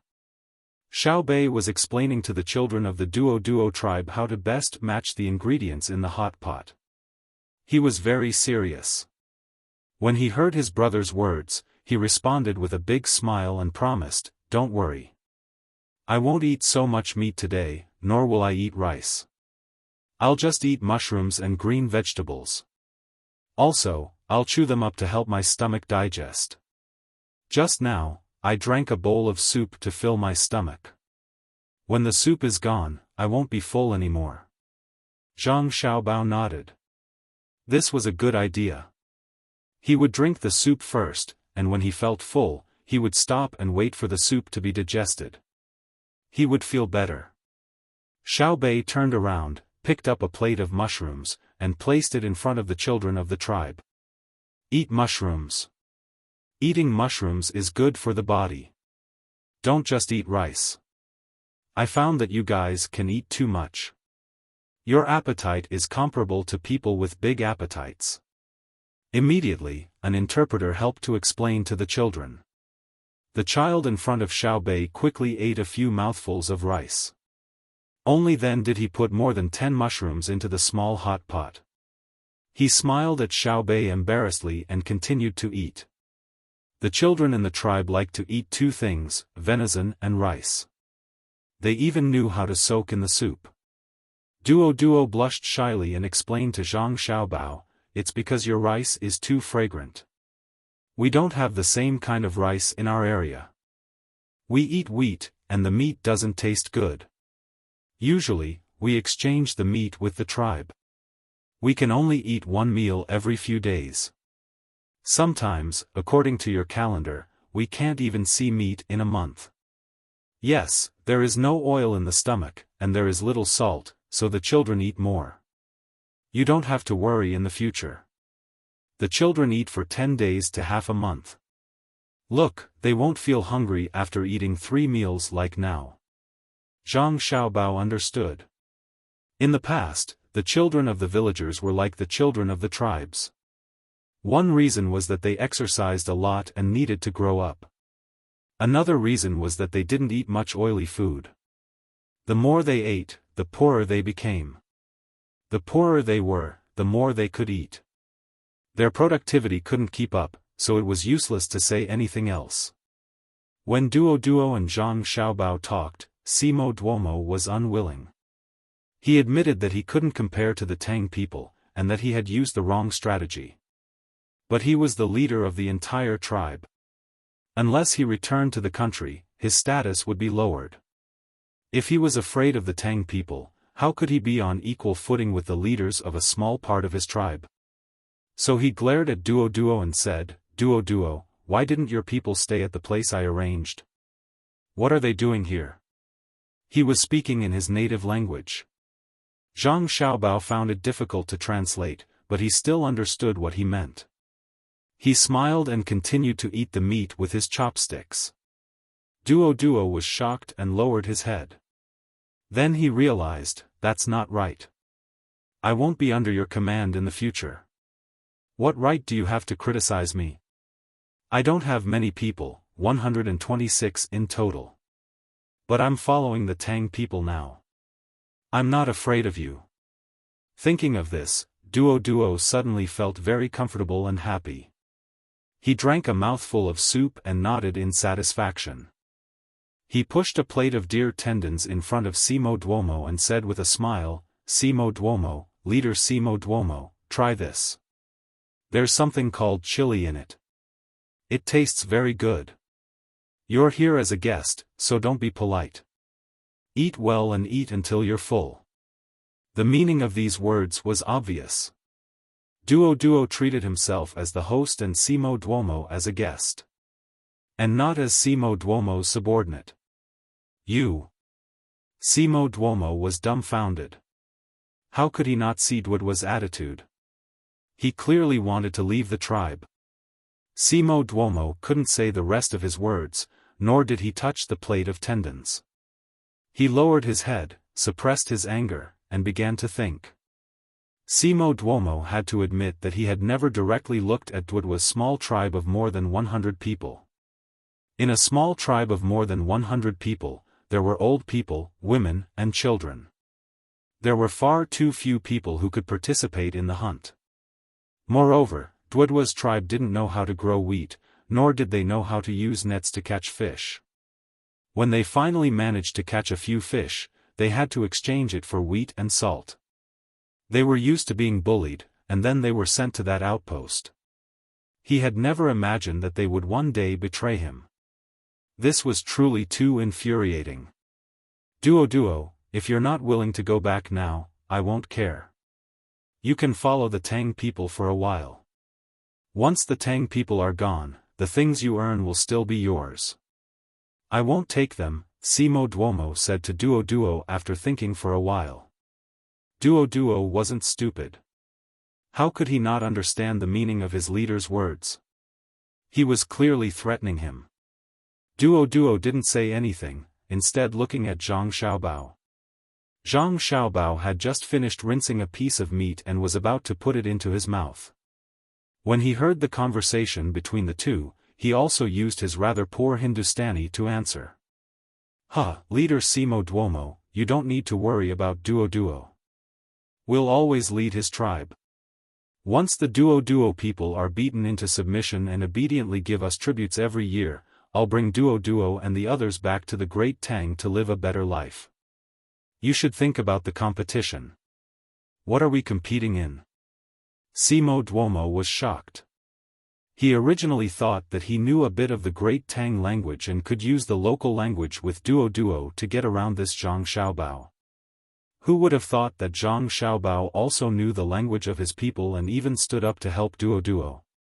He finally understood that he wouldn't be able to control Duo and the others in the future. Betrayal, this was betrayal. If I didn't treat you well, would you betray me? Simo Duomo glared at Duo again, but Duo responded with a sneer and straightened his neck, with an attitude that said, do whatever you want. Simo Duomo couldn't think of any other way. He took a pair of chopsticks and put it in his mouth to chew. The more he chewed, the more satisfied he felt. The spiciness and toughness of the tendon made his whole body feel comfortable. After eating the tendon, he said to Zhang Xiaobao, I think there's no need to compete. You guys go your own way. We can give you some things. No need to compete? Okay, then let's talk about how you helped our enemy, the Duo people. With your help, the Duo people dared to camp by the river and attack us, causing us great losses. A few people even lost their precious lives. How do you think I should settle this with you? Zhang Xiaobao slammed his chopsticks down and asked Simo Duomo with a gloomy face. The commotion around them suddenly disappeared, and everyone looked over. How could Simo Duomo have known that Zhang Xiaobao's mood would change faster than one could flip a book? He opened his mouth slightly, looked at Zhang Xiaobao, and then glanced at the various gazes staring at him. After a few breaths, he trembled and said, We helped them. In fact, it was them who threatened us. No, it wasn't us who wanted to fight with you.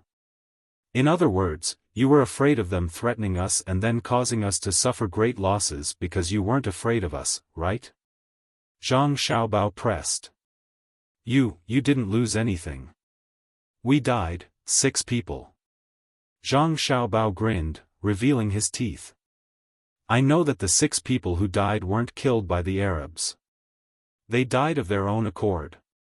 Simo Duomo refused to admit it. They could have died if they stayed in their own homes. If you didn't help the Duo Eaters, they wouldn't have set up camp by the river. If they didn't set up camp, we wouldn't have sent troops over. If we didn't send troops, there wouldn't have been a battle. If we didn't fight, how could our 6 people have died? And our supplies, the ammunition we used to kill the Duo Eaters, isn't that money? In order to support us in this battle, some of the great Tang people collapsed in the munitions factory from exhaustion. Others suffered heatstroke while helping to repair the road. The donkey that should have been pulling the mill didn't pull the mill. When they came here to pull things, someone had to pull the mill. Our losses were great. What did the Duo Eaters threaten you with? Tell me, and I'll treat you like how the Duo Eaters threatened you. Aren't you not afraid of my great Tang? Zhang Xiaobao slapped the table as he spoke. It sounded very reasonable. Of course, Simo Duomo couldn't tell the truth. He could say that the Arabs had agreed to give them a lot of salt after taking over the salt-producing area. After being pressed by Zhang Xiaobao, he had no choice but to lower his head and say to Zhang Xiaobao, Sir, don't be angry. What do you think we should compete in? We'll compete. Oh, I'm not angry. I'm just excited. Come, eat. What are you standing around for? Eat. Leader Simo Duomo, are the tendons tasty? When you go back, I'll bring some back for you. We'll talk about the competition later. You can go back and think about it. But what I want to say is that since it's a competition, there naturally needs to be a reward. Why don't we make a bet? What do you think? Okay. What else could Simo Duomo say? He only felt sullen. He had to endure Zhang Xiaobao's constant flip-flopping because he couldn't beat the Tang.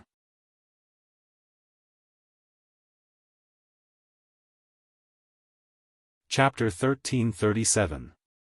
During the meal, Zhang Xiaobao was very happy and personally sent Simo Duomo out of the camp. Simo Duomo was not full yet. He had many things on his mind. At the same time, he felt a lot of pressure, so much so that it was unbearable. The people who followed him here ate quite well, especially the salted vegetables prepared by the camp. Basically, each of them ate at least 2 plates. Finally, they saw salt that was free and not bitter to eat. They reckoned that they could drink water to their heart's content before going back to sleep. Walking back in the darkness, Simo Duomo was still regretting that he had chosen the wrong person. He shouldn't have been swayed by the Arab's words. Even if the king had ordered him to stay so far away, disobeying a little wouldn't have been a big deal. He had helped the Arabs, but he hadn't received any benefits. Now that trouble had come, the king had offered no help at all. He didn't believe that the king wouldn't be able to get some information. It seemed that just like how he didn't care about Duod's 100-some men, the king didn't care about him. The stakes are too high. You want to wipe out my clan? As Seymour Demoga walked, he remembered the last bet they had discussed. He stopped and looked up at the sky, muttering to himself. The sky was pretty good tonight. There were stars twinkling, and there was also a crescent moon. But Seymour Domo always felt very oppressed, as if there was going to be a heavy rain. The content of the competition was decided by him. When the time came, both sides would discuss the specific rules to ensure fairness. However, the stakes could not be changed. If the tribe won, they would be forgiven by the great Tang. Furthermore, in the future, large amounts of salt would be sent to them every year. Just like what they ate today, there was no bitter taste, just a comforting saltiness. If they lost, the tribe would have to follow the Tang people. They would hunt, carry things, and dig for wild vegetables. Of course, they would also be able to obtain salt. However, the food would depend on what the Tang people gave them. There was definitely no good rice, and there were other foods that they had never seen before. King, let's fight it out with them. He didn't know what had happened to the king, but he could feel that the king was not happy. That's right, one of the bodyguards said to Simo Damoga. Using the light of the moon and stars, Simo Duomo looked at the person who was speaking. The corners of his mouth moved as if he was mocking himself. He said, "Fight? More than 3,000 of us. They won't be afraid of us dying in front of them. They won't hesitate to kill us. Go back and have a good rest today. I'll think of something." The group sped up and returned to their home. The place where Seymour Domo lived was not bad. It was not a shack. He had a stone house, a courtyard, and a woman in the courtyard. Today, he was not in the mood to pamper the women. He knew that he had to think of a few good competitions to win against the great Tang people first. As for whether the great Tang people would be angry after winning, the worst result would be that he would lead his people to act together with the great Tang people as if they had lost. As for the children, they ate the candy and were taken care of by Xiao Bei and the others. He didn't betray the tribe, but the tribe didn't treat him as a member of the tribe. The happy Duo did not care about his own people when Zhang Xiaobao and Wang Wan were drinking tea. He joined in the fun. He had never drunk something that was a little bitter and then a little sweet. Zhang Xiaobao was in charge of making tea. He did not put out the kung fu tea. There was an outsider who did not understand kung fu tea. Zhang Xiaobao felt that it was better to just chat casually instead of explaining from beginning to end. It was just a teapot filled with tea leaves. He washed it and then poured it into the three people's tea bowls. Duo was not afraid of the heat.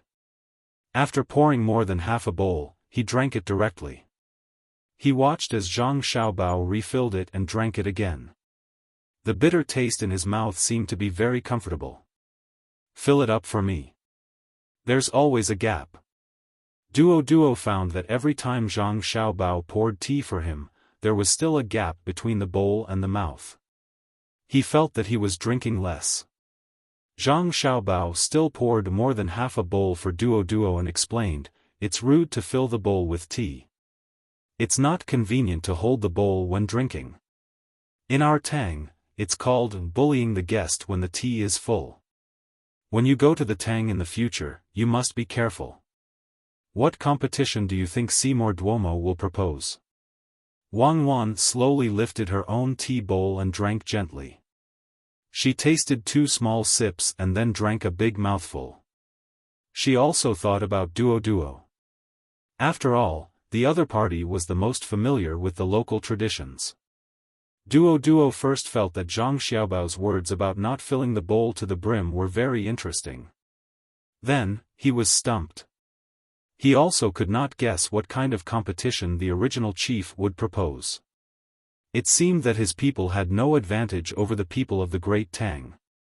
Competing in eating and drinking? The difference was too big. Competing in hunting? The Great Tang people had guns. Competing in fighting with warriors? When Zhang Xiaobao set up camp at night, the knife that suddenly appeared seemed to be very powerful. Shaking his head, Duo said embarrassedly, "I don't know. Maybe it's a competition of strength to move big stones." "Oh." Zhang Xiaobao nodded and began to ponder. He tried to determine if the people on Simo Domo He's side were strong or not. According to their race, daily nutrition and training, he found that the people on Simo Domo He's side did not have any advantage. There were a few strong people in his team who were born with great strength. There's no need to think about what competition. If there are rules, we can continue to talk. Wang Wan was very relaxed and did not seem to be anxious. That's right. If they want to move stones, we can add tools in the rules. I don't believe that their tools can be compared to ours. Zhang Xiaobao said with a smile. He raised his head and drank the tea in the bowl. Then, he poured more for the three people. Duo drank and felt that this thing called tea was very magical.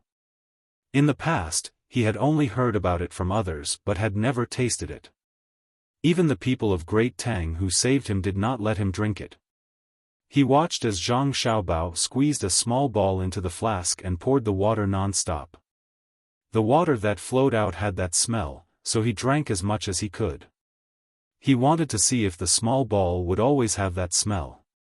In addition to the food he had eaten before, he finally could not drink anymore. He could only slow down and ask, why does this tea always have that taste? Because this is good tea. It can be brewed more than 10 times. Now, it has only been brewed 4 times. If it's your first time drinking, I advise you not to drink too much. Otherwise, you will get drunk and can't sleep at night. Zhang Xiaobao finally understood why Duo kept staring at the teapot and drinking. He wanted to drink until the tea lost its taste to verify his guess. How persistent was he? A persistent man was very cute, even though he was a little darker, thinner, and shorter. Duo nodded repeatedly. So it was not that the tea could be brewed continuously. It was because the tea was good. As for why he could not sleep, he would know at night. Leader Simo Domo used to have tea before, but he never let me drink it. He treated it like a treasure. Is it not as good as your tea? Duo recalled something and drank another sip. He felt better. The leader did not let him drink before, but now he could drink it. Zhang Xiaobao continued to pour water for him. Yes, the tea that Simo Domo drank was fermented black tea. If it was the tea that he got 20 years ago, he could not bear to drink it. Now, it is not bad. What we drank was green tea. Even if he kept the black tea for 20 years, it would not be as valuable as our tea now. Because no one would bring good black tea here, the good tea was sold in Great Tang. Anyway, you don't know how to drink it, so it would be a waste to give it to you. Duo sighed. He knew that Zhang Xiaobao was telling the truth, but it was really a blow.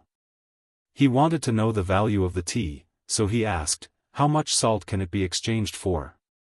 Zhang Xiaobao was speechless. Wang Wan smiled. Did they have to use salt to calculate the value of everything? The pot of tea that we drank is enough for 126 of you to eat for half a year, including the cost of transporting it. Zhang Xiaobao kindly gave a rough estimate. Duo rubbed his stomach and said, I can still drink it. If I continue to brew it, it will lose its taste. You can still drink it tomorrow. We brought a lot of tea, Zhang Xiaobao kindly advised. Duo firmly said, brew it. After thinking for a while, he asked, if Simo Domo did not work with the Arabs to fight Great Tang, would I not have met you? A smile appeared on Zhang Xiaobao's face. After a pause, he said, you were too close to Great Tang.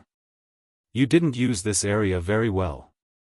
It's just that if we met in that situation, we wouldn't know if we were friends or foes. Forget it, there are no ifs. Duo understood. No matter what Simo Domo chose, the Tang would eventually come. It was just like how a large tribe would eventually occupy a small tribe. It's good that you came. Drink some tea. Duo rubbed his stomach and felt that he could drink again, so he signaled to Zhang Xiaobao to pour some tea for him. The next morning, everyone else was very energetic, but Duo's eyes were a little bloodshot. Even after washing his face with cold water 3 times, he was still in a daze. He finally understood why one could not drink too much tea. Yesterday, he was the only one drinking tea. Afterward, he felt a little dizzy and returned to his tent. Before lying down, his head hurt a little. He wanted to sleep, but when he lay down, he found that he could not. He still had a headache. After some time, his head no longer hurt, but he still could not sleep. Thinking and thinking, he finally fell asleep in a daze. But just as he closed his eyes, someone came to wake him up for breakfast. After washing his face 3 times and drinking a bowl of porridge, Duo felt a little better. He advised Zhang Xiaobao, who had finished breakfast first and was drinking tea with a small pot. You can't drink too much tea. It will make you feel guilty and then you won't be able to sleep. Thank you for reminding me. I changed to a small pot. Zhang Xiaobao thanked Duo very seriously. The one with redder eyes than Duo was Simo Domo, who did not drink tea yesterday and also did not rest well. When he woke up in the morning, he did not eat. He simply washed up and brought 25 people to the great Tang camp. He was led to see Zhang Xiaobao and Wang Wan. Along the way, he smelled the porridge. When he saw Zhang Xiaobao, he also smelled the faint fragrance of tea. His stomach growled. Leader Simo Domo, have you thought about what you want to compete? Zhang Xiaobao asked very kindly. He even took a small tea bowl and poured tea for Simo Domo. Simo Domo first nodded his head and expressed his thanks. Then he said, I've thought it through. 3. 2 wins.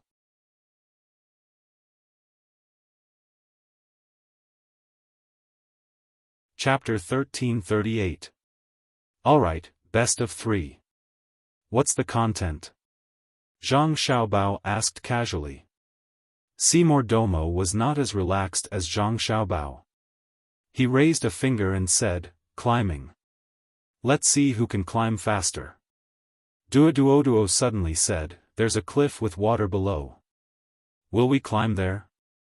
Yes, that's it. Simo Domo finally smiled. He felt that his men were familiar with the terrain. Zhang Xiaobao blinked and asked, what about the second one? Swimming. Swimming under the water. Let's see who can swim further. Simo Domo had been staring at Zhang Xiaobao. He wanted to see Zhang Xiaobao's expression. Zhang Xiaobao blinked again and asked, what about the third one? Simo Domo, who did not see anything, raised a third finger and said, throwing dice. Zhang Xiaobao was finally stunned. He seemed to be very surprised. People from the Indian region knew how to play dice? He asked, how do we play dice? Simo Domo was satisfied. He finally saw Zhang Xiaobao's expression change. He smiled and said, haha, it's simple. 3 dice, from 3 to 18. Throw them into a bowl. Whoever gets the highest number wins. Alright. But I want to see the dice first. Have the rules for the other 2 been decided? The simplest one is that during the competition, can we attack each other? Zhang Xiaobao asked. He was afraid that Xiao Bei would not be able to win against the adults underwater. What Simo Domo was thinking was that if they could attack each other and the other party used guns, wouldn't they die before they could do anything? He shook his head and said, we can't attack. We can only worry about ourselves. Alright, we'll start in the afternoon. I'll choose the people. Zhang Xiaobao agreed without hesitation. The competition that the other party suggested was beneficial to his side. If they were to compete in hand-to-hand combat, it would be very easy for his people to be in danger. If they were to play a game of fighting alone with a pack of wolves, he would have to admit defeat. Otherwise, people would really die. Simo Domo left happily. He went back to prepare and sleep first. Zhang Xiaobao found Xiao Bei and told her to compete with him in diving and swimming. Xiao Bei was very excited. She nodded vigorously in agreement and began to prepare the tools. She realized that the rules did not say that she could not bring an airbag down. Su Ilong also took this opportunity to find Xiao Yuan. When they reached the place, she wanted to fulfill the promise of the competition. She wanted Xiao Yuan to find a place with good scenery so that the two of them could compose a poem. Xiao Yuan wasn't afraid at all. She said that after the competition with the locals in the afternoon, if it didn't rain at night, they could look at the scenery as the sun set. Zhang Xiaobao estimated the time, ate some meat, and lay down to sleep. He also sent people to the cliff to see how deep the water was and whether there were any shallow reefs. He didn't want to accidentally fall to his death. The pool where Xiao Bei was going to compete in diving also had to be checked. If there were big water snakes or other water monsters, Xiao Bei might not be able to handle them. In the end, when Zhang Xiaobao woke up in the afternoon, the people who went to report that the cliff and the lake were the same place. The water was very clean and deep. There were big fish in it, but they couldn't dive too deep. There were water plants. Hence, Xiao Bei brought 2 small knives with her to cut the water plants. Zhang Xiaobao deliberately went to the toilet. He didn't eat lunch and only drank some soup to adjust his body to its best condition. The group of people came to the lake where Seymour Demoga's tribe was. Seymour Demoga had also woken up and brought people to welcome them. Everyone in the tribe had basically gathered. Only those who were farther away, like Duo, didn't know the news. Anyway, Seymour Demoga didn't care. Everyone already understood that the 3 bets today would affect their fate. If they won, they would have good days and no longer have to worry about salt. If they lost, they would have to work for others. Moreover, they didn't know what would happen in the future. What shall we compete in first? Zhang Xiaobao looked up at the cliff. On the west side of the lake, there was a cliff. The bottom of the cliff was hollowed out by the water. On the east side, there was a mountain that extended into the water. The bottom of the mountain was also hollowed out, but it wasn't as serious as the west side. Zhang Xiaobao knew at a glance that a river had once passed by, and it was a very big river. It formed a canyon and then turned into a lake. The west side was affected by the Earth's rotation, so the impact of the water was stronger. There was no way to know the specific changes, but the local scenery was indeed very good, especially the lake. It was suitable for farming and raising fish and prawns. After completely occupying it in the future, he had to build a beautiful restaurant with a polo field, a football field, a table tennis court, and all kinds of football fields. Water polo couldn't be left out. The more he thought about it, the more Zhang Xiaobao felt that the future was better. For a moment, he began to design the layout according to the scenery in front of him. Let's compete in dice first, Zhang Xiaobao. Simo Demoka's voice interrupted Zhang Xiaobao's thoughts. Yes, we can also build a casino. Zhang Xiaobao clapped his hands and said happily. Then he turned his head and looked at Simo Demoka. Okay, dice.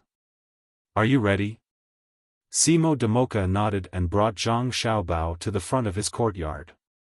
There was a place that looked like a square. It seemed to be used for some kind of ceremony. There were a few people in the tribe wearing clothes that were of good quality. They were fine linen and had color. They stood beside a bowl. Zhang Xiaobao understood that they were witnesses. They were afraid that he would go back on his word. He nodded to Duo and Wang. The 2 of them also stood over. Looking at the bowl, Wang praised, "Not bad, it's made of ivory." Then she said to Duo, "Your tribe doesn't lack good things." Duo looked at Simo Demoka with anger in his eyes. "You use ivory things, but no one cares if my children starve to death." Simo Demoka didn't have the mood to care about Duo. His attention was focused on Zhang Xiaobao. He waved his hand and someone brought over a box with beautiful carvings. He opened the box and there were a few dice inside. He signaled to Zhang Xiaobao. Zhang Xiaobao looked at them. The dice were also made of ivory. It was the same as the ones used in Tang. There were 6 sides and the number of points was the same. So he took out the dice one by one and weighed them in his hand.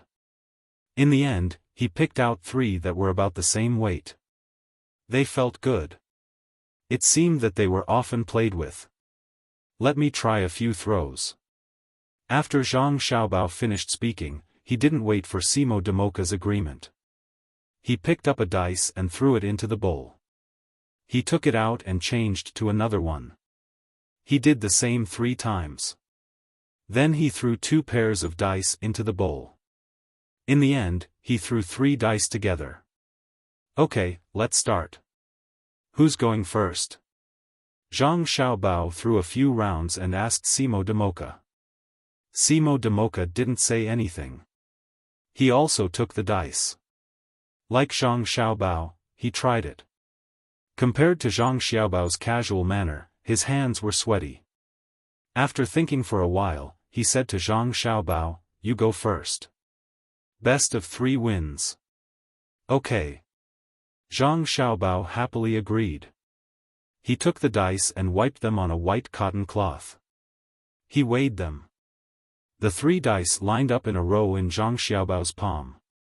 Zhang Xiaobao's flat hand suddenly flipped and the 3 dice spun into the bowl.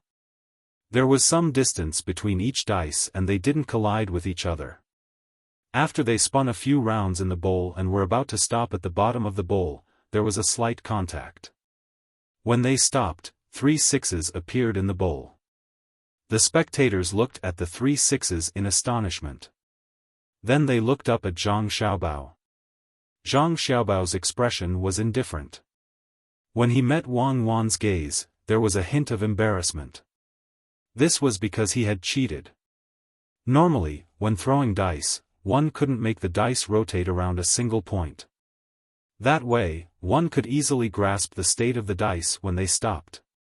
Moreover, although it looked like he was throwing them together, there was a sequence to prevent them from colliding.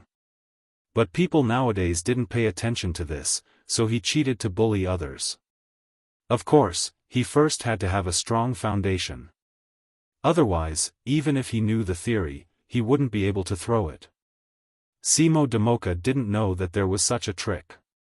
When he used it against Zhang Xiaobao and Wang Wan, his hands would be chopped off. In an instant, he was sweating all over. The sweat on his forehead gathered together and dripped down his temples and eyebrows. He knew that what he saw was definitely not a coincidence. 3 sixes.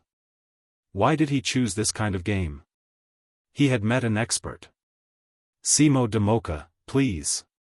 Zhang Xiaobao gestured with his hand. Simo Damoka used his sleeves to wipe his sweat and rubbed his hands on his body. He trembled as he picked up the dice in the bowl. He put his hands together and shook them while chanting. When he opened his hands again, the 3 dice hit each other in the ivory bowl and made a crisp sound. When he stopped, it was 4, 5, 3. The spectators in the tribe were disappointed. They felt that their leader wasn't performing well. Usually, when he threw, he would always throw a big number. 6, 6, 6, 6 was also possible. Zhang Xiaobao picked up the dice again. Just like before, he gently shook it twice. The 3 dice faced up and lined up in a row. There was a gap in the middle. He then continued to throw. This time, there was finally a deviation. The dice in the bowl were 6, 6, 4. Zhang Xiaobao smacked his lips. I missed. The last bit of hope in Simo Damoka's heart disappeared. He confirmed with Zhang Xiaobao that he was not stupid. When he picked up the die again, his hands were trembling even more. His whole body was trembling as well. With a crash, when the die came to a stop, he swayed a few times and gasped for breath. Only then did he not collapse. He then looked at Zhang Xiaobao and laughed, he, I also got 6, 6, 4. Congratulations. Zhang Xiaobao didn't care at all. He did the same thing as before. He waved his hands and the dice stopped. 6, 6, 6, 6. He said to Simo Damoka, please. Simo Damoka reached out to take the dice. Suddenly, he raised his left hand and grabbed his left chest. His face was pale, his eyes were wide open, and his mouth was open. His body slowly fell. Ugh! His psychological quality is too bad. Quick, doctor, take a look. Don't let him die. Zhang Xiaobao knew what was going on. Was there a need to be so nervous? It was just a competition. A doctor immediately came over and listened to his heartbeat. He took his pulse and opened Simo Damoka's mouth. He let him sit there and took out a nitroglycerin tablet and put it under his tongue. After waiting for a while, Simo Damoka's face finally returned to normal. His lips were no longer purple, but his eyes were still hollow. Zhang Xiaobao looked at Simo Damoka's state and was in a dilemma. He wanted to remind him that he hadn't thrown the dice yet, but he was afraid that if he said that, his eyes would roll back.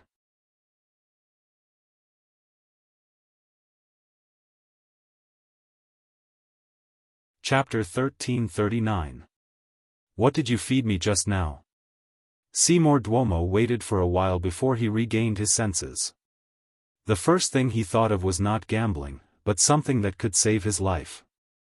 Zhang Xiaobao could understand this, and at the same time, he was not afraid of revealing his secret.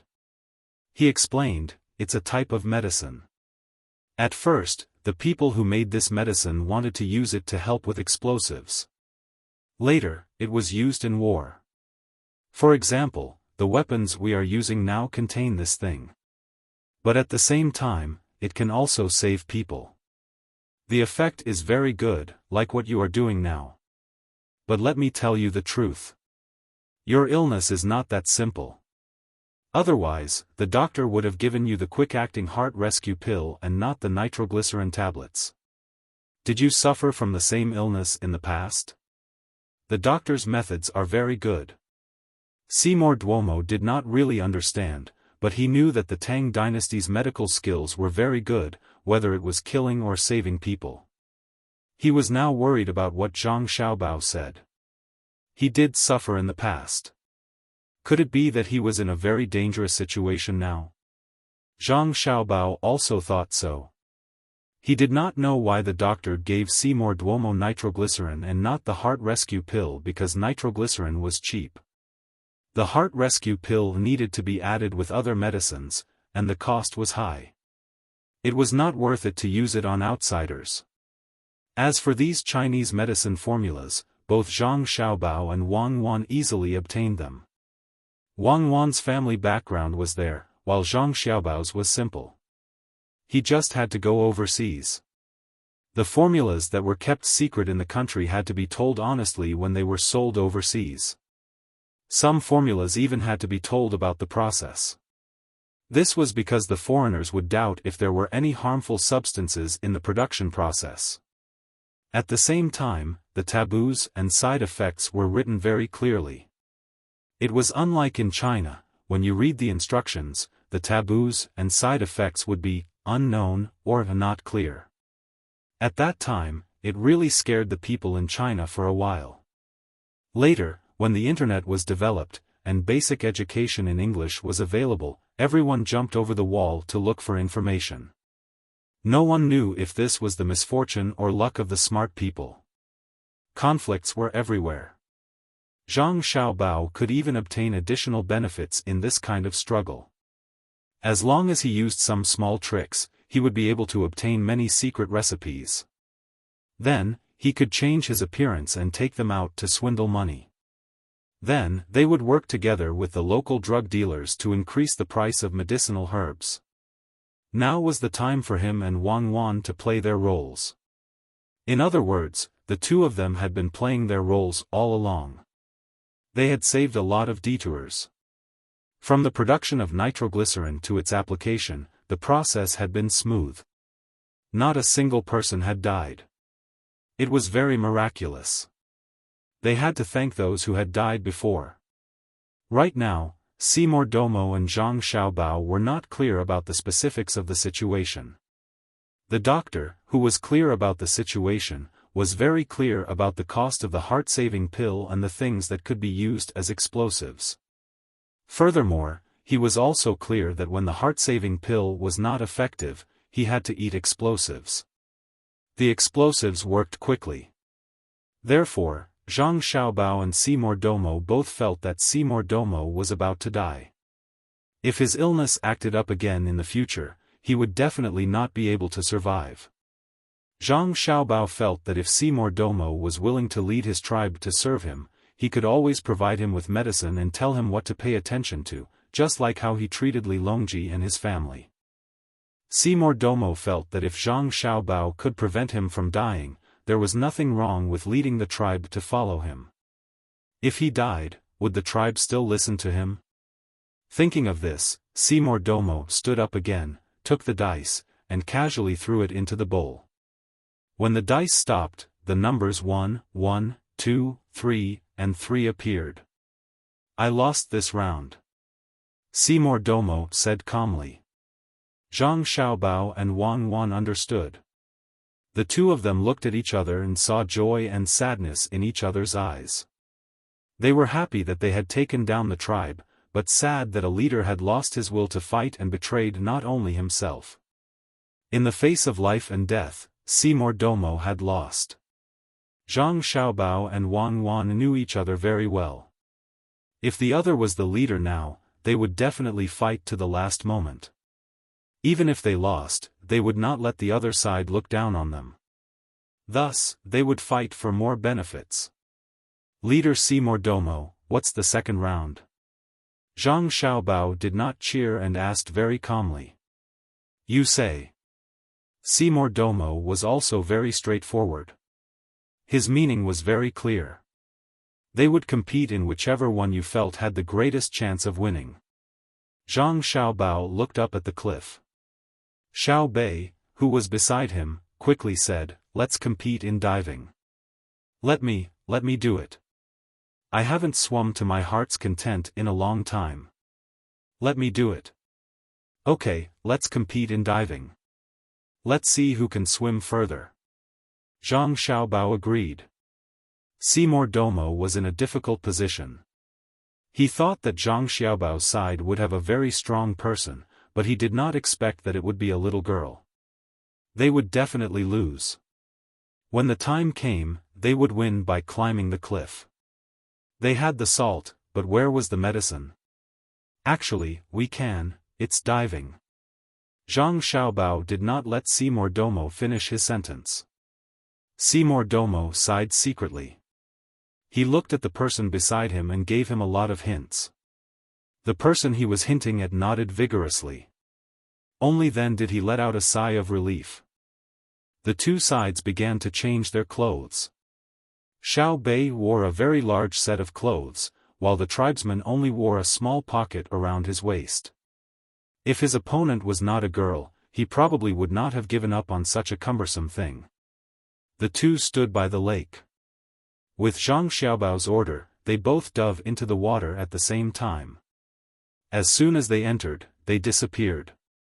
After a while, the people on the shore could vaguely see a blurry thing moving forward under the water. Time passed slowly. Sweat appeared on Seymour Domo's forehead again. He hated that he could not personally jump into the water and catch the tribesman. He had hinted just now, but he did not expect that this idiot would think that he was asking him to persist.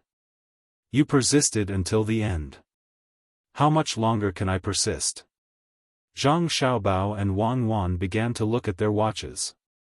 3 minutes had passed. The two could not help but worry. They were not worried about Xiao Bei, but the other party.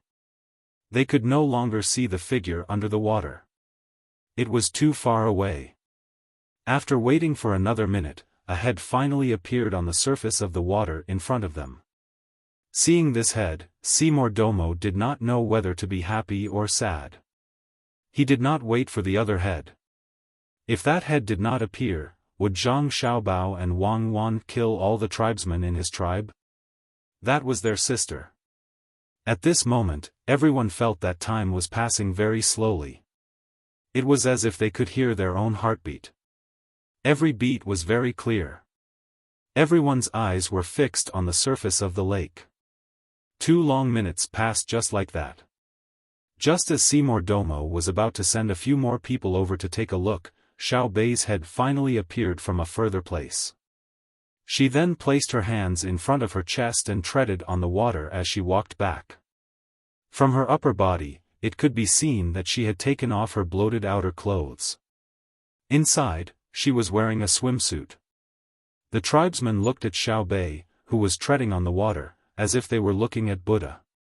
She had been underwater for so long, but she was actually fine and came back alive. As she got closer, Xiao Bei did not show any joy on her face.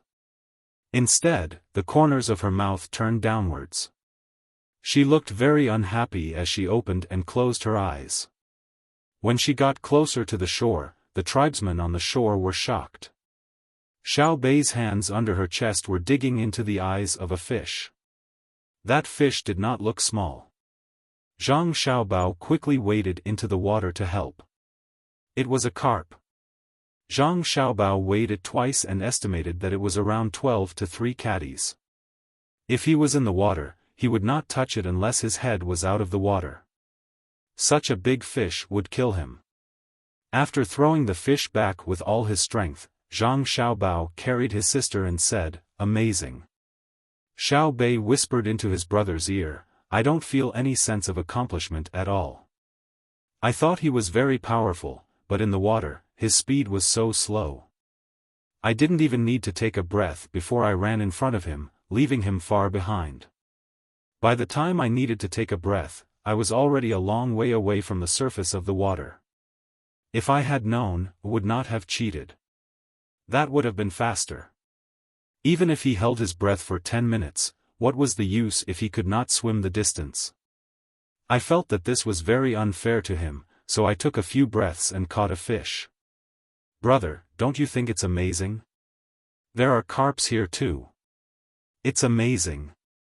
In the future, we will not cheat when we deal with him. Where is the thing?" Zhang Xiaobao replied softly. "It sank with the heavy object. I used up my qi. If we still have to bring the heavy object back, how are we going to get the fish? Let's make fish soup tonight. 1 fish is enough for us to drink."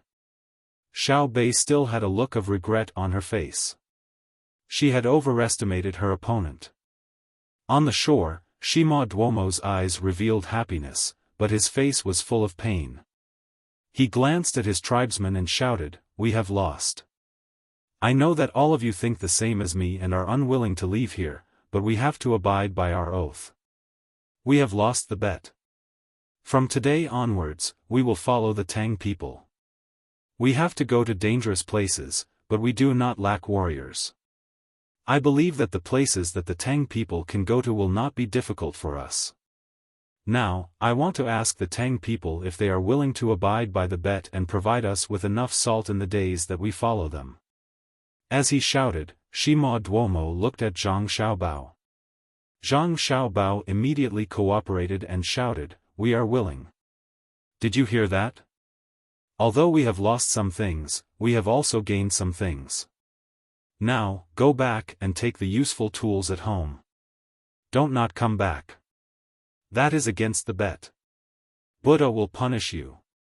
I will send troops to catch you back. Shima Duomo shouted at the people around him again. Except for the original people on his side, those who came later immediately turned around and left to get the things. Zhang Xiaobao looked at Shima Duomo's confident look and could guess what was going on. The important materials were in the hands of Shima Duomo. If those people did not come back, once they lost the resources here, they would have a hard time in the future. They might even die because of lack of things. Zhang Xiaobao really admired Shima Duomo. He could hide the idea of surrendering so deeply and speak of it so openly. If he did not consider his illness, but really knew the gap between his tribe and the Tang Empire, and thus gave up his independence, he was really great. Someone in the crowd on the shore was not satisfied and said to the person next to him, "Is it over? What about our competition?" "Now is fine," Xiaoyuan said to Suilong.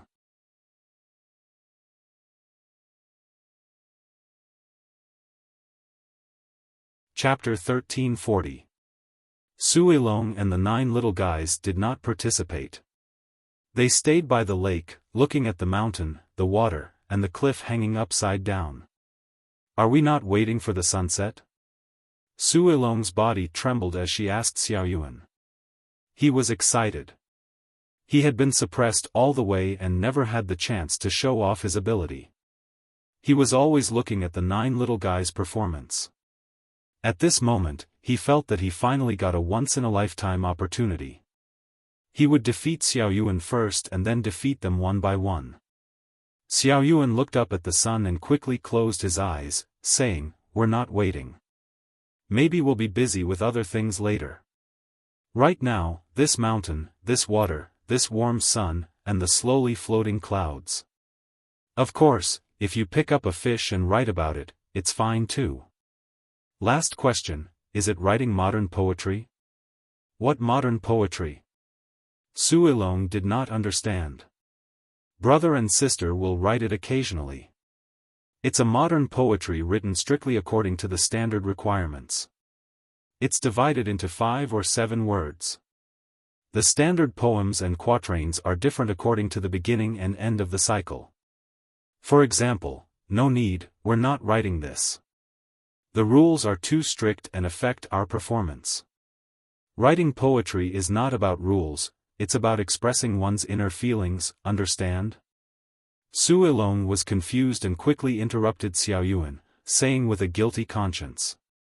Xiaoyuan followed the good advice, "Okay, not following the rules.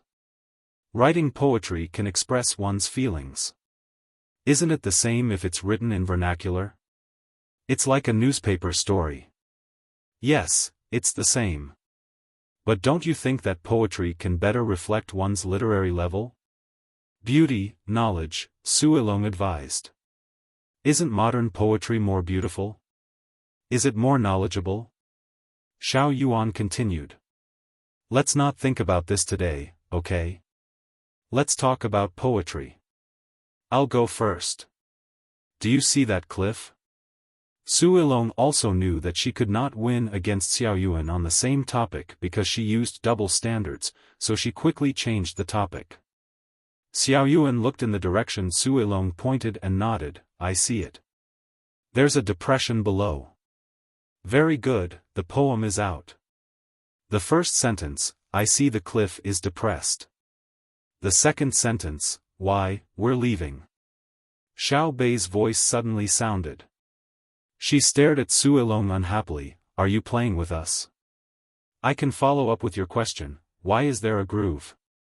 When I turn my head to look at the other side, there is also a groove there."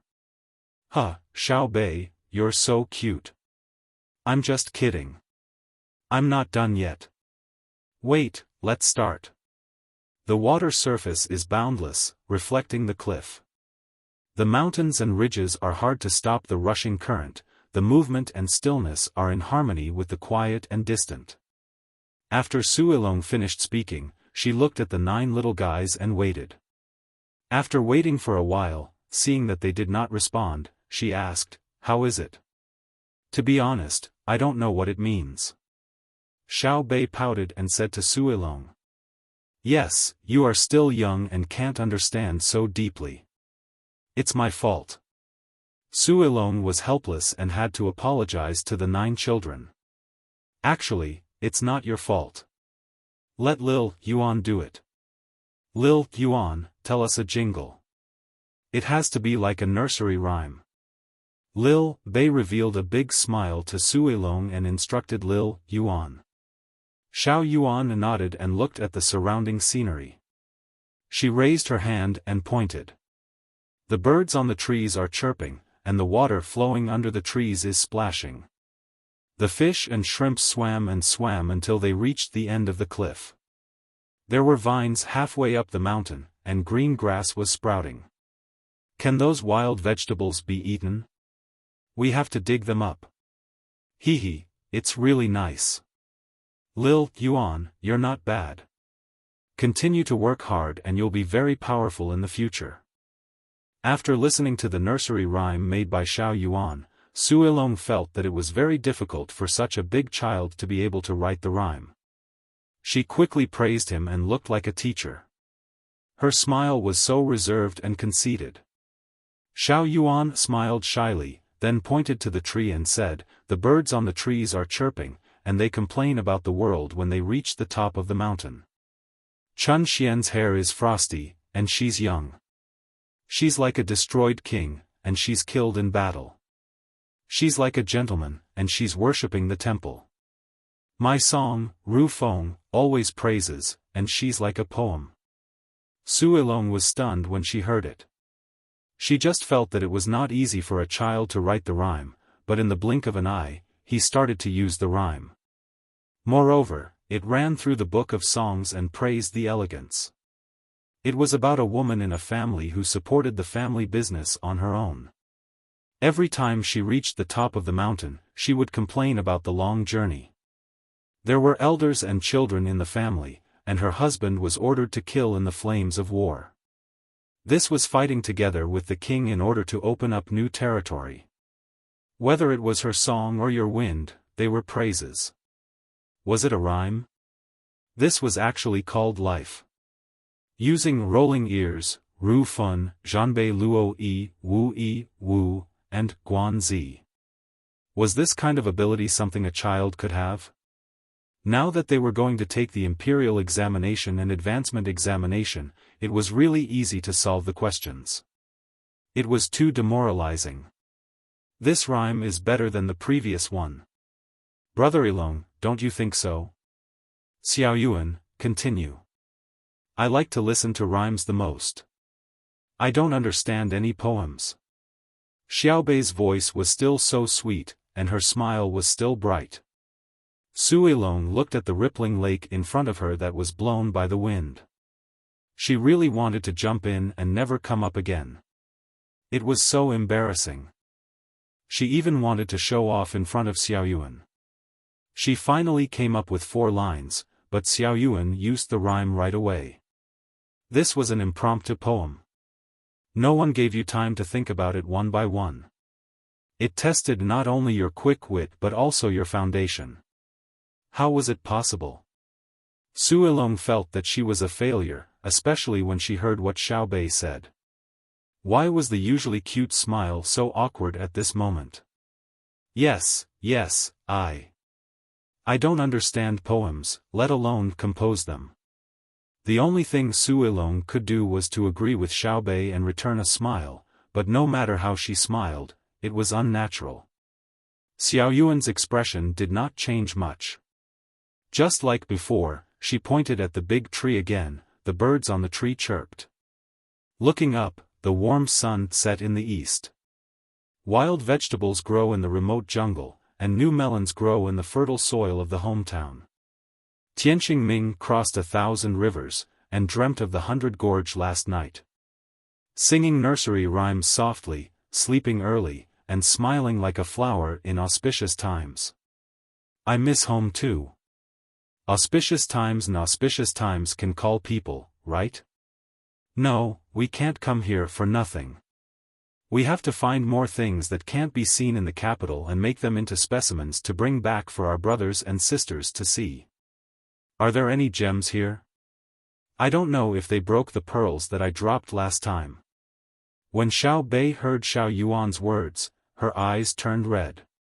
She sniffled and pulled Xiao Yuan along as she ran towards the place where Simo Domo lived. She felt that it was best to ask the local leader first. If there were any, they could use other seasonings to exchange for them. After all, the locals were stupid and could not eat gems. If they gave them something real, they would definitely be very happy. The 9 little guys ran to find Simo Domo and made a fair exchange with him.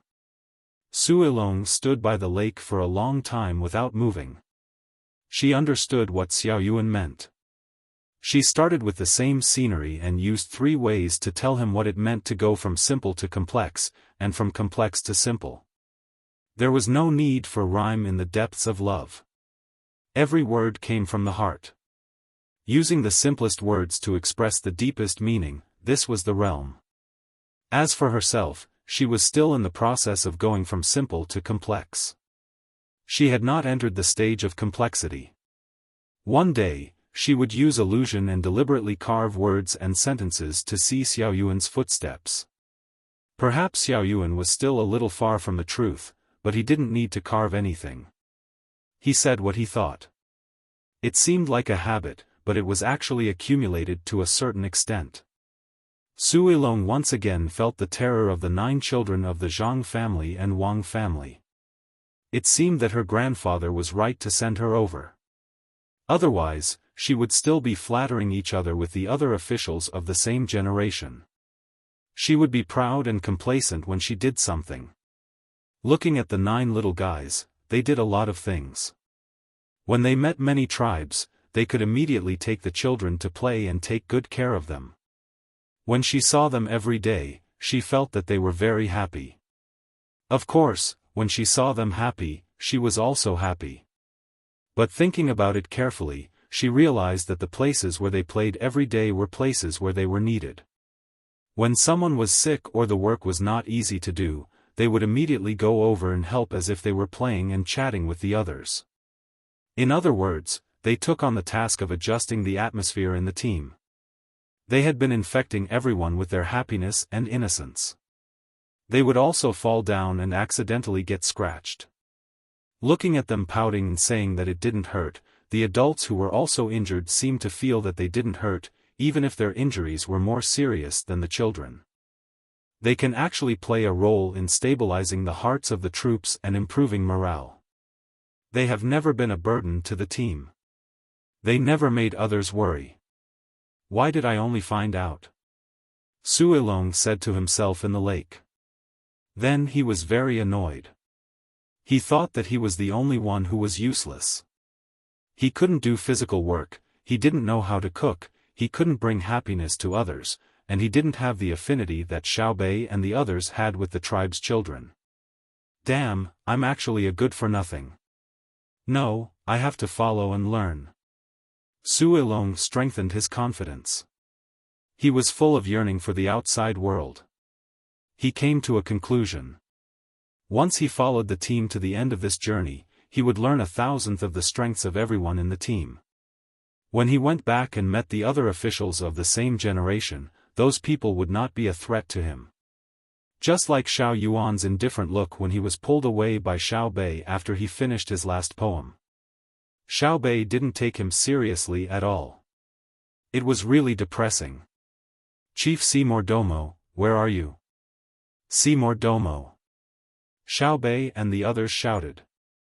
They were brought to the hall where Seymour Domo had invited Zhang Xiaobao and Wang Wan. Chief Seymour Domo, I see you again. Hello, what's that? I heard that you have a white jade beauty. When Xiaobei saw him, he first spoke with his hands behind his back and his feet moved.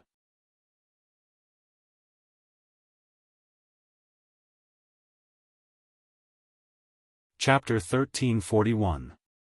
Xiaobei, come here. Where's Su Ilong? Without waiting for Xiaobei to finish, Wang Wan shouted first, then stared at Zhang Xiaobao. Zhang Xiaobao seemed to be very wronged and said, there's only one sentence. The content is different. Don't you think this sentence is very domineering? I think it's very hooligan. It's the prelude to taking advantage of others. Xiaobei, why did you run over? Wang Wan said to Zhang Xiaobao and hugged Xiaobei, who ran over. Xiaobei looked at Simo Domo He and said to his sister, it's all Xiao Yuan's fault. It would have been better to compete with Su Ilong in poetry, but he had to suppress her. He also had to choose the theme of homesickness, which made me homesick. Then I thought, Ji Xiang Rui and the others can leave, right? They can call for help, right? I remember when I was young, I had such a big pearl and put it in the house. When I go back, should I bring them a bigger pearl? If they really can't find a big pearl, gemstones and the like will do. Naturally, I have to ask leader Simo Domo he. I won't ask for it for free. We can use our ancestral secret seasonings to exchange. 13 spices. Usually, we can't bear to eat it. For example, when they eat barbecued meat, we can put some. Brother. The latter part of the sentence was directed to Zhang Xiaobao. Zhang Xiaobao nodded solemnly. Yes, the ancestral 13 spices. If they are willing to take out more things to show their sincerity, 18 spices is also fine. It's easy to eat curry. While they were talking, Xiao Yuan and the others had already started to communicate with Simo Domo he. Simo Domo he could speak the Tang language, so there was no problem in communication. I know my brother is the best. Of course, my sister is also good. 18 spices? Why didn't I know? Xiao Bei whispered to his brother and sister. That's because your brother has never used seasonings that are 13 spices, let alone 18 spices. Those are for people who don't know how to cook. Look at the chefs in our restaurant. Which one of them would grind seasonings into powder and add them to their dishes? Also, I asked you to teach Su Jian's grandson something. Look at how you bullied him. Can't you let him have some self-confidence? Wang Wan also said in a low voice. Xiao Bei pouted. It's not that we're bullying him. It's just that he wants to gain confidence in his poetry through Xiaoyuan. If he were to look for me, wouldn't there not be so much trouble? How stupid was he? Using one's own shortcomings to attack the enemy's strengths, so it's not that we bullied him, but that he didn't succeed in bullying little Yuan. Yes, yes. It's all his fault. It's fine. People get used to it after a few more blows. Don't ask Seymour Demoga for anything, he is also a poor man. If you want gems, you can find jadeite in the places we passed by on our way here. Now is a good time. I think we can find jadeite the size of a house. Zhang Xiaobao could imagine how big of a blow Suilong had suffered. Not to mention her, even he and Cuckoo sometimes had to memorize the information for their younger brother, little Yuan. When they needed to use it, they would ask him. 1% of talent was too powerful, and 99% of hard work could not make up for it. Of course, according to another theory, 100% of children had their own talent. It depended on the environment and the guidance of the adults. The simplest example was when a child was born. The right side of the brain was better developed. He used to use chopsticks with his left hand, but he was forced to use chopsticks with his right hand. Every time his left hand touched the chopsticks, he would hit it. After a long time, the child would not only change the hand that held the chopsticks, but it would also form a conditioned reflex to suppress the use of the right side of his brain. Then, the parents would say that their child was stupid. Was there any reason? Xiao Bei did not consider whether Suilong's heart was hurt. She was most interested in places with jadeite. She had jadeite jewelry of various colors, mainly red and green. No matter how she looked at it, it was more beautiful than glass. Brother, it's a mine, right? Our precious candy house. It involves too many lives and interests. Behind the beauty of every gem, there is blood. We will occupy the place where jadeite is produced, but we must stay away from our precious candy house. You can give every child a big cake, but it's impossible to make a jade bracelet for every child. The sweetest thing is the honey pastry of our precious candy house. The happiest way to eat it is to taste it with family. This is the true meaning of our precious candy house. It's not that the most beautiful thing is the jade bracelet of our precious candy house. The easiest way to get it is to gamble on raw stones. Our precious candy house has lost its soul at the same time that it has lost its care for its children. We let you participate in the animal husbandry industry because you can get substantial things to help the children from this industry, such as milk and meat. The mining industry can't provide direct help to the children. It's nothing more than making money and then using the money to buy the things the children need. It seems to be the same thing, but it's actually a different concept.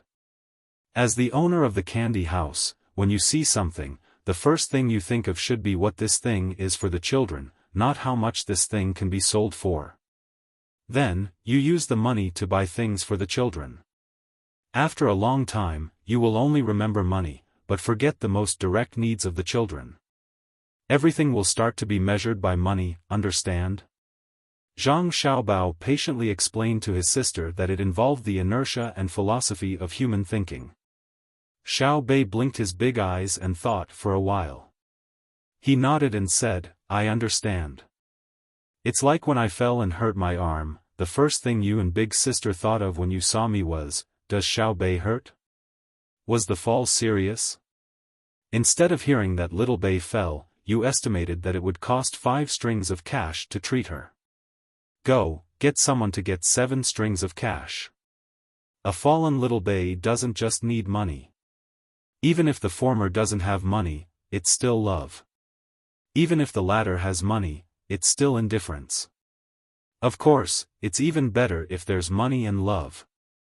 Once we participate in the mining industry, our thoughts will gradually turn to money." Zhang Xiaobao picked up his sister and placed her on his lap. He kissed her hard and said, "Moi, Aya, our little Bei is so smart. It can't be helped. She's always been smart. Who's as stupid as Suilong? 10 years. It'll probably take 10 years to catch up to the current little Yuan. If he starts practicing every day from now on and works hard to learn, 5 years might be possible." Little Bei patted her chest and deeply agreed with her brother's words. Wang Wan finally asked about the specific situation. "What did little Yuan do?"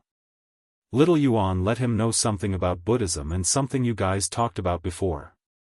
That is, seeing a mountain is a mountain, seeing water is water, seeing a mountain is not a mountain, seeing water is not water, seeing a mountain is a mountain, seeing water is water. According to what you guys said, the last one is to find it 1,000 times in the crowd. It was as if Xiao Bei had won the competition. He was overjoyed and delighted. Little Yuan is already so amazing? Wang Wan was a little surprised. She naturally knew what that was. 3 realms. In literature, very few people could reach the last realm. When you deliberately emphasized in writing, the reader would feel the beauty. When you didn't emphasize, the reader would forget the way you wrote and only remember the plot. Zhang Xiaobao spoke at this time. He's not that amazing. Little Yuan doesn't have enough life experience. He can't understand many things thoroughly just by relying on the knowledge in books. His success this time is because he chose the topic of homesickness. Even children know how to miss. That's why he made Suilong suffer a blow. Little Yuan, right? Yes. My little Yuan didn't write about the profundity of history. He simply expressed his longing for his younger brother and sister because he's not stupid. Little Bei understood everything. That was why she said a jingle and a nursery rhyme to cooperate with little Yuan. Zhang Xiaobao and Wang Wan looked at each other and stood up to walk out. "Brother, where are you two going?" Little Bei looked at Simo Domo when she asked. Didn't they want to discuss something with him? Zhang Xiaobao patted little Bei's head. "You guys talk to him. Your sister and I will take a look at Grandpa Su's grandson. Otherwise, when we go back and talk about it, I'm afraid your Grandpa Su will fall ill and be hospitalized." "Okay, leave this to us." Little Bei agreed and ran to Simo Domo. Zhang Xiaobao just nodded at Simo Domo and then walked out with Wang Wan. Simo Domo, who was sitting there, was angry. He felt that he was left out. He looked at the children in front of him who were talking to him about a deal. He gritted his teeth and decided with a hint of revenge to get some benefits from the children. After that, if Zhang Xiaobao and Wang Wan didn't agree, he would return the benefits. If the two of them didn't say anything, he would take it that they agreed. Compared to Simo Domo's complicated thoughts, Little Bei and the others were much simpler. They didn't think about who would get how much. They only felt that according to the actual situation of the local poverty, they would use 13 incense to exchange for other people's good things. Moreover, they were experienced and knowledgeable and could easily estimate the approximate value of each item. Zhang Xiaobao and Wang Wan, who were outside, didn't know what Simo Domo was thinking. Otherwise, they would have kindly advised him not to play this kind of game with Little Bei and the others. That way, they would definitely be at a disadvantage. Not everyone could take advantage of the little guys. When the two of them found Suilong, they saw that Suilong was holding a basket that had just been carelessly woven with branches in one hand and a leek scythe in the other. The leek scythe was specially used to cut leeks. It was very easy to use. Once the scythe was cut, a bundle of leeks would fall. Moreover, it wouldn't hurt the roots. As long as you used your strength, it would definitely be a flat cut. The tool itself limited your normal movements, unless you deliberately cut in a crooked direction. When you encountered leeks with rotten roots, you could still dig downwards. With a gentle turn, the rotten roots would be dug out. Suilong was digging wild vegetables along the lake. When she encountered those that ate the top part, she would directly cut them. When she encountered those that ate the leaves, she would cut them close to the ground. When she encountered those that ate the roots, she would use the scythe to cut them out. For every wild vegetable, she would carefully shake off the soil, separate them, and carefully arrange them in the basket. What is he doing? Wang Wan looked at Suilong and realized that it was different from what she had thought before. She thought that Suilong should be sitting by the lake in a daze, listless. Zhang Xiaobao revealed a gratified smile, digging wild vegetables. And then? Wang Wan asked. Then, she would comprehend life and settle down to do the little things around her, instead of looking at the clouds and fantasizing about flying. If Grandpa Su saw this, he would definitely be very happy. Zhang Xiaobao praised. So that's how it is. It seems that he isn't afraid of being shocked at all. He adjusted himself really quickly. Let's dig too. Boil the wild vegetables in boiling water and dip them in sauce. Wang Wan suggested. Zhang Xiaobao picked the wild vegetables with her. After an hour, Seymour Duomo walked out of the hall, looking very tired. Then, there was an obvious dejected look. Xiao Bei and the others were still happily talking and laughing. It's over. Another person who has been shocked. I don't know if he can recover as quickly as the previous one. Zhang Xiaobao looked up, shook his head, and said to Wang Wan. I guarantee that he took the initiative to scheme against the little guys. Otherwise, it would be impossible. Wang Wan added.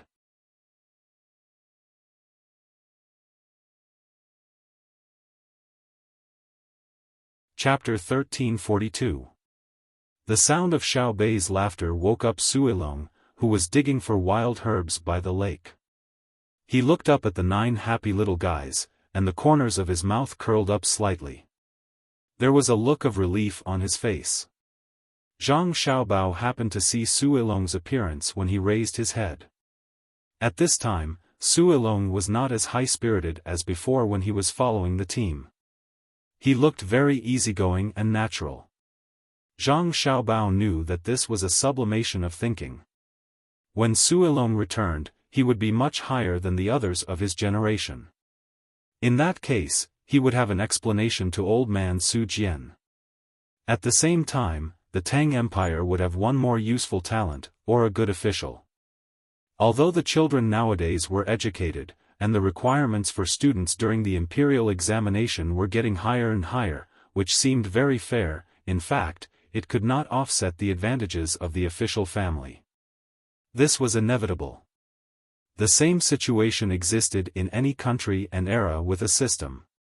Whether it was China, the United States, Japan, or Russia, one's family background had always played a very important role. Since he could not stop it, it was better to find a way to improve the personal quality of the official's children. If using a knife to cut off the water did not work, then adding fuel to the fire. Use the system to limit some of the power, and use the humanities to influence some of the officials. Even if there were still various kinds of corruption in the end, the number would naturally decrease. Try to improve the ability of the officials as much as possible, and at the same time ensure the relative income of the officials. Their salary must be in the upper class of society, and their welfare must be higher than ordinary people. Otherwise, they would be in a strong temptation. Ilong, how many wild vegetables have you dug? Zhang Xiaobao, who was in a good mood, waved to Su Ilong and shouted. Su Ilong slowly stood up, carrying a basket in one hand and a leek scythe in the other, and walked over.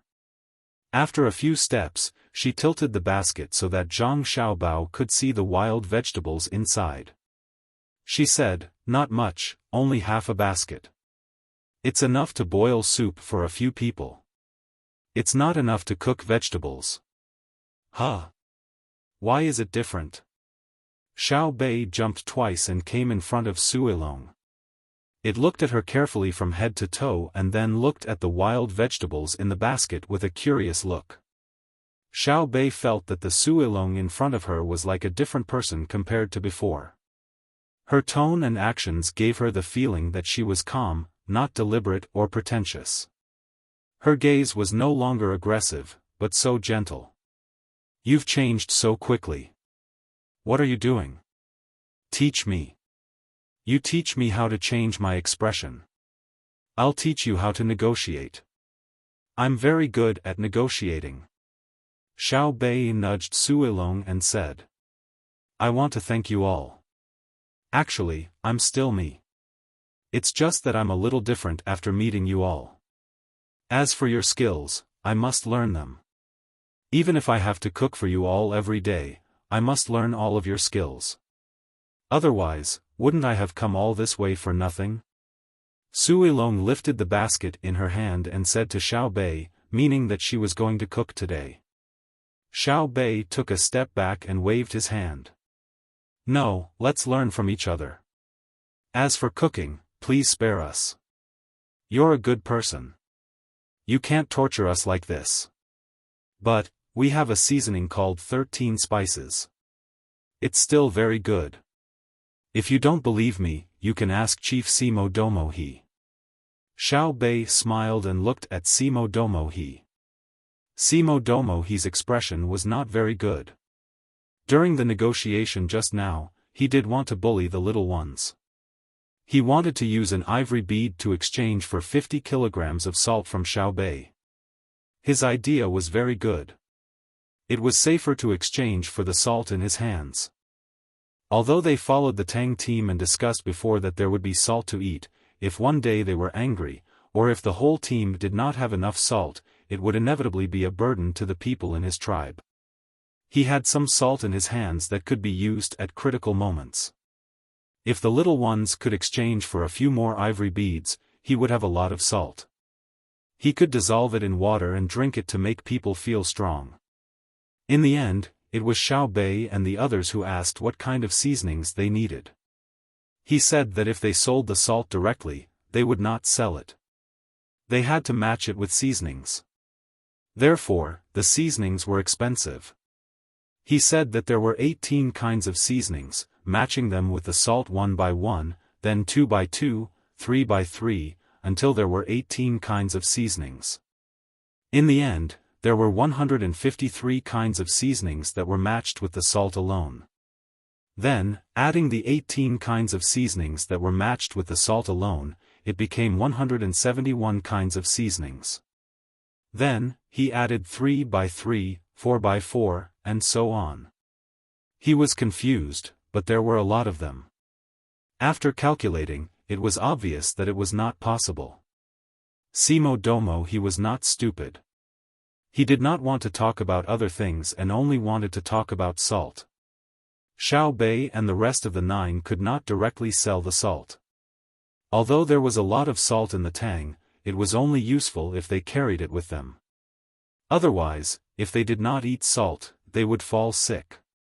They saw this point and used salt as the main condition to talk about other seasonings. This was because there were many seasonings in the area. Other than chili, many of the other seasonings grew well. Xiao Bei and the rest were puzzled. Why were there so many seasonings in the area? They did not know that if there were not so many varieties, their brothers and sisters could not eat curry every day in India. Even if they were imported, they had to take the climate into consideration. Therefore, it was said that the area itself was produced.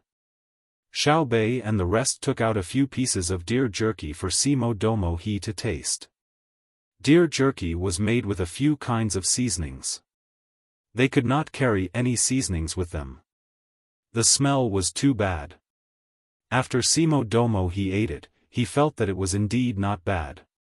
When he heard Xiao Bei and the rest say that it would taste better with more seasonings, he could not help but be tempted. Xiao Bei and the rest struck while the iron was hot. They said that they could provide an unlimited amount of seasonings to Simo Domo He and his people. As long as they could eat it, they would provide all they had, including salt. The prerequisite was that Simo Domo He also had to give all he had. Simo Domo He was happy and said, "You can give me as much as I want." Xiao Bei said, "No, I want as much as you can eat. If you eat 1 jin of salt per person a day, I will give you 1 jin per person. If you can eat 2 jin, I will give you 2 jin." They went back and forth on this topic. Simo Domo He was very tired. They had 9 people, but he was only 1. After an hour, he agreed. When he agreed, he was in a good mood. He felt that he could hunt for ivory in the future, but he could not find seasonings and salt. Just as they were about to leave, Xiao Bei told him that there were seasonings in the area. If they wanted them, they had to send people to pick them. Then, there would be people in the group who would specially make them. They could eat as much as they wanted, but the prerequisite was that they had to pick them. If they did not pick them, it was fine. Their own group would pick them and provide seasonings. However, their own group would pick them, and the usual hunting of wild animals would be left to their tribesmen. Simo Domo He became depressed when he knew that there were seasonings in the area and that his own people had to work for them. Zhang Xiaobao and Wang Wan saw his tired and depressed appearance. The 9 of them were, of course, happy because they still had a backup plan. They did not usually eat 13 spice, but it did not mean that 13 spice was worthless. There were many Tang people who did not eat much of it. If they continued to move forward and entered the territory of the man-eaters, they could still sell it to them. Besides, 13 spice or 18 spice, other than the influence of the season, there was also the secret recipe for processing. It was not that you would get 13 spice if you collected 13 kinds of plants. If the combination was not good, people would fall sick. There were things that were sun-dried and shade-dried, and special ones needed to be smoked. This was not told to Simo Domo He, and it was not in the agreement. When the time came, they would collect the plants that were in the current season and process 10 portions. They would just give them 1 portion and say that the processing process failed. Simo Domo He did not know, or else he would fall to the ground again. Nitroglycerin would not be able to save him. When he heard Xiaobei's words, Simo Domo He smiled at Suilong, but it was a forced smile. Suilong didn't even need to ask to know what was going on. She had heard too many legends about Xiaobei and the others when they were negotiating with others.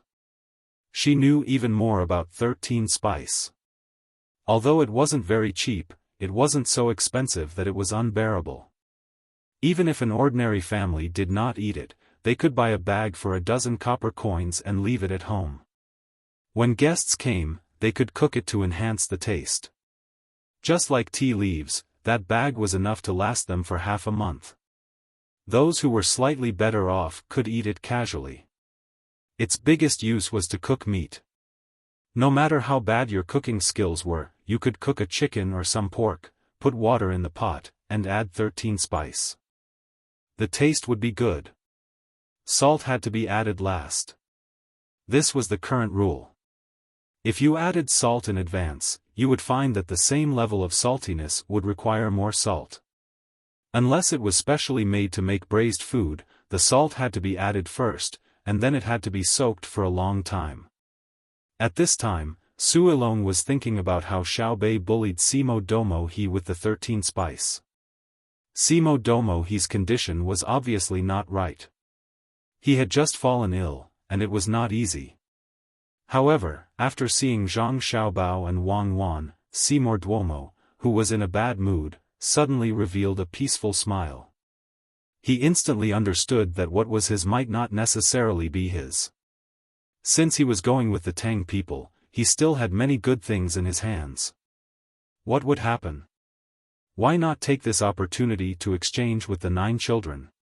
He thought that Zhang Xiaobao and Wang Wan would be happy to see that their younger siblings had more good things. You also know how to change your face. Xiao Bei was about to show off his achievements when he suddenly realized that Simo Domo He's expression had also changed. He could not help but feel puzzled. Zhang Xiaobao smiled and said to Xiao Bei, "They did not change their faces, but their hearts. People know how to give and take, so they are open-minded. Pack up and we will leave in 2 days." Oh. Xiao Bei agreed, but he still did not understand what was going on. He realized that he could not figure it out at the moment, so he stopped thinking about it. He snatched the basket from Su Ilong's hand, grabbed one end, and passed the other end to Xiaoyuan. The two of them carried the basket and skipped towards the campsite. "Do you still need me to do anything?" Simo Domo He asked Zhang Xiaobao and Wang Wan. "Don't bring too many things, especially wooden tools that you don't usually use. Throw away what you need. When everyone is here, gather those who are sick together," Zhang Xiaobao said to Simo Domo He. Simo Domo He hesitated for a moment, then nodded. "I know, kill those who are sick." "What did you say?" Zhang Xiaobao asked in surprise.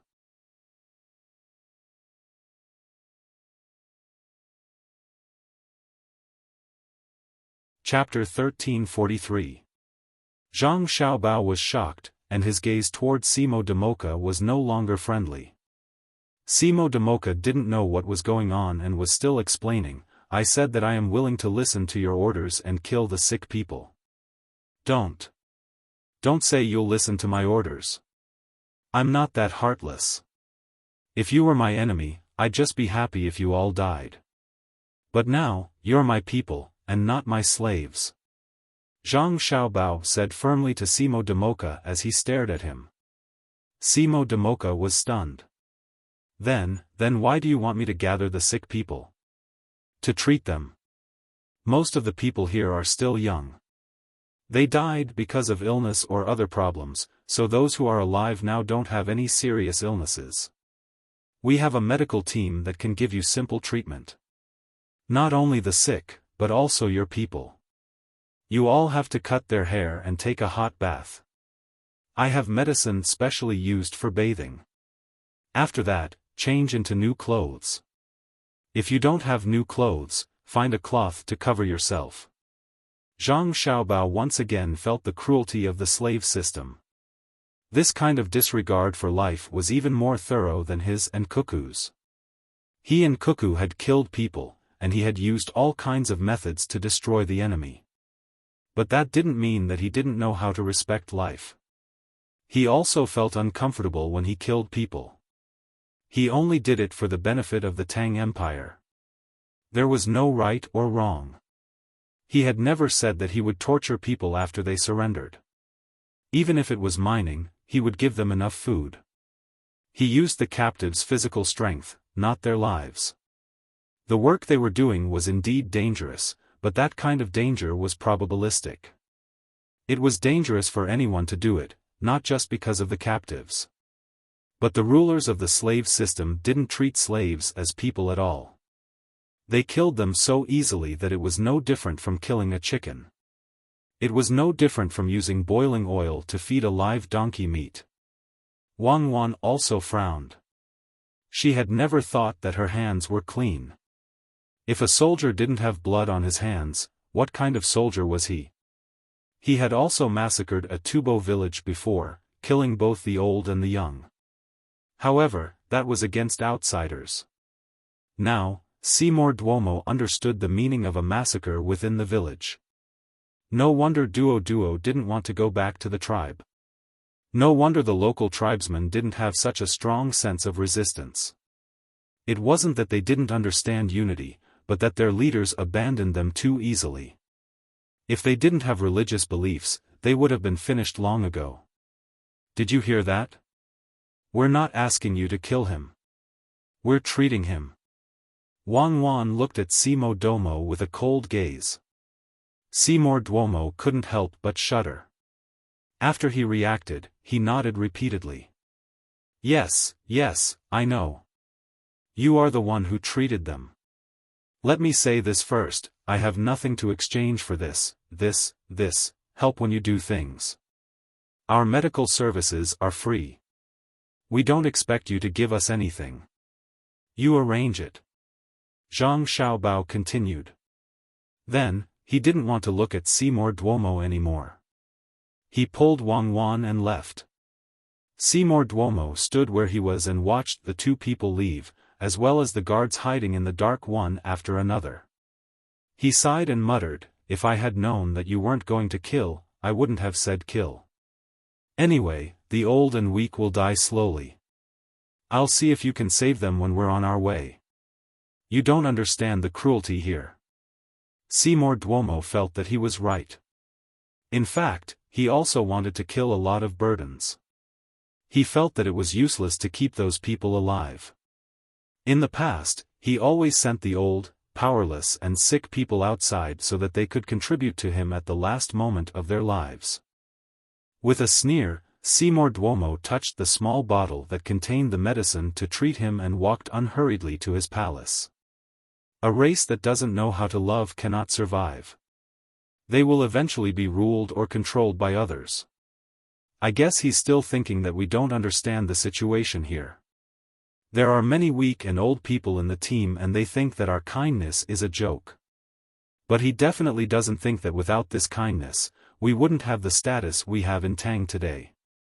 Should we give up on the old and weak? If we lost a battle and were running away, maybe we would choose to give up. But we definitely can't be so calm. I believe that every night, I will be awakened by nightmares. I saw Seymour Duomo's hesitation. At that moment, I didn't know whether he didn't want to kill or whether he was considering who to kill and whether he wanted to use this opportunity to get rid of the disobedient. Therefore, only a ruler who recognizes his own power and responsibility is qualified to survive in this world. Otherwise, when the people know that there is another ruler who cares for their people, they will inevitably rebel. At the same time, the foundation of the country will be shaken. You will find that even if you don't give him advanced weapons, many people in the country will die from violence. There will be more violent deaths than when you give him advanced weapons but know how to care for the people or fear the people. Zhang Xiaobao was provoked by Seymour Duomo. When he spoke, he was thinking about how to find a chance to kill Seymour Duomo. This kind of person can't be left alive. If he wanted to achieve a certain political goal, he could send Seymour Duomo to do things that would harm others. When he reached the point of infuriation, he would appear and kill Seymour Duomo. He believed that he would gain the favor of those who were bullied by him. But obviously, he couldn't do that. If he did that, his heart would be dirty. Sending someone to do it and using the lives of the people who did it to achieve his goal was worse than doing it himself. You mean to give everyone in Tang a gun? Wang Wan turned and asked. Why not? Do you think that you have to use a gun to kill people? As long as the laws against the people at the grassroots level are fair, even if they have the means to kill people who make them angry, they won't use it. It's people who kill, not guns. If possible, not only will I give the people of Tang guns, but I will also tell them that if an official bullies you and you don't have the chance to send a telegram and your life is threatened, then you should shoot. Shoot at that official and shoot at the person who threatens your life. Zhang Xiaobao made a shooting action as he spoke, and there was a cold smile on his face. If we do as you say, Tang will be in chaos. Well, at least that's what the corrupt officials of Tang will think. You don't need to say it, I'll say it for you. Wang Wan smacked Zhang Xiaobao's hand that was about to raise the gun and said. She actually understood that when people said that more people died from gunfire in other countries, it was actually a one-sided view. Countries without guns had more people dying from knives and bricks. When everyone had a gun, they naturally knew how to respect life. When everyone had their own car, they naturally wouldn't think that pedestrians had to let them go first. Respect came from the same social status. Social status depended on hard work and effort. Whether hard work and effort produced results, or rather, the probability of producing theoretical results, depended on the policies of the ruling class of the society. That's why we have to cherish this era. We have to maintain the development of economy and technology, strengthen traditional morals, strengthen the law, and create a stable social environment. Even the rulers have to act in the interests of the majority when they do things. Zhang Xiaobao concluded. Wang Wan smiled. Does that mean that Li Longji has no choice but to compromise? Li Longji is actually quite cute. Zhang Xiaobao also smiled. How is he cute? What are you looking at? As Wang Wan spoke, she saw Zhang Xiaobao looking around, so she followed suit.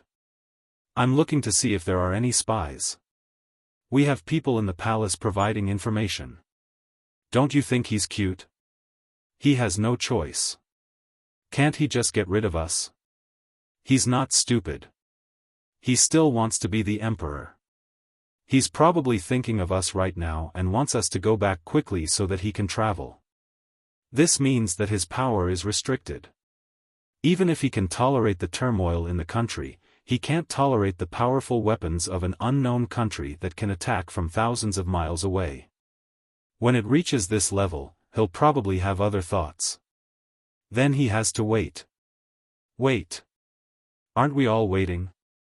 Zhang Xiaobao and Wang Wan chatted all the way back to the camp, and they happened to see the little ones busying themselves there. There was a large basin filled with a lot of yellow-black, scrambled eggs. On the other side was a chopping board. Xiao Bei and the others took the small root vegetables out of the water and handed them to Suilong. Suilong held the knife in one hand and the small root vegetables in the other, working hard to cut them. Be careful, don't cut your hand.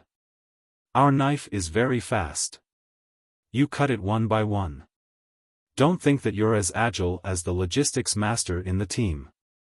When you find that you feel uncomfortable cutting the vegetables, you have to stop and adjust. Don't think that there's only a little left and cut through it, understand? Xiao Bei held a few washed small roots in his hand and nervously watched Suilong cut there. His mouth didn't stop talking. Suilong was sweating profusely. Looking at the muscles on his arms that were exposed when he rolled up his sleeves, she knew how nervous he was. But he still insisted, cutting while replying to Xiao Bei. I know, I've written it all down. You guys know more. I'm far worse than Xiao Chang and Xiao Gang. Then you still want to cut, let them do it. Xiao Bei glanced at Xiao Chang and Xiao Gang who were kneading the dough and said to Suilong. How can I let you do dangerous things? Otherwise, when Xiao Bao and Cuckoo see it, I don't dare to imagine the consequences. If the knife is not sharpened so fast, will it? It will cut off your hand. A blunt knife hurts people. Xiao Bei and the others usually use very fast knives. Not to mention cutting hair, as long as your hand touches it, it will definitely be cut. Zhang Xiaobao's voice came. Brother, sister, you're back. We were cutting the stuffing. We wanted to cut it, but we found that if we cut it, all the vegetables will fly away, so we had to cut it. Why, brother? Xiao Bei grabbed the small root vegetables and ran in front of Zhang Xiaobao. As he spoke, he put the small root vegetables in front of Zhang Xiaobao's mouth and let him eat.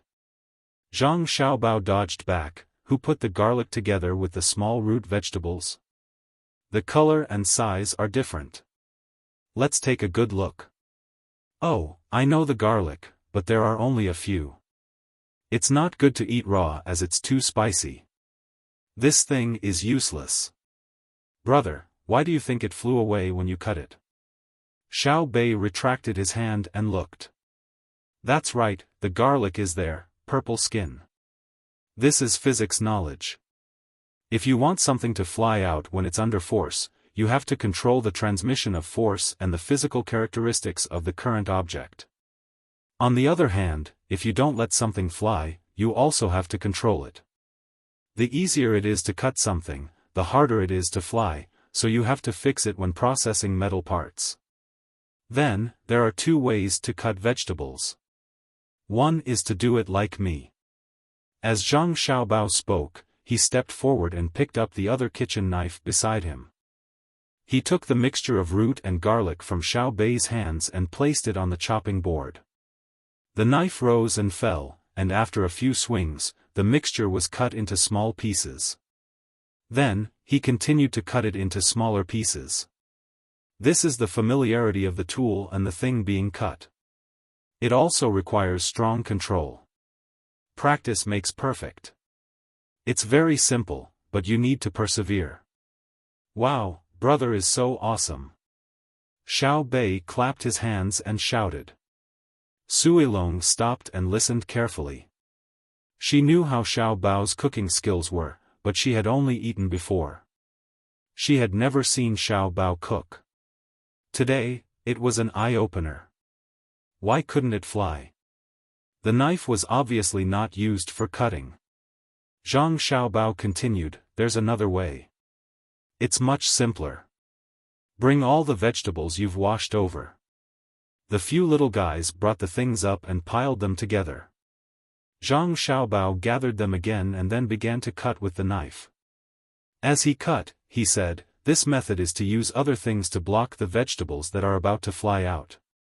Stack the vegetables together, and the knife cuts in the middle. In fact, they will fly, but they will be blocked. The premise is that the chopping board must be fixed firmly. Otherwise, with the force of the chopping board, the vibration produced will still shake the things away.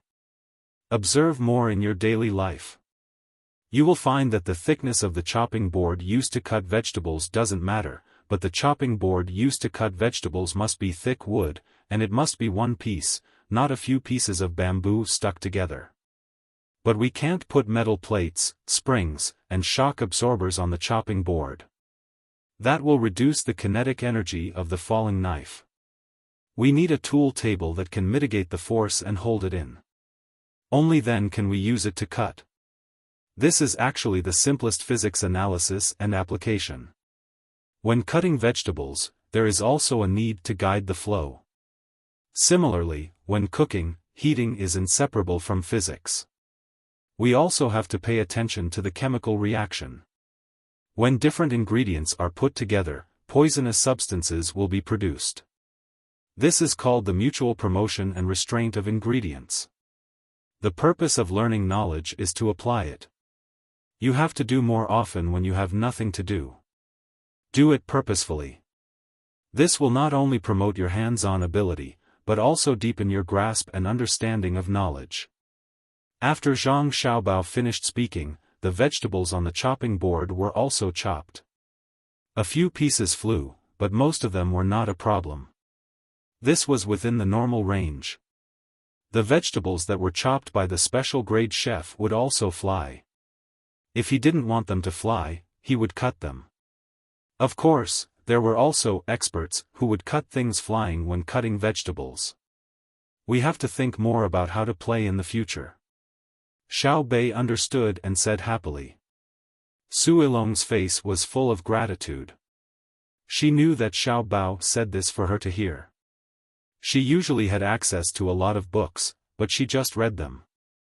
She never thought that physics and chemistry could be used in cooking.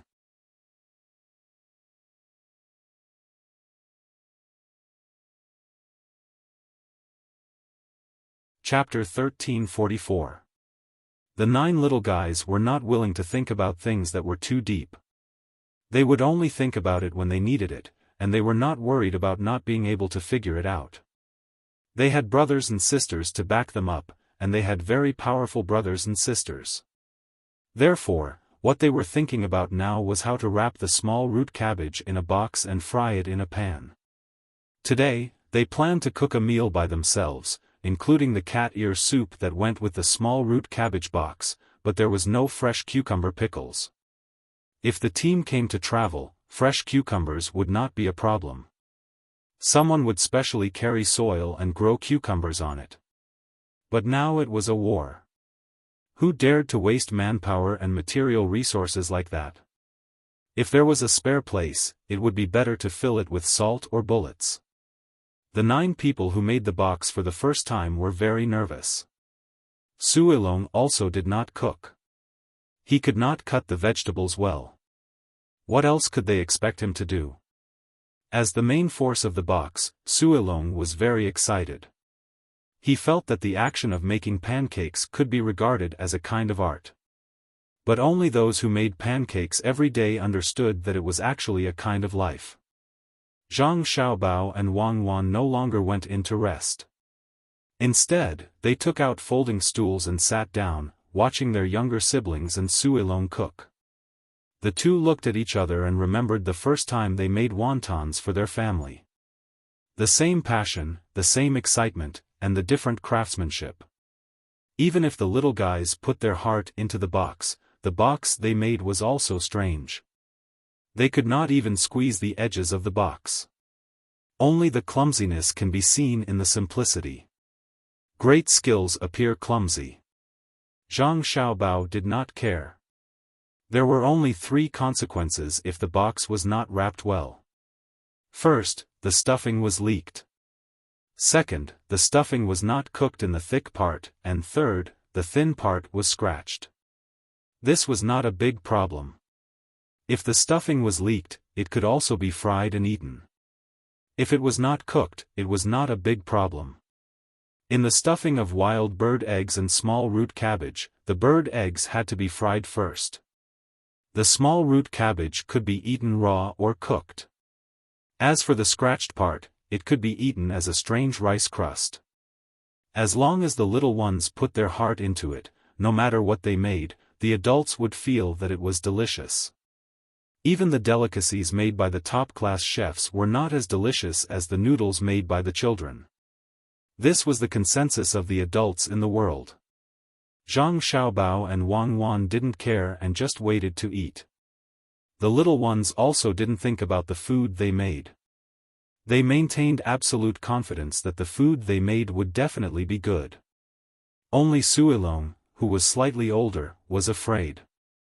She was worried that Xiaobao and Cuckoo would not like the food she made. From time to time, he would look at the pot, then at Xiaobei and the others who were wrapping the boxes. He looked at the stuffing in the basin and suddenly had an idea. He suggested, "Can we add some meat inside?" Xiaobei was tasting the newly mixed stuffing to see how it was salty. When she heard Suilong's movement, she raised her head to look at him and said helplessly, "Brother Ilong, cooking is the same as composing poems.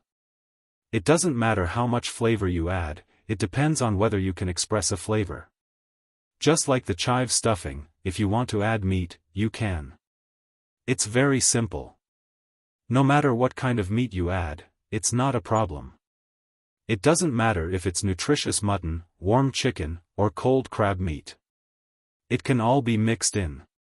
"But," I said, "but, understand?" Xiaobei was like an adult. It was very difficult for her to make food, but she ate a lot. When she reached a certain level, when she was used to the wind and waves, the trickling stream was the pursuit. Suilong knew what chives were. She didn't like to eat them usually. Every time she ate them, she would have a stomachache. It was only when she ate at Zhang Xiaobao and Wang restaurant that she was fine. He also didn't know what was going on. Seeing that Xiaobei said that she could put everything, he asked, "Isn't it good to put venison?" "Okay, but," but we want to eat the pure taste of the root vegetables. The monarch, the minister, and the assistant minister are the rules. Whether it's used in medicine, calligraphy, or food now, who is the monarch and who is the minister? When you put venison, I only want to eat venison. Moreover, eating venison and root vegetables together is too nutritious. Then why did you put wild bird eggs? Su Ilong asked as if he was asking for advice. In terms of enjoyment, he was very clear that he was not the opponent of the little guys. Although they suffered a lot, that was because they were willing to. However, if they didn't suffer, when it came to enjoyment, he was far behind them. Xiaobei spat out the stuffing in her mouth and reached for the salt. When she touched the box of salt, she paused. She bit her lower lip, looked up at the sky, rolled her eyes, and retracted her hand. You can't put any more salt. If there's less salt, you can eat it with other seasonings. If there's too much salt, you can't reduce it. It's not like you're making takeout. Then, what did you say? Bird eggs? It's fresh. Brother and sister said that the simpler the organization structure, the fresher the taste. If you want to put things, you can put river prawns. It has to be big. Only meat, no shell. Sea prawns can't. Sea prawns are too fresh and will suppress the taste of the root vegetables. We want to eat the root vegetables. Then why not put river prawns? Su Ilong felt that there was a lot of knowledge in eating, so he became more and more curious. Because no one catches and peels prawns. If you want to eat something with 3 fresh stuffing, the egg has to be cooked, but the prawns have to be raw. If you boil the prawns in water, they become stuffing and then heat them up again. It's easy to cut your hand when you peel the raw prawns. I'd rather not eat it than do it. What if you get injured or infected? Xiaobei shook her 2 chubby little hands, indicating that she didn't want to be cut. Su Ilong had to admit that she couldn't compare with the little guys in many aspects of life. For a moment, she couldn't help but feel envious. It wasn't that she hadn't experienced life, but that no one had ever told her this in her daily life. It seemed very simple, but there was endless knowledge in it. No wonder His Majesty also put his youngest children beside Xiaobao and Cuckoo. They were the eldest princess and the first prince. It turned out that their education started from the bits and pieces of life. After an hour, the root vegetable boxes were done. Black, yellow, and gray, they were stacked one by one. They were put on a plate and sent to the dining table in front of Zhang Xiaobao and Wang Wan. There was also a bowl of wild vegetable soup with the smell of oil floating in it. Because the root vegetable boxes were limited in quantity, they were usually only eaten in the inner courtyard for Xiaobei and the others. The wild vegetable soup was much easier to make. In addition to some chopped green onions, there was water, salt, pepper powder, and some uncooked oil. There were 2 full pots, less than half a basket of vegetables in them. They were distributed to more people to drink.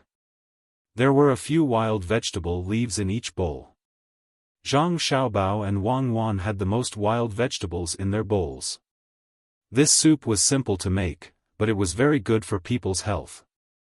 Regardless of whether the weather was cold or hot, drinking it while eating would replenish water. Furthermore, it was eaten with steamed buns, so there was no need for vegetables. It couldn't be compared to the soup of the rich and powerful. That kind of soup was boiled, or boiled. Speaking of the soup with the best taste, the rich and powerful generally couldn't drink it. It wasn't that they didn't have the ingredients, but that they didn't have the skills.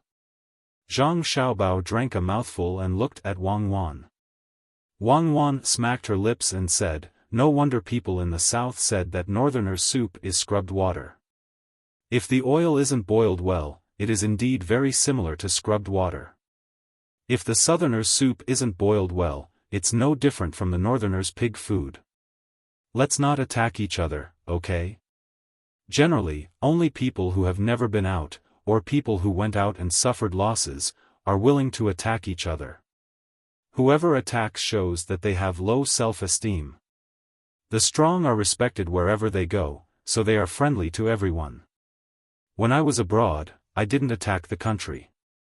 I even wanted to come back, but I knew that as long as I showed my face, I would definitely be caught. Especially beautiful geniuses, they were very willing to catch me. Zhang Xiaobao looked at the soup bowl in front of him and said to Wang Wan. Wang Wan took a bite of the small vegetable box and swallowed it slowly. She drank 2 mouthfuls of soup and let out a long breath. Ah, now I don't have to worry about the excess food in my stomach.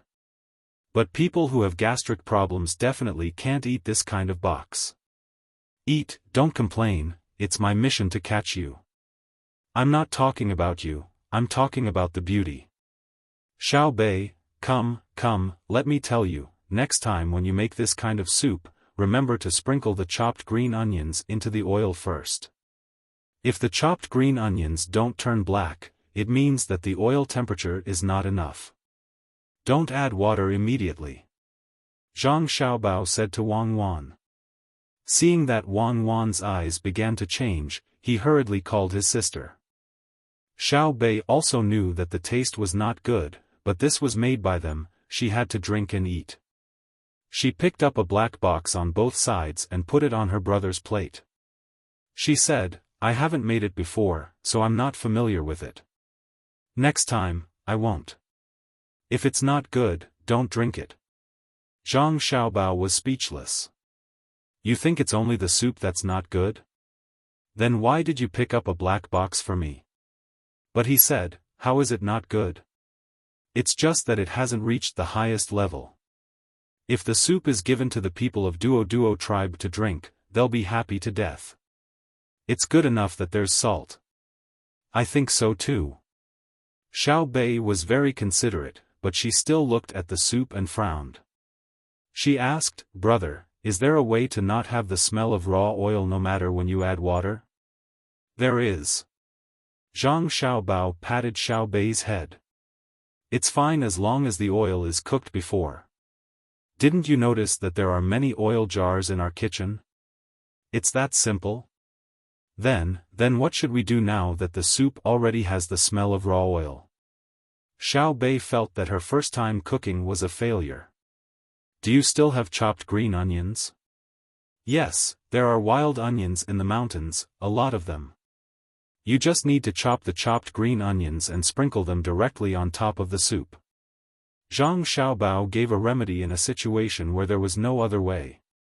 Xiao Bei was happy. Sure enough, her brother was the best. She threw down the chopsticks in her hand and ran to find Xiao Yuan and the others to make arrangements. Zhang Xiaobao smiled and said to Wang Wan, eat, beauty. Actually, this soup and box are not bad.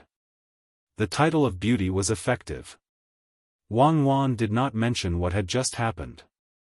She gently drank the soup, and it seemed that it was really delicious. Then she said, compared to the people in the refugee area, the food in front of us is a delicacy. Yes, the damage caused by natural disasters is great, but there are also many man-made refugee areas. I wonder how many refugees will appear in Duo tribe this time. Zhang Xiaobao also carefully chewed the black box that Xiao Bei had given them. It depends on the situation at sea. Wang Wan turned her head and looked to the west.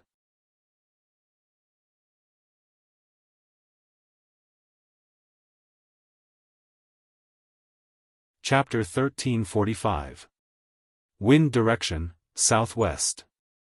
Wind speed, 5, the situation under the water is unknown. It is not easy for large ships to approach the shore. Send small ships into the water. Pay attention to the tail waves. On the ship closest to the shore, someone on the lookout tower sent out a signal with a sailfish. In the fleet of large ships, there were immediately 100 smaller ships. 2 small ships, each 4.5 meters long and 2 meters wide, came down from each ship. Each small ship could seat 8 people. They rowed toward the shore, and there were also things covered with canvas on the ships. About 200 li away from the 1,000 ships, there were 9,000 ships anchored there, including 2,000 gunboats. These were all the naval forces the Tang Empire could muster. Over the years, they had built 3,000 gunboats. 200 were left in the country and 500 were used to patrol the seas. Wherever there were Tang merchant ships, there would be Tang gunboats. The rest were all sent here. In the future, they would not build the same type of gunboats. New gunboats were rarely built. Usually, they would build 2 or 3 and send them to the seas, lakes, Yellow River, and Yangtze River for training and to learn the techniques. If there was a need, the large shipyards would start construction at the same time. The other ships anchored on the sea were transport ships and supply ships. There were 200,000 soldiers on the shore this time. For a long time, they would not be able to get supplies from the country. They also needed to carry livestock for transportation. 10,000 ships sounded like a number, but when looking at it, one would never compare this number with the situation on the sea. There were already merchant ships coming back from farther away. When they saw the ships on the sea, the people on the ships ran up and shouted, "Boss, boss, quick, come out and look at the ships." A merchant ship called Longing Tang was returning to the Tang Empire along the shore. The lookout on the mast saw the scene in front of him through a telescope and shouted at the top of his lungs. As he shouted, he climbed down from the mast. "What are you shouting for? Little Dong, when can you be more steady? Ever since we left the Tang Empire, I haven't seen you rest. You shout when you see fish, you shout when you see seabirds. Look at the ship, we are already on the ship. It's not like we haven't seen ships before. Is this a merchant ship or a guard ship of the Tang Empire?" On the deck, in a small wooden hut, a person was rolling noodles. Next to him was a wooden shelf. On the paper, there were 3 very small children. From their clothes, it could be seen that they were 2 boys and 1 girl. When he heard the lookout shout, he quickly added some cold water into the pot and shouted back. The man he called Xiao Dong had already slipped down from the mast very deftly, and stood in the doorway. He sniffed and said, "Boss, oh, I mean Captain. You made noodles for me again. There are boats, many boats. Who made it for you?" "The noodles I brought from the Tang Empire were not much to eat. I cooked and ate a few mouthfuls, but when I got home, the 3 kids kept pestering me. I couldn't even eat a peaceful meal of noodles. When I came out, they were less than 1 year old. When I went back, they would be 3 years old. That is the time when they are naughty." The captain narrowed his eyes as he looked at the picture on the paper.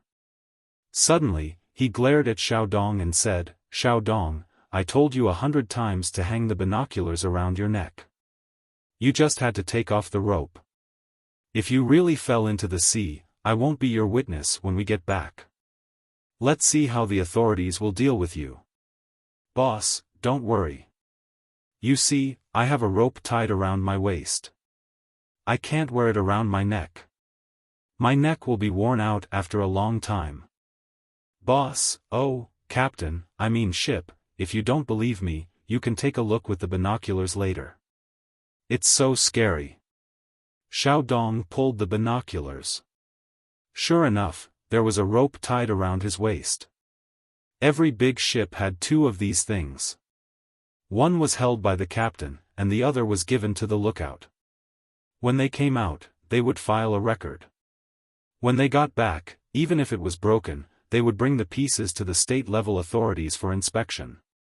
If they lost it and no one was there to prove it, they would be punished. The captain was not in a hurry. He didn't expect what kind of scene it would be. He only thought that there was a bigger trading fleet that wanted to meet with his small fleet here. After that, they would greet each other and go their separate ways. In that case, he would be able to see it in a while. It was more important to eat the noodles he brought from the Tang Empire first. It took a long time for the noodles to enter the pot, so the time it took to cook them was shorter. After a few minutes, the noodles were ready. After soaking them in cold water for a while, the captain took another can, opened it, and scooped out a few spoonfuls of bean paste. He scooped a few spoonfuls of bean paste into a bowl and ate a mouthful. Delicious. The noodles and bean paste from my hometown are still the best. Why are you looking at me? If you want to eat, you can eat it yourself. Are you waiting for me to serve you? Captain, you are really too noble. Little Dong happily ran over, picked up the noodles, and put in the sauce. He lowered his head and stuffed half of the noodles into the bowl. Then, he raised his head and rubbed his mouth in satisfaction. Captain, I just remembered. A month ago, Little Bean was sick and wanted to eat noodles. You took out a can of bean paste and said that it was the last one. Today, could it be? I'm dreaming. Yes, now that you have woken up from your dream, go up and take a look. Are you still full? I only made this much. That bean paste, aren't you afraid of being salty? When the captain was speaking, Xiao Dong picked up 2 more chopsticks of noodles and put the bean paste on the noodles. I have woken up from my dream. Boss, I am going up now. You eat slowly. I will continue to feel the power of the Tang fleet. After finishing 2 bowls of noodles, Xiao Dong gulped down a mouthful of water. He wiped his mouth and ran out, leaving only one sentence. You're lying to me. I won't even look at it. I'll eat noodles. Son, daughter, wait for me to go back. I'll make noodles for you every day. The goods on the 5 ships are all yours. These are goods from Africa that Xiaobao and Cuckoo mentioned. They're very valuable. The captain continued to slurp his noodles unhurriedly, muttering as he looked at the 3 children drawn on the paper. By the time he was full, a quarter of an hour had passed. He let out a satisfied burp and looked at the noodles that hadn't been cooked yet. He gently placed the can of bean paste on the table and wondered who would be lucky enough to run over first. That way, they would be able to cook the noodles themselves. The captain rubbed his stomach and took the binoculars. He strolled outside and continued to look at the sea and blue sky. He thought of Xiao Dong's words and looked ahead with the binoculars. So many ships. Damn, this is the Tang fleet. Our Tang has so many ships. Reflected in the captain's eyes were ships after ships with dragon flags fluttering in the wind. Everywhere he looked, there were only ships. There was no end in sight. At the end of the sea and the sky, he could vaguely see the silhouettes of ships. The captain was dumbfounded. He swallowed hard and murmured, "What's going on? Am I dreaming? No, absolutely not. Why would the great Tang's fleet come here? Who is going to be unlucky? So beautiful, so mighty. Come out for this captain. Look at the fleet. It is the Tang fleet." After muttering to himself, the captain began to shout to the cabin below the deck. His hands holding the binoculars turned white and his body trembled uncontrollably. He was too excited. In the past, he could only see a few gunships and supply ships of the Tang fleet. It was rare to see dozens of ships at the dock at the same time. Today, he was truly satisfied. His great Tang had so many warships. When gathered together, they could blot out the sky. This was the Tang fleet, the strength to protect the Tang people. The captain pursed his lips, puffed out his chest, and let the sea breeze blow. He had the urge to cry. The ship in front of him could no longer be called a ship. It was like a mountain range, continuous and unending. What could be prouder than this? More footsteps came from the deck. Hearing the captain's shout, the sailors thought that something had happened and ran out. However, they didn't find any danger. When they looked forward, they were all stunned. Even without binoculars, they could see the ships in front of them. It was just that they couldn't see the flags on them. They could see the hull of the closest ship, the sails and masts further away, and the ships further away were little dots or black lines. "Big Uncle, where did these ships come from? There are so many of them that it's frightening," a sailor said to the captain with wide eyes. "Ha! Where did they come from? Under the heavens, where do you think there are so many ships?" "Only my great Tang. I can see clearly. Gunships, those are gunships, and more gunships." "So many gunships? Who are Cuckoo and Xiaobao going to deal with?" The captain could now see the configuration of the ships clearly. The gunships were clearly different from the ones the captain had seen. Although he couldn't see the cannons, he could see the wooden planks covering the muzzles. Those familiar with the Great Tang's gunships knew that once the wooden planks were removed, the cannons would be exposed. The other ships didn't have string cannons, but they had a gun at the bow and no gun at the stern. This meant that the warships had no intention of firing while escaping. This was a sign of absolute confidence. His nephew rolled his eyes and reminded, "Big Uncle, in front of us is the strait of many cannibals. Xiaobao and Cuckoo are fighting many cannibals. When we came out, it was only a small skirmish. I didn't expect that by the time we came back, they were already fighting. This definitely isn't a small battle." "I know. Why would they need so many ships in a small battle? But, there are too many gunships. Do the cannibals have enough ships to fight?" The captain thought hard and then suddenly understood. "I understand. Xiaobao and Cuckoo aren't sending people to attack the ships. They are transporting soldiers. If the gunships can attack the ships, they can also attack the shore. The cannibals are finished." "How?" The captain's nephew couldn't understand. If they sent soldiers, they would still have to fight. They were deep in the shore, and the gunships couldn't go up. The captain's nephew didn't think too much about it. Instead, he admired the approaching fleet and sighed. "It's so beautiful. I've always heard people say that Cuckoo's gunships broke through the waves and formed a majestic formation. I couldn't imagine what it was like. Now I know. If I were the enemy, I would just surrender. There's no way to fight this battle. In front of us, there's nothing but ships. When we cut through the fleet later, it will be even more shocking. I've seen hundreds of fishing boats moving together, and I think it's spectacular. How many ships does the Great Tang fleet have? It's invincible." Hearing his words, the other crew members on the deck felt the same. The closer they got, the more they felt the oppression of the motherland's invincible fleet. They belonged to the Great Tang. Usually, they didn't need to send many. 1 or 2 gunships and 3 to 5 supply ships were enough to protect the safety of the people outside. When there was a real problem, the Great Tang would gather so many ships and form a boundless fleet. With the protection of the armed forces on the sea, they could go anywhere in the world. "Captain, when we go back, if we see ships from other small countries, such as Jinla or Japan, we'll stick to them and see if they dare to provoke us. The invincible fleet of the Great Tang will crush them," a crew member shouted excitedly. "You're the one who sticks to them, and you dare to provoke them? Isn't it a provocation? The Great Tang fleet is powerful, but it's not for you to provoke them. Don't you need to spend money?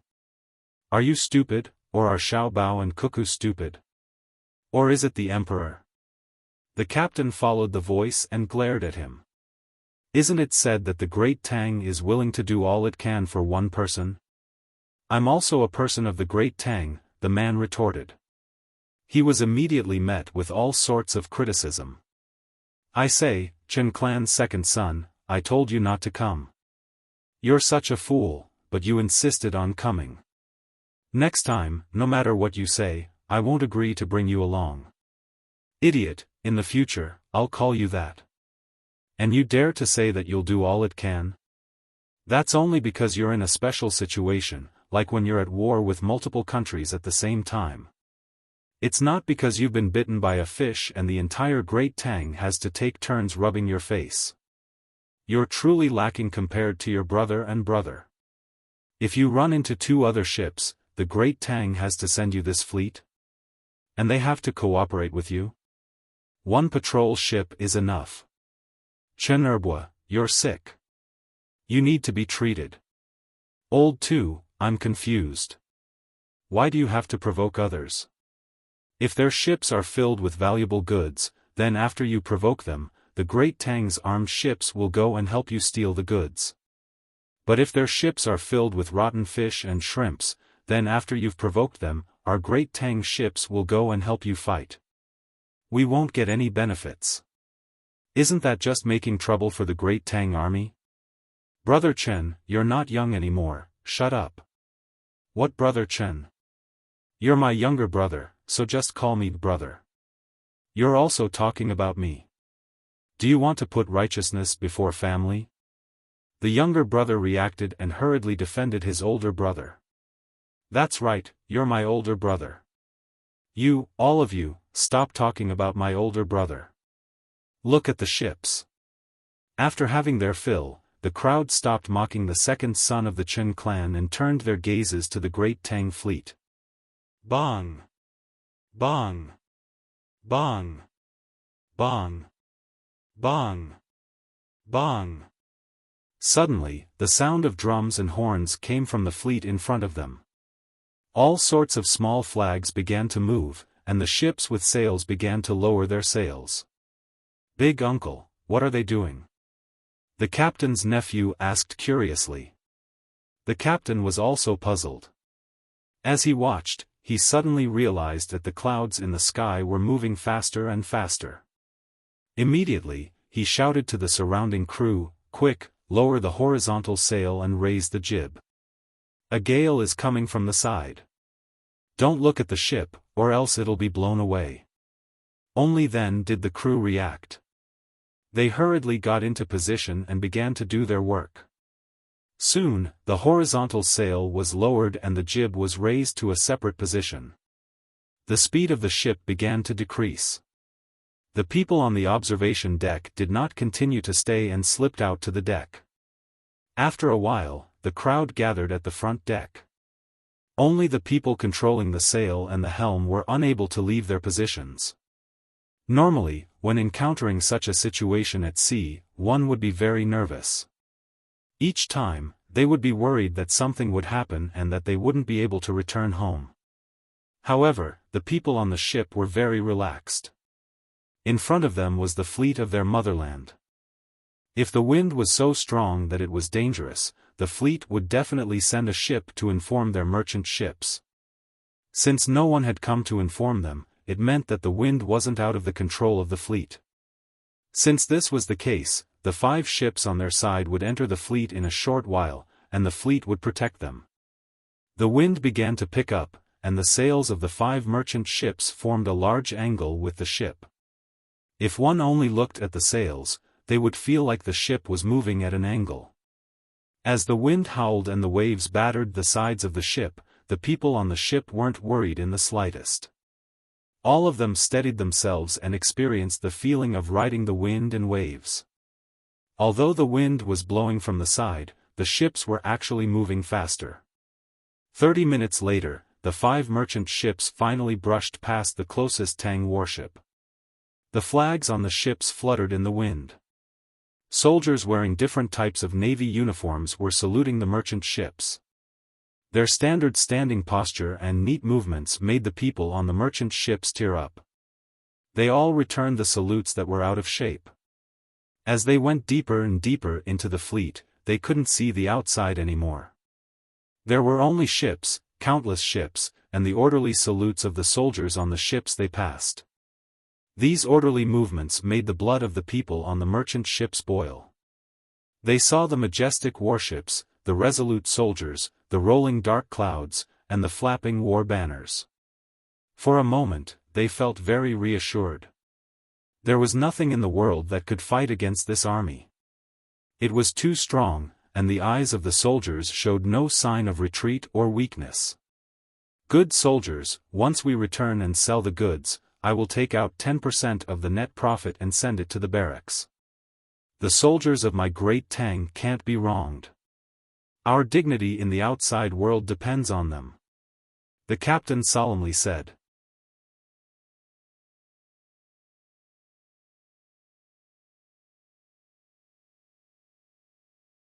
Chapter 1346. The 5 merchant ships passed through the fleet in a daze. They didn't know how much time had passed, but when they came out, they found that the gale had already passed. The people on the ships were all very excited, occasionally turning their heads to look at the seemingly endless fleet.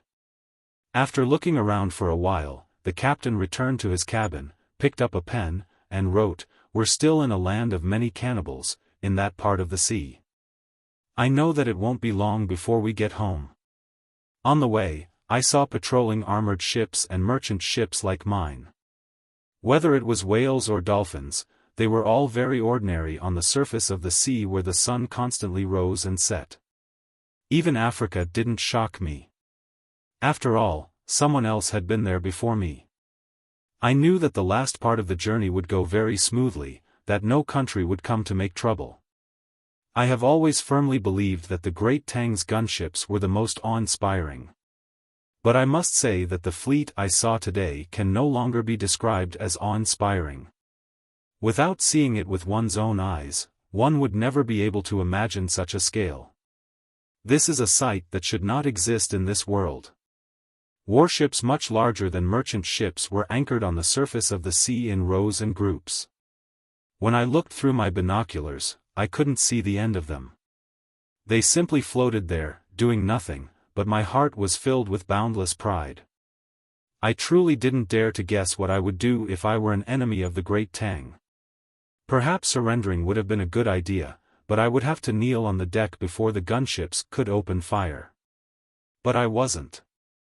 I kept telling myself that I wasn't an enemy, that I was a citizen of the great Tang, and I was proud to be a citizen of the great Tang. Thus, I decided to take out 10% of the profits and use it on the great Tang's fleet. They were worth it, and I had no regrets. The soldiers of the fleet were in no mood to consider the thoughts of the people on the merchant ships that had just passed by. They simply expressed their welcome.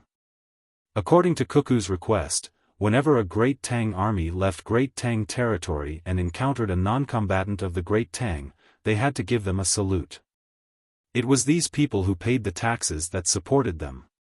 Thus, as soldiers, he naturally needed to provide them with sufficient assistance. Since they didn't need him and the others to help them fight for the time being, showing them some goodwill was also a form of assistance. Cuckoo had said that the salute of a soldier was the most beautiful scene, and it would make the people of the great Tang feel at ease.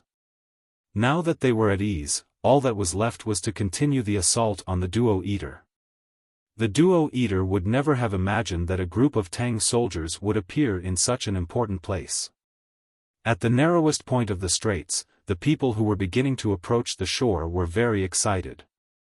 They had already seen the ships of the man-eaters anchored one by one at the rudimentary docks. Actually, it was not quite correct to call it a dock. It was a pity that in such a good natural deep water place, those boats were too small.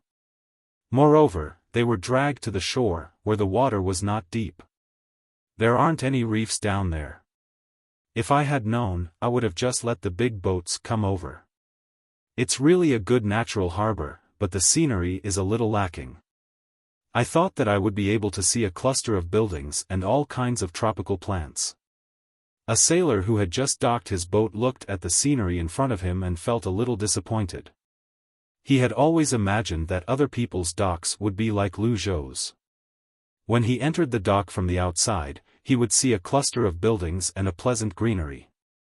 However, this was not the case at all. There were no buildings, only a dozen or so boats stranded on the shore. Then, what entered his eyes were mountains, rocks, and yellow hills. The first impression it gave was that it was a barren place. Moreover, there were no lush forests on the mountains. They were all bare. Only when he looked carefully would he see specks of green grass growing with difficulty and tenacity. Why didn't the Duo Eater build up such an important place? What a pity! Zhang Daqiang, What are you standing there for? Hurry up and move the things ashore. Just as this person was lost in his thoughts, the captain's voice rang in his ears. He was so frightened that he hurriedly jumped off the boat and began to cooperate with the others to move the things on the boat ashore. The first batch of things carried by the small boats were machine guns and ammunition. They thought that they would be blocked by the enemy if they came over, so they were prepared to force their way ashore. In the end, they found that the actual situation was different from what they had expected. There was no duo-eater at all. What they saw was only desolation. The boats that were dragged to the shore had not been used for a long time. There was a lot of sand in the boats, and the bottom of the boats was a mixture of black and brown sand. It was obvious that the boats had not been maintained for a long time. If they were to go out to sea now, it would be easy for them to leak. They could even break the boats by gently knocking on a rock on the shore. However, the team still had to follow the previous steps. They moved the machine guns ashore, connected the ammunition, and prepared to face any possible dangers. When all the things were moved ashore, 6 of the 8 people on each boat stayed behind while the other 2 rowed back to provide support. As for sending a big boat to approach directly, they still did not dare. Sitting on a small boat and not being able to see the reefs underwater did not mean that it was equally safe to send a big boat over. Zhang Daqiang was one of the people who stayed behind. He was a very good sniper. He had received training in jungle warfare and street warfare. He had also specially gone to Fengzhou, to be precise, the southern bank of the Yellow River in Fengzhou. There was a desert there. It was very big. Zhang Daqiang had never walked from one side to the other, and no one would ask for that. However, he had survived there for 2 days. Yes, 2 days. During those 2 days, he only carried a wet towel wrapped in layers of oil paper and a single-edged serrated knife. Other things, he did not carry. The experience of those 2 days was definitely a choice between life and death. Fortunately, there were many eagles circling in the sky. The 2 most beautiful ones were red and white. The red one was called the Red Luan, and the white one was called the Shuiyun. If he felt that he could not stand it anymore, he would wave to the sky. There would be eagles bringing water and other supplies, but at the same time, he would be eliminated. Those who were eliminated would not be able to go ashore and continue to move forward. Zhang Daqiang also participated in other training after that, but it was still in the desert. He only came out after 4 months. Who knew how many layers of skin on his body had fallen off? Damn, it's so hot. Zhang Daqiang and the others left in a small boat. Some people stayed behind to provide cover fire, while he joined one person on each boat. There were a total of 200 people. They were very familiar with each other. They were teammates who had survived together in the desert. Yes, it's hot. A weak voice followed. Zhang Daqiang did not need to look back to know who it was. The person's real name was Tu Dong. He was the 4th child in the family. His nickname was Rabbit. Tu Rabbit. It was very pleasing to the ear. When Zhang Daqiang heard Tu Dong's voice, he didn't feel that Tu Dong was a very weak person. Tu Dong's voice was always so soft, and his expression was always shy. However, this kid was not weak at all. He was the most skilled at catching snakes and skinning them. He was also very bold. No matter what the desert thing was, as long as it was said to be edible, he dared to eat it raw. He ate it more delicious than anyone else. The most important thing was that he was very sensitive to water. He could always find the place with the heaviest water vapor under the sand, and then use simple tools to gather the water. Of course, his marksmanship was not bad. Otherwise, he would not have been arranged to be in the first batch of commandos. Don't talk so much when you're hot. Get ready and start adjusting your state. Today, we must advance 50 miles and clear all obstacles along the way. We must circle the area where the quicksand may appear and clean up all kinds of dangerous insects and animals in the desert. The person who came down from the other boat said to Zhang Daqiang and Tu Dong unhappily. The two of them immediately shut their mouths and began to prepare. They put on their gloves, tied up their sleeves, checked if the straps on their boots were done properly, and tied up their pants. They put on their hats, tied up their collars, and covered their face masks and reflective glasses. Every part of their bodies was covered, and not a single trace of their skin was exposed. In addition to the large dual backpacks, the guns in their hands, and the knives at their waists, they felt even hotter. However, none of them changed into trousers and vests. In the past, they did not know, but after participating in the desert training for 4 months, they had a deep understanding. In the desert, one should not think that it was cool to wear less. The temperature of the sand was very high. If one's skin was exposed, it would be cracked by the sun. The most important thing was that the water in the body would be lost very quickly. Now, they looked uncomfortable, but they could survive very well and save water at the same time. The pain of those 2 days was still etched in their minds.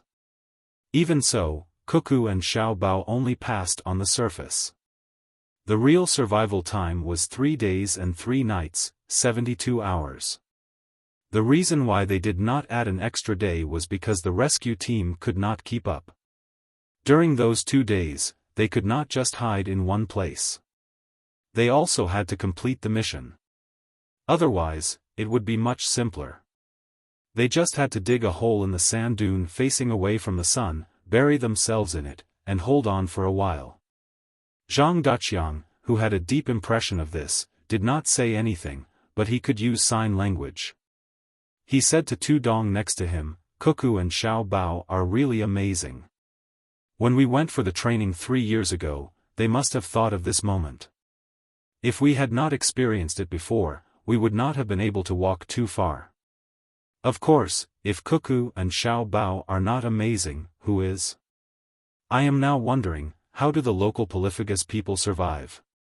Do they also walk on the sand and be fine?" Tu Dong also used sign language to say.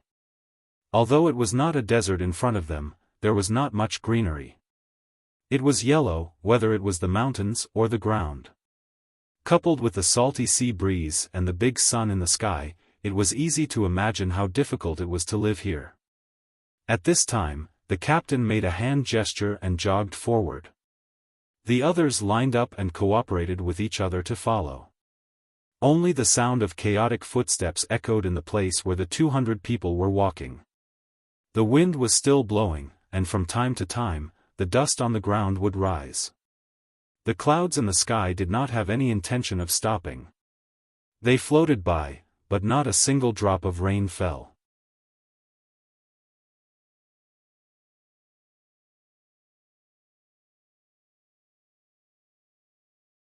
Chapter 1347. When the Tang army landed behind the Duo people, Zhang Xiaobao and Wang Wan also set off with their troops. None of the 3,000 people in Simo Domo's tribe were missing. It wasn't that they didn't want to secretly leave the group, but they considered that if they didn't follow the larger group, the rest of them wouldn't be able to survive. Simo Domo took all the food and dried meat, most of the metal tools, and the livestock of the tribe. The people who stayed behind had to find their own food and use tools made of wood and stone. If the rabbits and deer were their food, then they were also the food of the wolves, tigers, leopards, and other carnivores. They didn't think that they could easily defeat the animals that wanted to eat them, and they didn't think that they could easily catch the animals they wanted to eat, especially salt. Who would provide it? Thus, everyone left. At least they didn't have to worry about starvation if they followed the Tang army. There were fewer old people in the group, and none of them were sick. Simo Domo had thought of all sorts of ways to let these people end their lives early. Otherwise, a person who couldn't work and needed others to take care of them would be a burden. Fortunately, Simo Domo wasn't stupid enough to treat the children as a burden, so the children were still alive. The women weren't. Simo Domo had quite a number of women, a total of 14. Looking at each of them, it was obvious that the local aesthetic view was different from the Tang people. Duoduo felt the same way as Simo Domo. He felt that the 14 women were beautiful. Of course, even if his aesthetic view was slightly different, he still felt that Cuckoo was more beautiful. The main reason was that he felt that this person who was called Demoness Cuckoo was strong enough. Not only could she command a battle, but she also had a fighting strength. At the same time, she could sing, dance, and cooperate with Xiao Bao to make delicious food. Such a woman was really hard to find, especially her skin. Why was it so soft and white? She was much stronger than the women on his side. Duoduo made such comparisons, but he still liked the other beauties in front of him, even if they were inferior to Cuckoo. Cuckoo didn't belong to him. Every time he looked at her, he felt a pain in his chest. He couldn't find such a woman, or he would be bullied all day. Xiao Bao, I just realized that you're really a man. Toto's eyes swept over Simo Domo's woman, and he didn't forget to talk to Zhang Xiaobao beside him. Zhang Xiaobao was a little nervous. He unconsciously covered his lower body with his hand and squeezed out a smile. How did you find out? You weren't beaten up by your woman, Cuckoo. Aren't you a man? Toto gave a reason that he thought was correct. Zhang Xiaobao began to worry about Duo. Could it be that after being kicked by Cuckoo, he began to change his outlook on life, the world, and values? Were there only two choices in his eyes? Men can do better than women, and women can do better than men, so they have to be on opposite sides. Zhang Xiaobao felt that he should help Duo, so he said, in fact, she didn't hit me because she didn't want to, not because she couldn't beat me. I think you should contact more people outside, especially to see how good the life of the people outside is. In your situation, I guess you can only get in touch with the 126 people in your tribe. They have nothing to do, so they bully each other. Whoever wins will be powerful. Don't you know that there are many people outside who are more powerful than you? My wife and I don't have the leisure to play at home. There are many things outside that we need to calculate together. There are problems with our own people's lives, and there are problems with the enemy's strategy. I advise you to learn from me and think more about the outside world. Simo Domo also beat women. Duo found a realistic example to prove that he was right. Is he powerful? A small leader in charge of more than 3,000 people is powerful? He also has nothing to do. I never think that a man who beats women has something to do. Zhang Xiaobao was very disdainful of Simo Domo. A tribe of more than 3,000 people was considered a social group. A small place was a small place. Unfortunately, even with the large population in India, not many people took them seriously. The main thing was that their military power was not strong. And the most hateful thing was that other people were thinking of ways to make money when they encountered economic crises, but they actually sold their wives. This kind of behavior was no longer an attack on ethics and morality, but on human nature. Zhang Xiaobao had thought many times that if he had a wife, when he had no money, he would take his wife to the market and sell her. Through all kinds of psychology, he would tell himself that it was right to do so. However, in the end, he failed. He couldn't convince himself at all. If he sold a wife who usually cooked, ate, and suffered with him, how cold-blooded would he be? That was not a commodity, but a period of time and memories that had a close relationship with him. The most infuriating were those women who were sold. They were very honest and accompanied the men to sell themselves. This might be a kind of habit. For a race and country with such a habit, the slightly stronger countries in the world would look down on them, let alone pay attention to them. Wife, speaking of the behavior of selling wives in India, it reminds me of lions, Zhang Xiaobao thought and suddenly said to Wan who was beside him. If it were someone else, they would be confused by Zhang Xiaobao's words. The jump was too big. Just now, he was talking to Duo, and in the blink of an eye, he mentioned lions. However, Wang Wan could understand. There was no need to deliberately think about it. She could empathize with Zhang Xiaobao's words. She could understand Zhang Xiaobao's psychological activities very well. So she said, "Don't mock the lions." The lions didn't take the initiative to give their wives away. They ran away because they couldn't beat them. Moreover, they have to bear the pain of losing their children. Unless there are other lionesses in the pride who don't have children, the new male lions will kill the cubs. Oh. Thank you. Please allow me to apologize to the lions. This reminds me of a documentary film from more than 100 years ago, The Adventures of the Lion King. At that time, there was a little lion. It needed to be killed, but it didn't want to die, so it ran away. The lioness stopped the new male lion and created the conditions for it to run into the swamp. I thought it would die, but it tenaciously survived. A few years later, it became a very powerful male lion and found the former pride again. I admire the person who recorded all of this with influence. What are you two talking about? Duo was confused. We're talking about our own words, Zhang Xiaobao replied with a smile. I don't understand. Duo felt that what he said in Tang was right. Why couldn't he understand? He couldn't figure out what the two were talking about.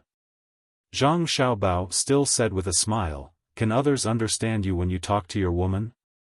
Yes, Duo said honestly. You're a failure.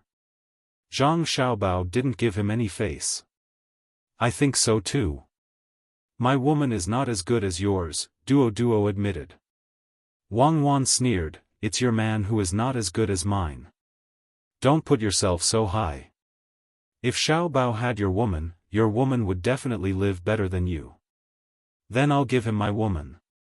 Are you tired of living? I'll let Xiao Nan use you for target practice. Do you believe it? What is target practice? Like the deer before, put you 200 steps away, you can run, and Xiao Nan will shoot you. Why? Forget it, your IQ is not good. It's a waste of a bullet to shoot you. Go back to the team. Look at your tribe, it's a mess. You want to compete with my man? You can't even manage a team of more than 100 people. TSK. Wang Wan said to Duo in disdain. She took a step forward and prepared to kick. Duo hurriedly ran away, followed by his cursing voice. Scared me to death. If he pushed the women in his tribe in front of me, won't I starve to death? Zhang Xiaobao pretended to be frightened and sighed.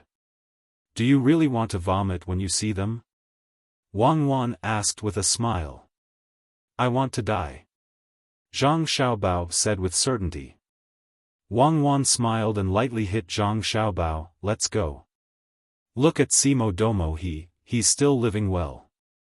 He doesn't care about his women, does he? I think he cares about his status. Women are just a tool for him to show his status. What do you want?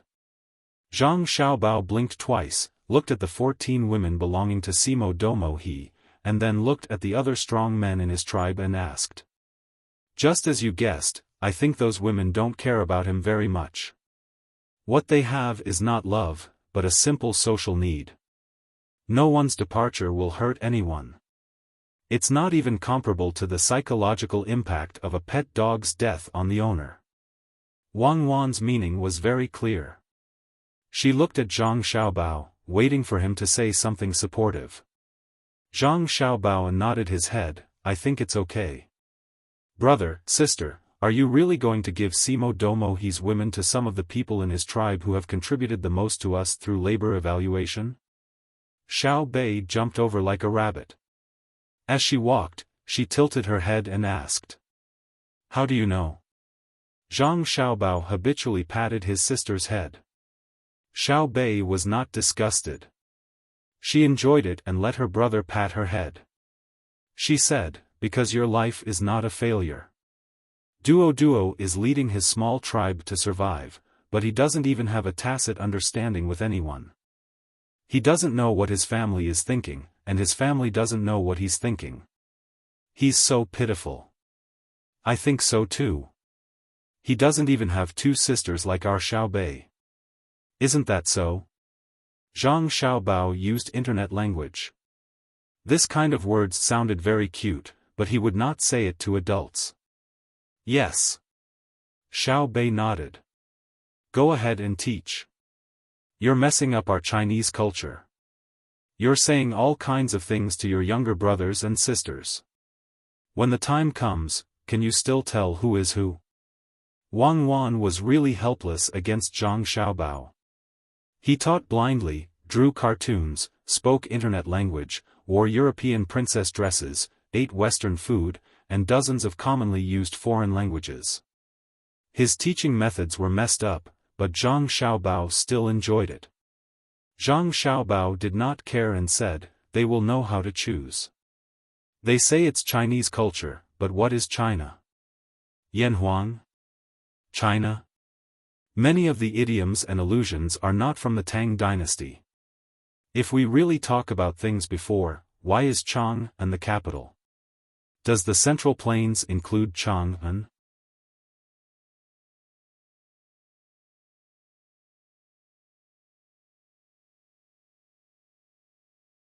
Chapter 1348. Wang Wan did not have time to argue with Zhang Xiaobao. He could teach them however he wanted.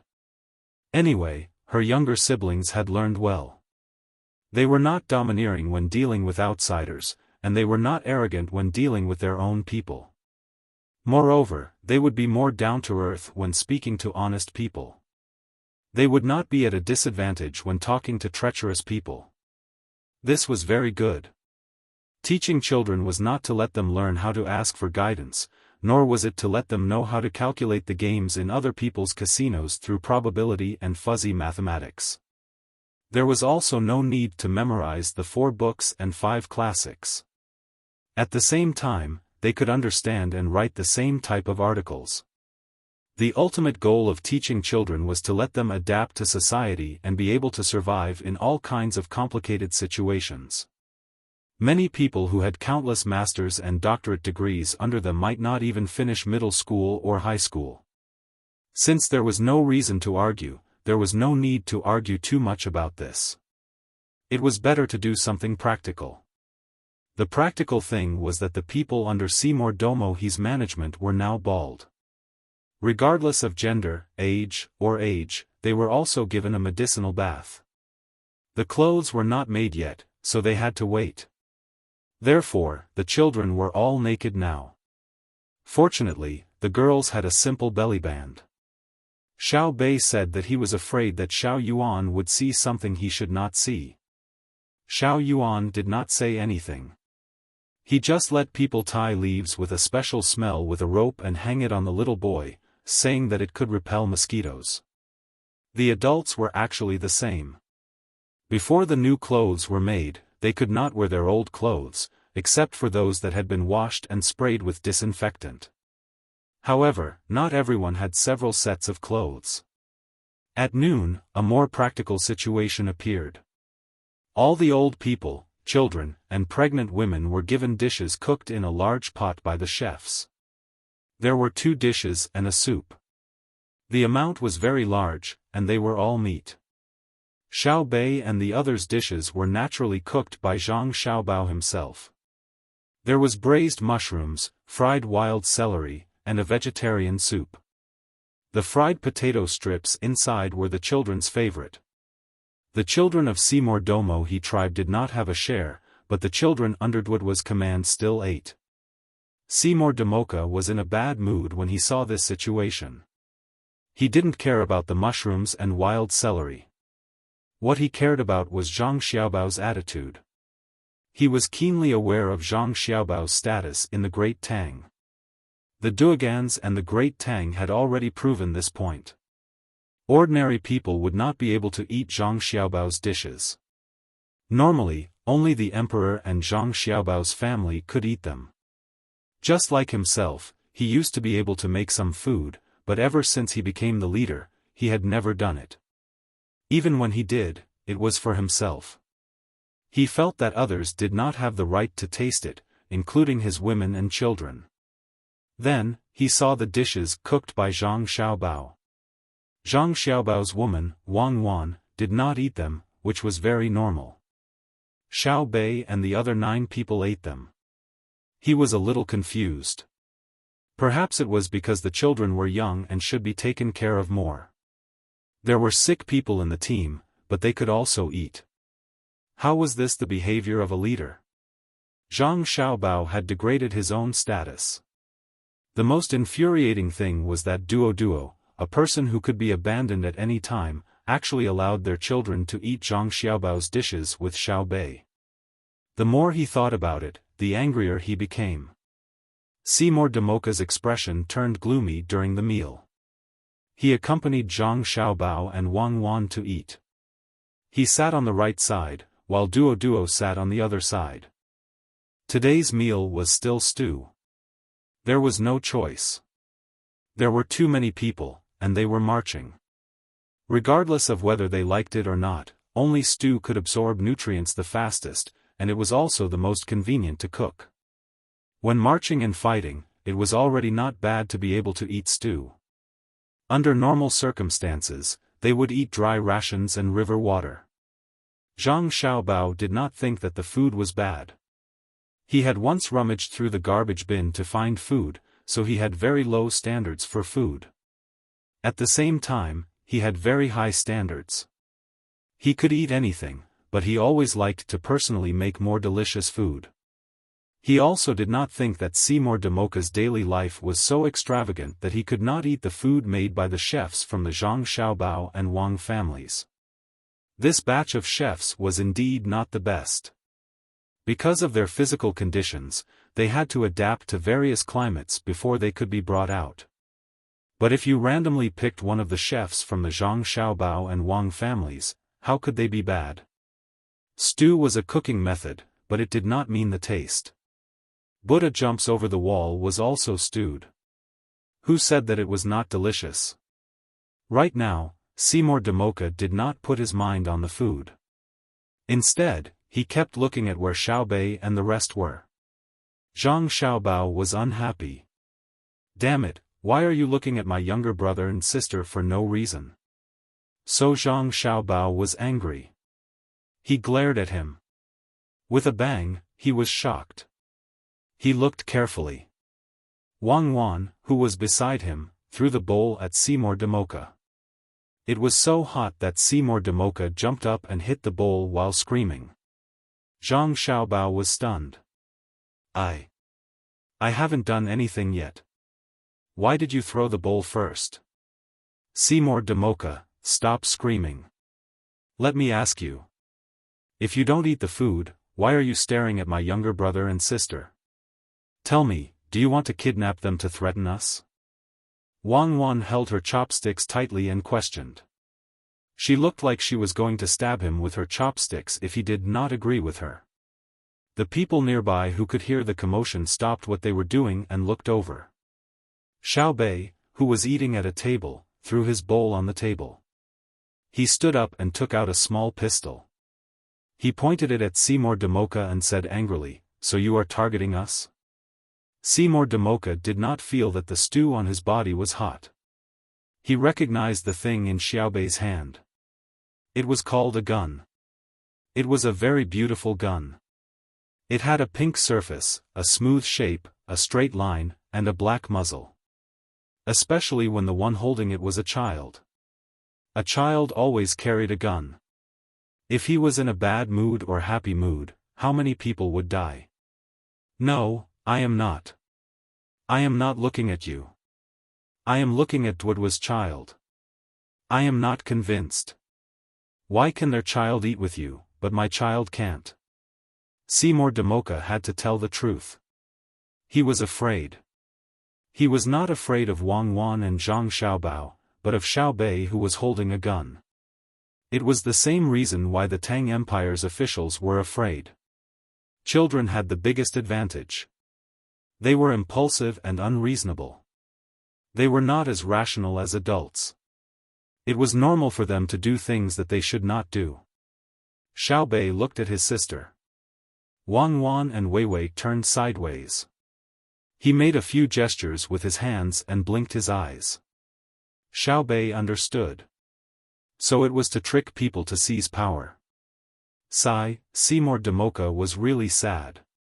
Knowing that he had to find an excuse to deal with people, Xiaobei was very cooperative. He said to Seymour Demoka with a cold face, "What does me inviting Uncle Dwudwa's child to eat have to do with you? I understand now. You did not follow us willingly because you lost the bet. You want to steal our power while you follow us. You are so ambitious. You even want to control me? Don't you want to know who I am? In the whole world, other than my parents, Xiaoyuan's parents, our grandparents, and my brothers and sisters, who dares to control me? I, Xiaobei, came to this world to enjoy life. I am not to be controlled by a person who lost the bet, a leader of a tribe with only 3,000 people. Are you unhappy? There are many things that make you unhappy. Do I need to care about you? You don't eat when you are eating. When you stare at me, I feel uncomfortable. Who asked me to? What did I say? Oh, right. Whoever makes me feel uncomfortable for a while, I will make them feel uncomfortable for life. Tell me, how do you want to die? Are you bullying me because I am a child? Let me tell you, many people have died in my hands. Have I ever blinked? In my eyes, human lives are like grass. Humph. Shao Nan, kill him. Bang! Shao Nan opened fire and shattered the bowl in Seymour Demoka's hand. Bang! Another sound was heard as the wind blew a hole in Seymour Demoka's sleeve. Then, Shao Nan frowned and looked at his gun. He said, "Why is it wrong? I was aiming at the head." Again, shoot a few more times. I don't believe that it won't hurt at least once, Xiaobei said. Seymour Demoka immediately knelt down and looked at Zhang Xiaobao and Wang Wan. He shouted, "Help, Xiaobao, cuckoo, I won't dare to look blindly anymore." That's not right. Who allowed you to shoot so casually? Pistols also have recoil. What if you hurt your wrists? Pay attention to your status. You have to kill people personally. Zhang Xiaobao scolded Xiaobei and the others. Wang Wan also glared at the little guys in front of Seymour Demoka and said, "Xiaobao, I think Seymour Demoka didn't mean it. Why don't you give him a chance?" Yes. Give me a chance. I definitely won't dare to look blindly in the future. I won't be jealous either. Seymour Demoka realized that Cuckoo was a good person. She was better than Xiaobao. Xiaobao wanted to shoot to shock his wrists. How can my younger brothers and sisters be wronged? This time, I definitely can't. Enough. Seymour Demoka already knows that he was wrong. Why force him to death? Wang Wan interrupted Zhang Xiaobao. She looked at Seymour Demoka and continued, "Chief Seymour Demoka, although this matter doesn't matter much, children are different from adults. I can't tie them up. How about this? You stay away from them and don't let them see you. What if the little guy shoots accurately again? Don't you think so?" Yes. I'll stay away. I won't be near them. Seymour Demoka agreed readily. Someone come and take Seymour Demoka to a safe place. Wang Wan ordered. Immediately, someone came and took Seymour Demoka to a safe place. Seymour Demoka felt very wronged. He didn't mean that. How did it become like this? He didn't know that he actually didn't feel wronged at all. If he could let the elders in the tribe accompany him to eat, or let his women accompany him to eat, Wang Wan would temporarily tolerate him. But he only cared about himself. He was too selfish. This kind of selfishness reflected in the process of surrendering.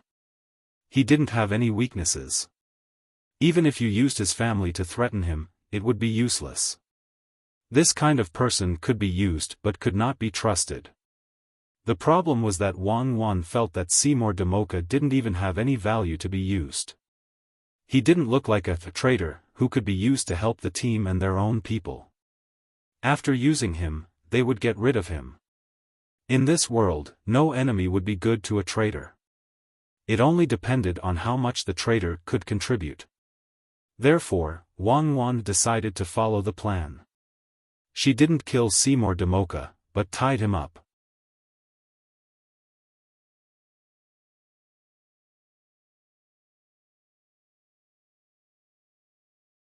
Chapter 1349. Seymour Domo was sent to a place where he could not interact with his own tribe. Wang Wan was still angry and coldly ordered, "Didn't you see my food spilled? Give me another portion." Immediately, someone brought a new bowl of stew over and begged for forgiveness. Wang Wan waved her hand and chased him away. Duo was dumbfounded. He had been watching and listening from the beginning, but he could not figure out what was going on. It was a very normal situation.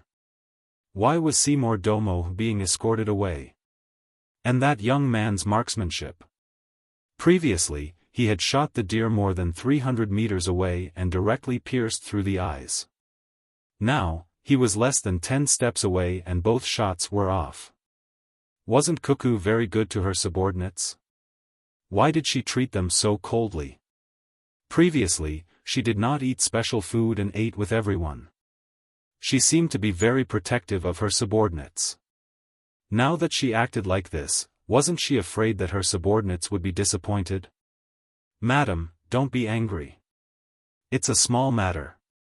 Zhang Xiaobao smiled and comforted her. "Shut up. Seeing you annoys me. You can't do anything well. Look at Xiaobei and the others. How much grievance did they suffer just now?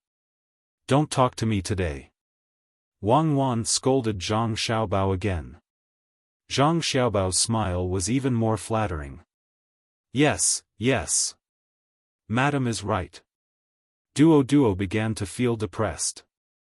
He realized that he could not keep up with other people's thoughts. Cuckoo was too domineering. Zhang Xiaobao was not like a man at all. The others returned to their previous state, but Wang Wan kept a cold face. Xiaobei quietly nudged the young man and gave him a thumbs up, meaning that he was really good at shooting. The young man was very embarrassed and said softly, "It's okay." The cook who was scolded by Wang Wan just now was also very happy when he returned. He even took out a small mirror and tried to imitate the expression from before. Then, he boasted, "I'm also a good actor. Stop bragging. Just now, when I saw you cooperate, your hands were shaking." A woman beside him snatched the mirror and rolled her eyes at the chef. Chef chuckled. "Madam, you can't expose me right in front of my face. Even if you bully me, you won't be able to show off your abilities. Be careful, if the young master and young lady find out, they'll teach you a lesson. Don't think that you're powerful and take advantage of them. Just because I didn't say anything doesn't mean that I really don't know how to resist. You only know how to use the young master and young lady to pressure me. When did you become the second master?" The woman continued to roll her eyes at Chef. "How could I bear to? It's fine if you bully me when you have nothing to do. Look at our family's little young master, he always gives in to his wife. You have to learn more from your wife. It's fine if you bully me when you have nothing to do, but when you have something to do, you have to support me. I know. I always listen to you, especially at night. What about tonight? Idiot." Duo didn't know how the chef who delivered the dishes communicated with the woman just now. He was still using his little experience and wisdom to analyze Zhang Xiaobao and Wang Wan's behavior. Wang Wan had an "I'm very angry" look, but she didn't eat less. It was lunch, so she had to eat more. Otherwise, it would be difficult to cope with the exhaustion of her body. Zhang Xiaobao also ate a lot. The only difference was that there was no staple food at noon today. There was only meat and wild vegetables in the stew, so he ate very slowly and chewed very carefully so that his stomach could digest faster and replenish the nutrients before he finished eating. Wang Wan was the same. She chewed fast and ate slowly. The more broken the food in her stomach, the more the stomach acid would come in contact with. Moreover, she drank some white wine, a tail, to stimulate the gastric acid secretion. Duo didn't think that it was bad. Eating vegetables seemed to be the same as eating rice. It was fine as long as he could eat until he was full. After eating 3 bowls in a row, he couldn't eat anymore. He sat there and looked at the tail of wine in the wine cup in front of him, reluctant to drink. Come, find the warriors in the tribe. Wang Wan found that she couldn't eat anymore, but there was still some food in the second bowl in front of her. She put down her chopsticks and ordered. There were many warriors in the Shima Duomo tribe. Wang Wan called for the warriors, but in fact, they were all leaders of small tribes. They might not be the best hunters, but they were the smartest in the tribe. A group of people gathered and looked at Wang Wan. They were all full. One was because the dishes were really good, and the other was because there was enough salt. It was not like before, when there was little salt, they didn't put it in the food. Instead, they took out a little and put it in the water to drink, or put the food there and then dipped it in the salt to eat. Now that they could eat casually, they naturally wanted to eat more. Therefore, they didn't chew and directly swallowed it. Even the soup of the stew was not wasted. Wang Wan and Zhang Xiaobao could also understand. That was why they didn't let people cook the staple food at noon. Otherwise, it was easy to make the people in the tribe eat too much and get sick. The digestion of staple food was very slow. Of course, it was easy to delay the digestion. Drink water. After eating, keep drinking water. The concentration of stomach acid was low, so the digestion of food could be slowed down. The disadvantage was that drinking too much water would cause diarrhea. Wang Wan didn't care about how others ate. Seeing that everyone was here, she said, "Now I will announce a new rule. Women in the tribe who don't have a man can choose a man by themselves. Women who already have a man can also choose a new man.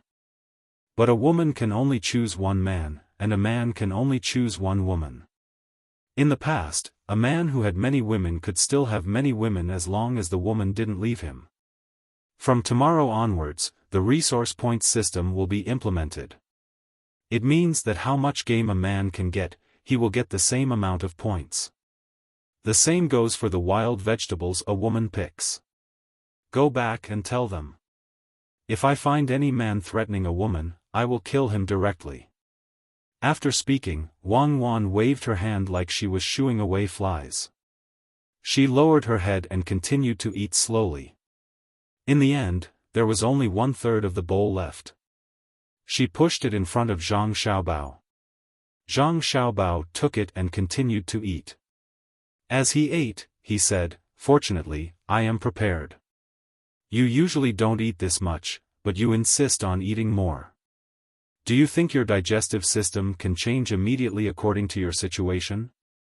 That's why I say you are a good husband. You usually look like you don't pay attention to anything, but in fact, you are very careful. Don't worry, I won't leave you and choose another man." Wang Wan said to Zhang Xiaobao with a smile. "I really don't care. I can't keep you because I don't have the ability. But if you leave, don't think about coming back. I have done everything I can. If I can't keep the woman I love by my side and let her go with someone else, it means we are not fated. You should tell those leaders that a man can have more than one woman, just like us. Men who don't have women should not complain about society, but should be self-reliant. The status of women has never improved. Their improvement is relative, because they find men who can get more living resources. So there is a phenomenon. Men who earn more money also have more women. For men who earn less money, the status of women has improved. But for men who earn more money, the status of women is lower. Zhang Xiaobao said with a nonchalant expression as he ate. Wang Wan continued to beat Zhang Xiaobao, male chauvinism. You care about the woman who loves you, but you never compromise with the woman who wants to leave. For the woman you love, you can give up everything, but you will never be sad because of a woman's betrayal. You will not wrong the woman who loves you, but you will not wrong yourself because of the woman who wants to leave you. Unfortunately, there are few people like you. Many men want to find more women when they have the chance. When a woman wants to leave them, they feel uncomfortable. That's because they don't treat women as lovers, and they don't treat themselves as human beings. A person's life is only a few decades. Who cares about your life? If you've seen through everything and think that men and women are the same, then you can find 10,000 women. If you've seen through everything and think that you only love one person in your life, then you'd better not find a second woman, because you can't get past yourself. You are the latter. I never measure my success or failure by the number of women. So what you said just now made me very angry. You are needlessly provoking my view of love. As for me, now. You are gentle enough, right? What are you doing? I just said it accidentally. Don't be angry, honey. I know you are a good man, at least a good man in the eyes of women like me. Of course, many women may not have the same position as me. Eat quickly. Others have finished eating and are waiting for you. At first, Wang Wan gave in, but later on, she felt uncomfortable and glared at him. Zhang Xiaobao immediately lowered his head and ate fiercely. Who asked him to care about his only wife? If he spoke too deeply, it would hurt their feelings. The two of them had a debate and psychological analysis, but the Shima Domo tribe was in chaos. Many men felt the crisis, and many women felt that there was new hope. Then the struggle between women and between men and men began. Zhang Xiaobao and Wang Wan held hands and watched coldly from the sidelines. They felt that there was no right or wrong in the struggle between men and women. There was only choice. Of course, such a choice could be regretted and chosen again. Unlike Zhang Xiaobao and Wang Wan, once you made a choice, even if you regretted it, you had to admit that time had passed. There was also the rejection in the depths of your heart. A mistake was a mistake, and you would not be given another chance to start over. The two of them had such personalities. So when they watched the people of the Shima Domo tribe make another round of choice, they felt both blessed and disappointed. It's too cruel. Originally, they were together, but many of them left. Little Yuan, will you do it in the future? Little Bei did not know about love, let alone sex, but she knew that it was a very painful thing when the people she usually played with suddenly became strangers. Little Yuan also frowned as he watched. He really could not understand and was as sad as Little Bei. When he heard Little Bei's question, he thought for a while and said, when a man rides a bamboo horse, he uses a tripping rope. Watering orchids and flowers together, they both look forward to blooming. Little Yuan, I know you're the best. I won't put a tripping rope for you in the future. Brother Ilong, what do you think of the jingle-like nursery rhyme that Little Yuan just sang? Little Bei happily pinched Little Yuan and asked Su Ilong. Su Ilong, who thought that she had gotten over the shadow, suddenly remembered what happened 2 days ago. Jingles and nursery rhymes? You can't scold people like that. You can't kill people like that. You're tuning into the Xiaofan's Wuxia Tales YouTube channel. Don't forget to subscribe and join us on this journey to catch the most captivating stories.